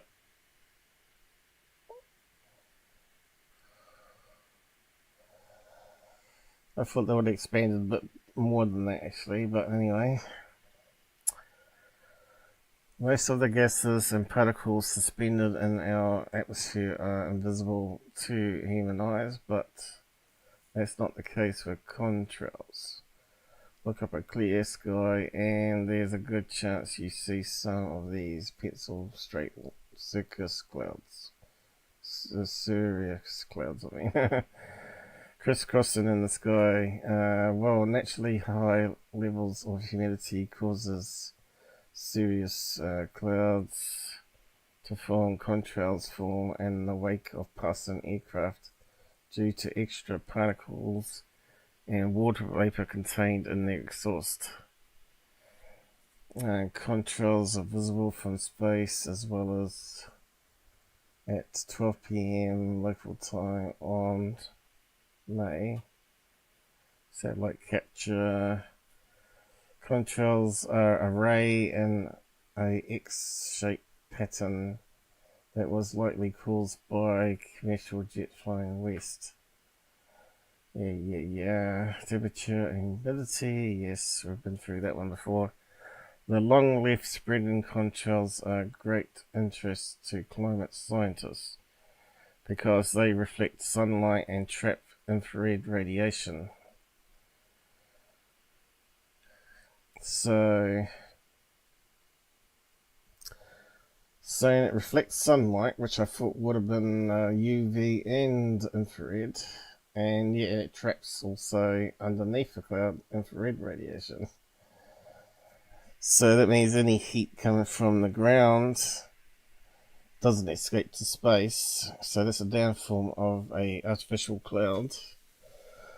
That's what they're saying there. And long-lived ones spread into clouds can reflect sunlight of UV and infrared light, which is a bonus. But it's a bit more complicated. Like they've done some more research on that and found what level the clouds are at depends whether the heat-in clouds or whether they're more reflective clouds than trapping in infrared. But I know when it's overcast here, it's very cold. And when the clouds break open, it's just amazing how much heat just pours through the clouds that were there. So yeah, I'm inclined to think that even though we've got clouds, it's still not very warm until the clouds disappear, and then the sun breaks through, and then it's really, really hot. In fact, it can get extremely hot without the clouds.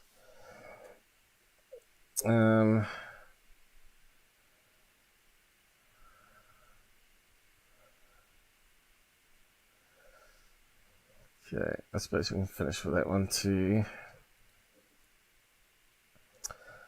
How do clouds affect Earth's climate? Okay, here we go. Clouds play an important role in both warming and cooling our planet. Clouds give us a cooler climate on Earth than we would enjoy without clouds. However, as Earth's climate warms, we won't always be able to count on this cooling effect. At any given moment, about 2/3 of the planet is covered by clouds, so it's not too surprising that clouds play an important role in Earth's climate. Yeah, look how thick that is. That's like over New Zealand. Clouds affect climate in two major ways. First, an essential part of the water cycle. Clouds provide an important link between the rain and snow in oceans and lakes. So as water evaporates, it forms clouds, condenses into clouds. Eventually, it gets too condensed, and it starts raining, and it starts bringing it back down again.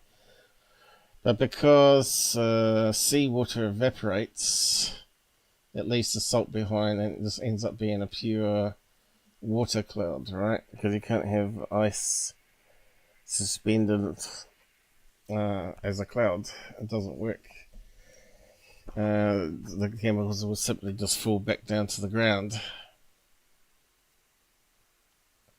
And when you heat up water, it evaporates the H2, but doesn't evaporate the other chemicals. They stay behind. In any way, science-wise. So you're always going to get pure clouds, maybe with human smog or whatever, from open fires or whatever, and planes and cars in it.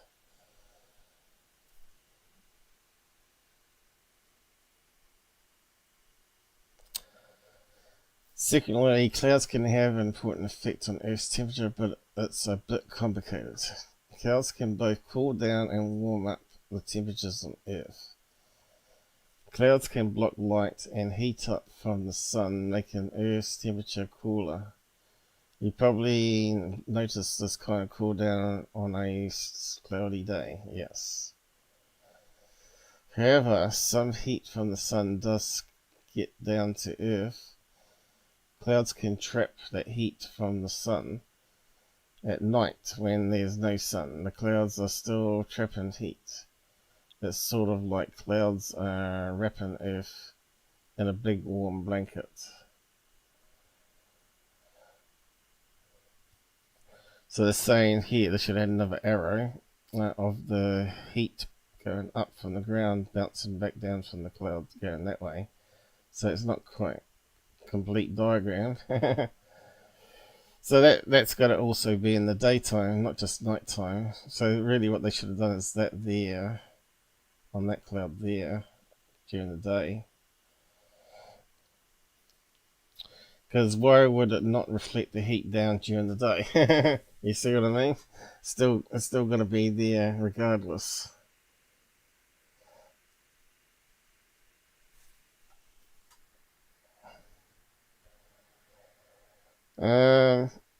So clouds can have both a cooling effect. Warming clouds within a mile or so of the Earth's surface tend to cool more than they warm.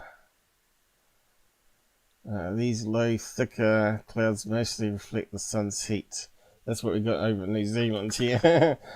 This cools Earth's surface. Clouds high up in the atmosphere have the opposite effect. They tend to warm the Earth more than they cool. High, thin clouds trap some of the sun's heat. This warms Earth's surface. And now they've got the proper diagram there of the heat bouncing back and forth between the cloud.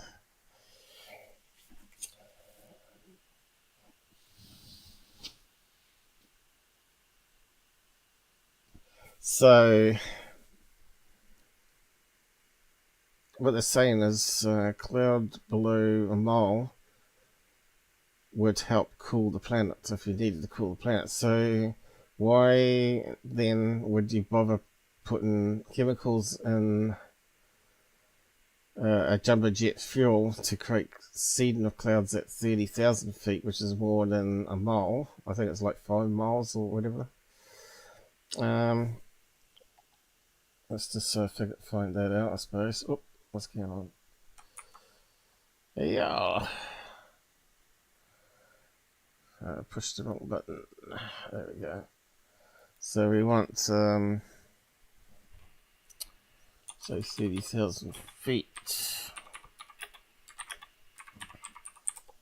to miles. There you go, almost 6 miles there.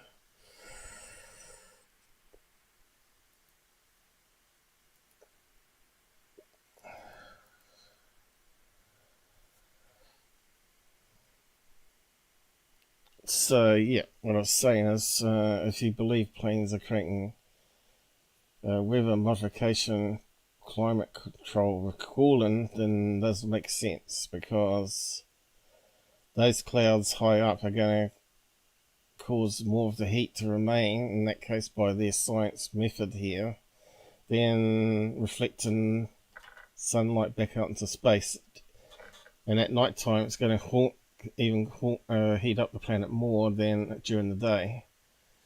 So in that case it makes sense to fly planes at 1 mile up or less and create artificial clouds, but because you can't do that because there's not the right conditions, humidity as well as temperature for the ice crystals to be created, they're generally 20,000 feet or higher.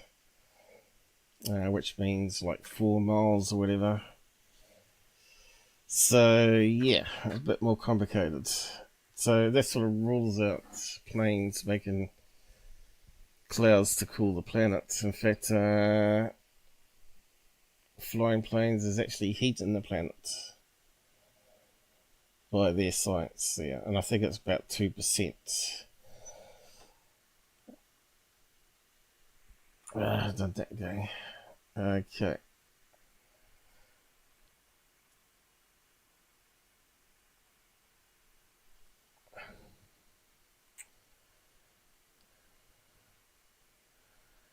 Yeah, I think that's all we need to know about that one.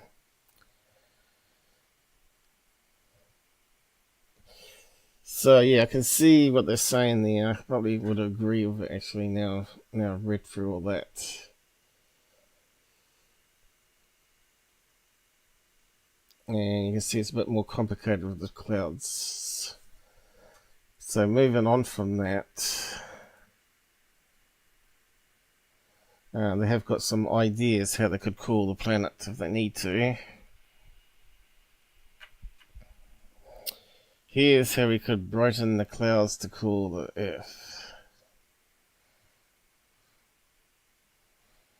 So, what have I got to say here?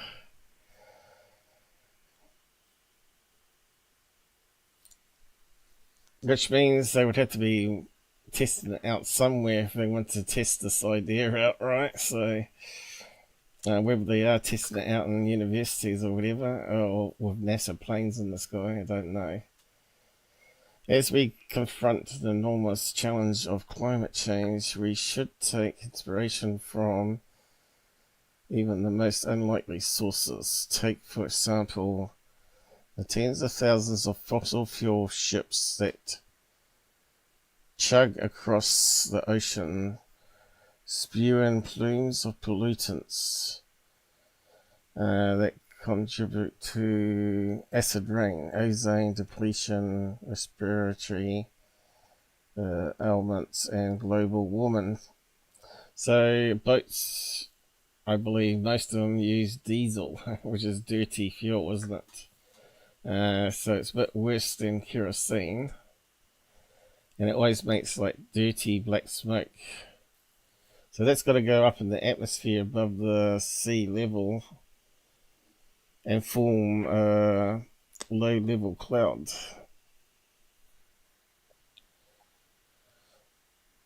The particles produced by these ships' emissions can also create brighter clouds.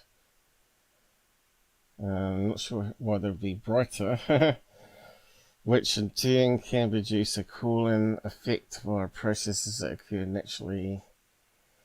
What we could achieve this cooling effect without simultaneously releasing the greenhouse gases and toxic pollutants that ships emit. That's the question of marine cloud brightening project. There you go. We have a modification, there's a new one. Scientists have known for decades that the particulate emissions from ships can have a drastic effect on low-lying stratocumulus clouds above the ocean. In satellite images, parts of the Earth's oceans are streaked with bright white strips of clouds that correspond to shipping lanes. These artificially brightened clouds are a result of tiny particles produced by the ships, and they reflect more sunlight back to space than unperturbed clouds do, much more than dark blue ocean underneath. Since these ship tracks block some of the sun's energy from reaching Earth's surface, well, in fact, if that's the case, we've got that many ships crossing the ocean, they should be cooling the ocean in that case. And so there should be less water going up in the atmosphere now to cause lots of rains and floods, right? See, you can see how it's complicated, right? So if you got rid of all the ships producing the current rate of pollutants now, suddenly the planet's going to get hotter. And there's going to be more evaporation from the seas because it's going to get warmer. So trying to get rid of fossil fuel doesn't sound like a right idea there in that case. You see my logic? Oh, let's get rid of all fossil fuel. Suddenly you got no planes in the sky producing clouds that warm the planet, and then you got the ships not producing the cloud which cools the planet.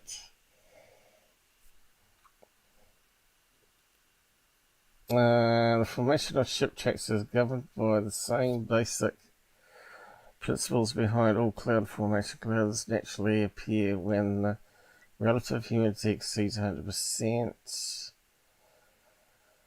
And these are boat tracks here. Next to the shoreline. Whereabouts is that? California?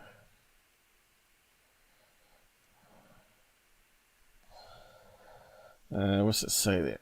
Satellite imagery shows ship tracks over the ocean, bright clouds that form because of particles spewed out by ships. You know, you'd think it wouldn't be such white clouds in that case. It should have been dirty clouds. So it doesn't make sense to me why it's bright clouds. Diesel. Byproducts. What's it say here? Common pollutants include unburnt hydrocarbons, carbon monoxide, nitrogen oxides. So it sounds like the other thing. So I'm guessing a lot of it's going to be nitric oxides, because that would be a bright oxide, because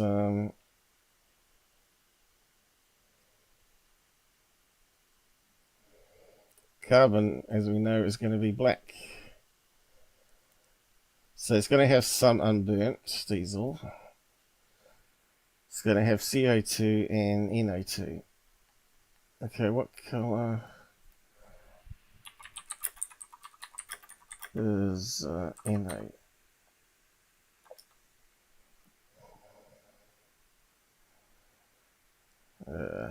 I suppose I'm going to spell it out. Nitrogen. Oh, I'm going to have to get going soon. Oxide.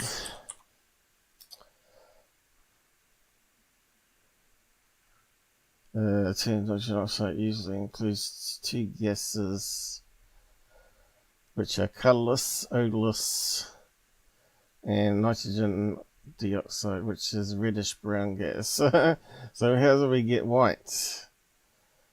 Okay, we need to ask that question. Why does ship's diesel form bright clouds?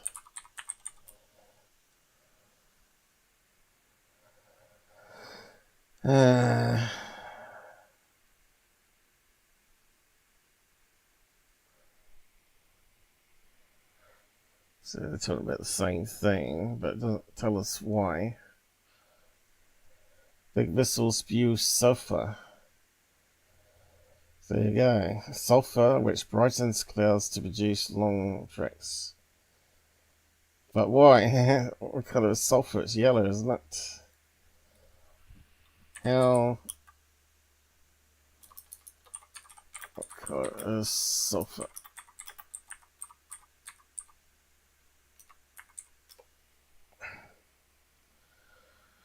Sulfur, non-metallic chemical belonging to oxygen group. Pure sulfur is tasteless, odorless, brittle solid that is a pale yellow.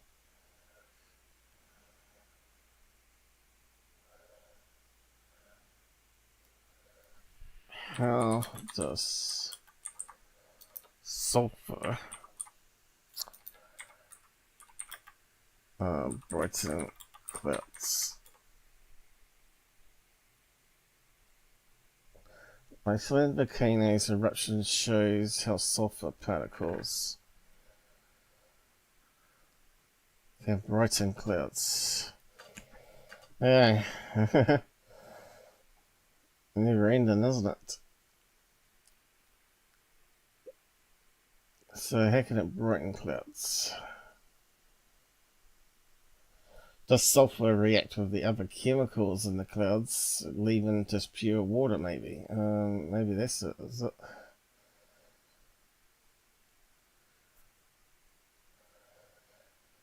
Okay. New study. Moderate resolution images, droplets in the rain cloud layer.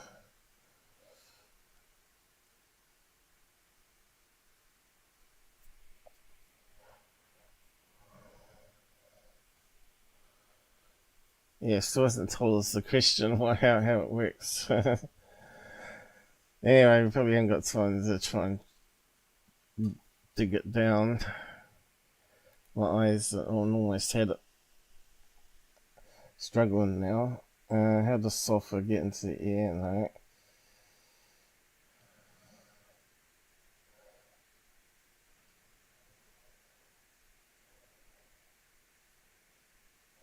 Every cloud has a filthy line in it. So it says here too, sulfur dioxide and exhaust from ships creates bright clouds. Well, there you go. I guess sulfur dioxide is white then. I don't know. What colour is sulfur dioxide?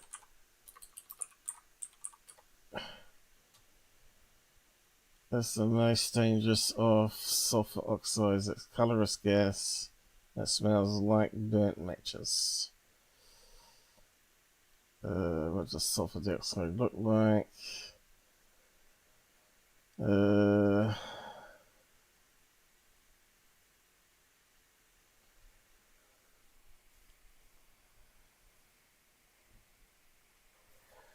Dissolves in water to form sulfuric acid.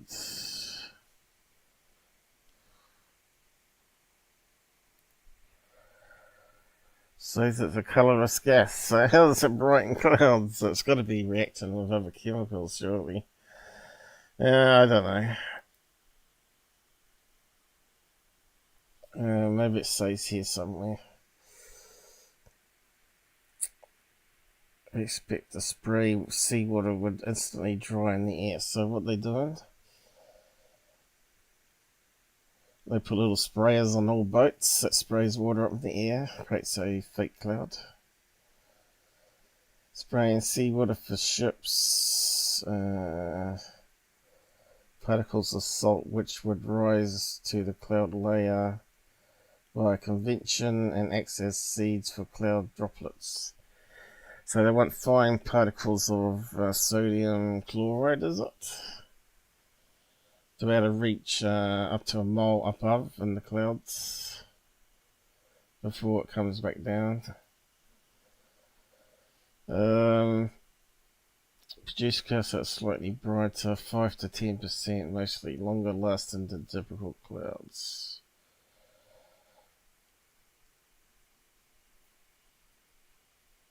But still, I don't understand why it's brighter. What we got here?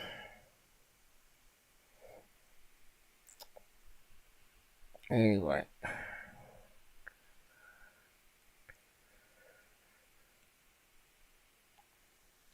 There's probably a load of comments on the side, is there? Chemtrails always gets people going. And there's all the tracks from shipping. Look.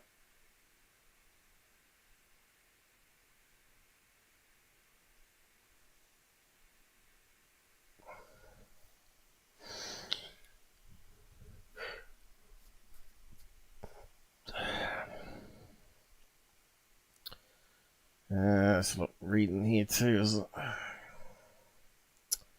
Ship tracks.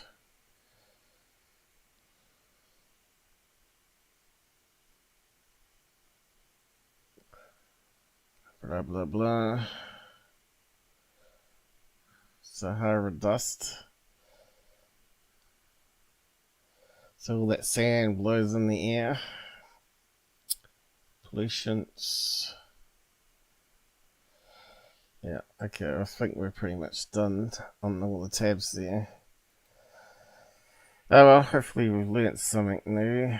I was going to go through that one. That's a really long one. Seeing what the Air Force is saying.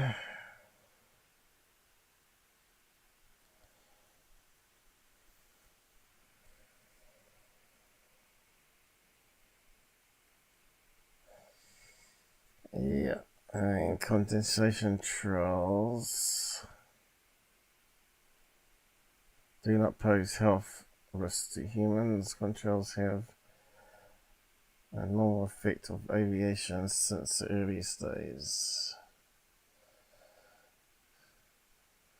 Aircraft requires Engines emit water vapor, carbon dioxide, CO2, small amounts of nitrogen oxides, hydrocarbons, yes, and carbon monoxide, sulfur gases, and spots. What is it? Soot, which they call slag as well. Metal particles formed by the hyper temperature combustion of jet fuel during flights. So there they mention metals. So that does that come off the engines itself? Is that what they're saying there? Of these emitments, only water vapor is necessary for contrail formation. Sulfur gases also potential interest because they lead to the formation of smaller particles. I guess that might be why they're brighter. Smaller particles that combine with water, making more dense clouds. I suppose that might be the answer we're looking for the other thing. Particles suitable for droplet formation are necessary for contrail formation. So there we might have got the answer that we're after for the other stuff.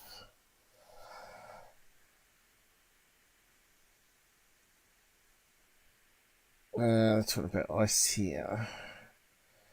After the initial formation of ice, a contrail evolves in one of two ways. If the humidity is low, the contrail will be short-lived.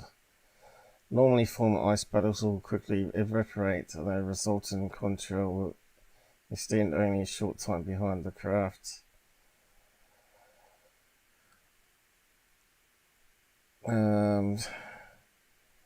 Contrails can last for hours while growing to several kilometers wide and 200 to 400 meters in height. Contrails spread because of the air turbulence.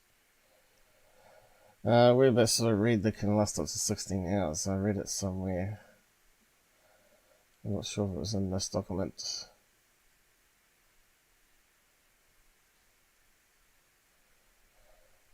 Or not.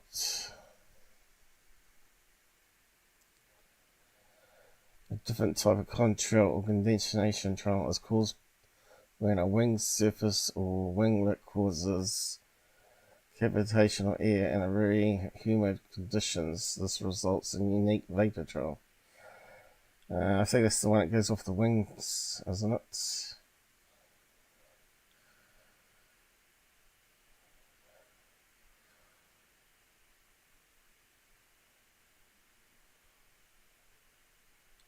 Yeah, that one looks like it's on the end of the wings here, look. Wingtips on that one.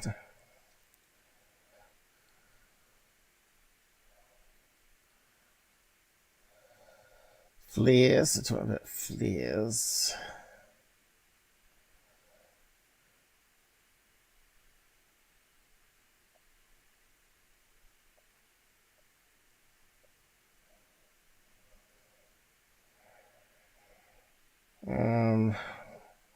What else?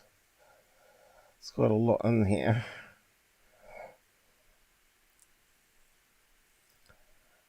Chemtrail hoax, a hoax that has been around since 1996. Accuses the Air Force of being involved in spraying the US population with mysterious substances.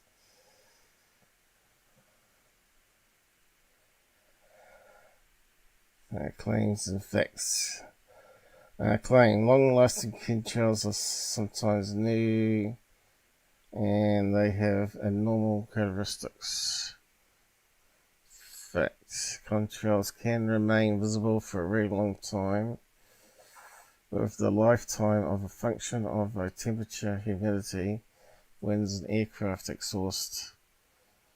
Contrails can form many shapes as they are dispersed by horizontal and vertical wind shear. Sunlight reflected can produce vibrant and eye-catching colors. Yeah.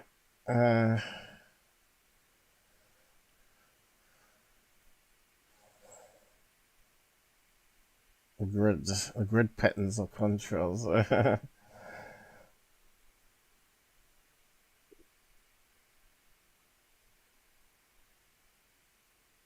Reported outbreaks of illness. Samples taken. Yeah, I thought it might have been in that one, but I didn't see it. I might just search on that just to bring it up. I'll post a link to that PDF anyway if you want to have a read of it. But I still haven't seen any evidence that commercial jets are spraying chemicals. Obviously there's secret projects on the go there where they are spraying chemicals and seeding clouds. Yeah. What is the longest lasting contrail time? Satellites have a surplus of contrails lasting as long as 14 hours. I'm sure I read 16 hours somewhere, but anyway. They most remain visible up to 4 to 6 hours. Long-lived spreading contrails are great interest to climate scientists. What is the lifespan of contrails? That one say hours.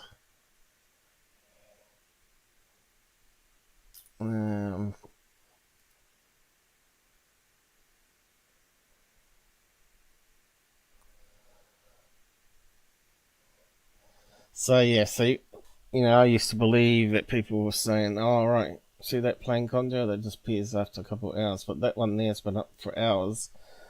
I used to believe the idea that those ones that hang in the sky longer are the chemical sprays ones I was doing, but it looks like that's not the case. So, yeah.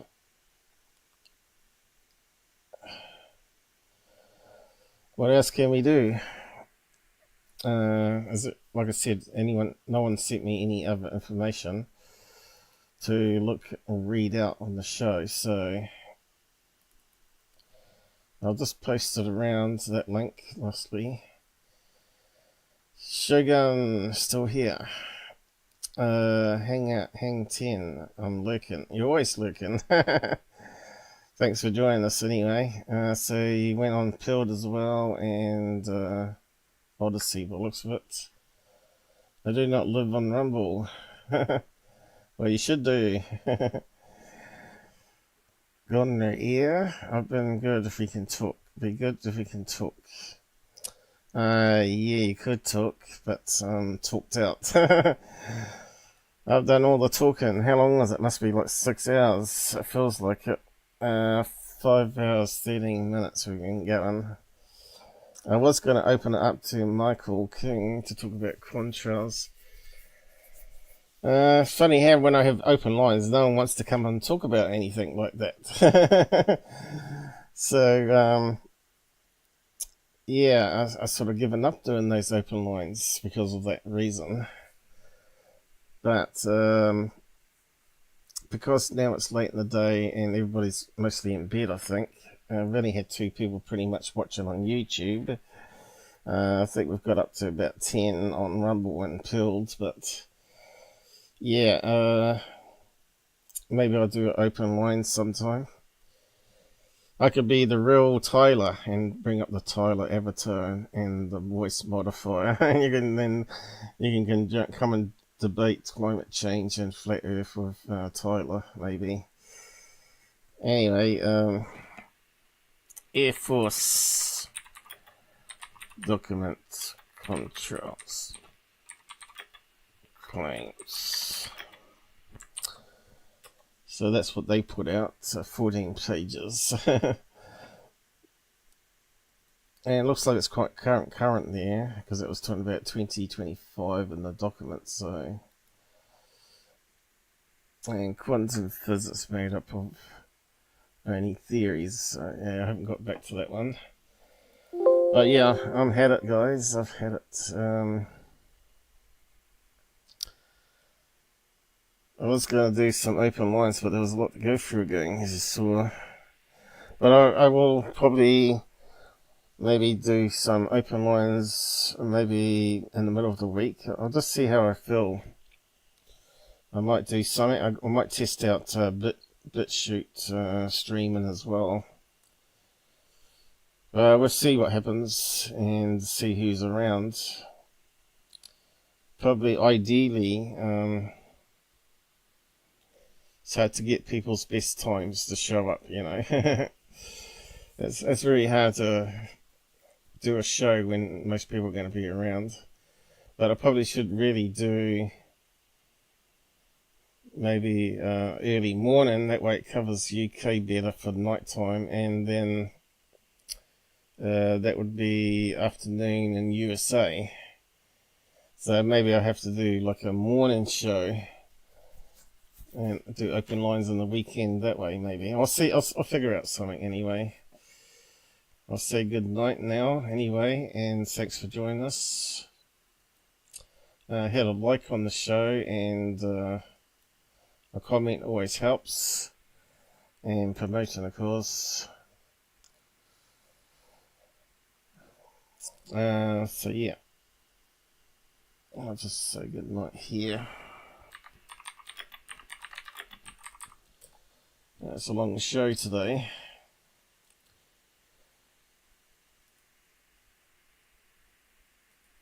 And just bring up the credits. See what happens next weekend anyway. It might be an earlier time. We'll try out something different, I think. Anyway, might do one in the midweek as well. Might be an evening show. So that means we'll see who's around then. It might suit UK and Europe better, evening show, because it'll be morning for them. And it'll be late night for Americans instead.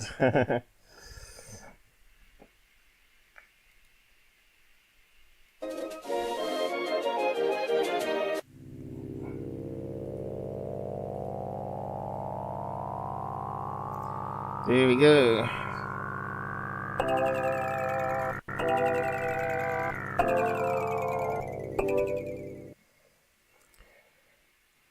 I'll start closing down some of the streams now.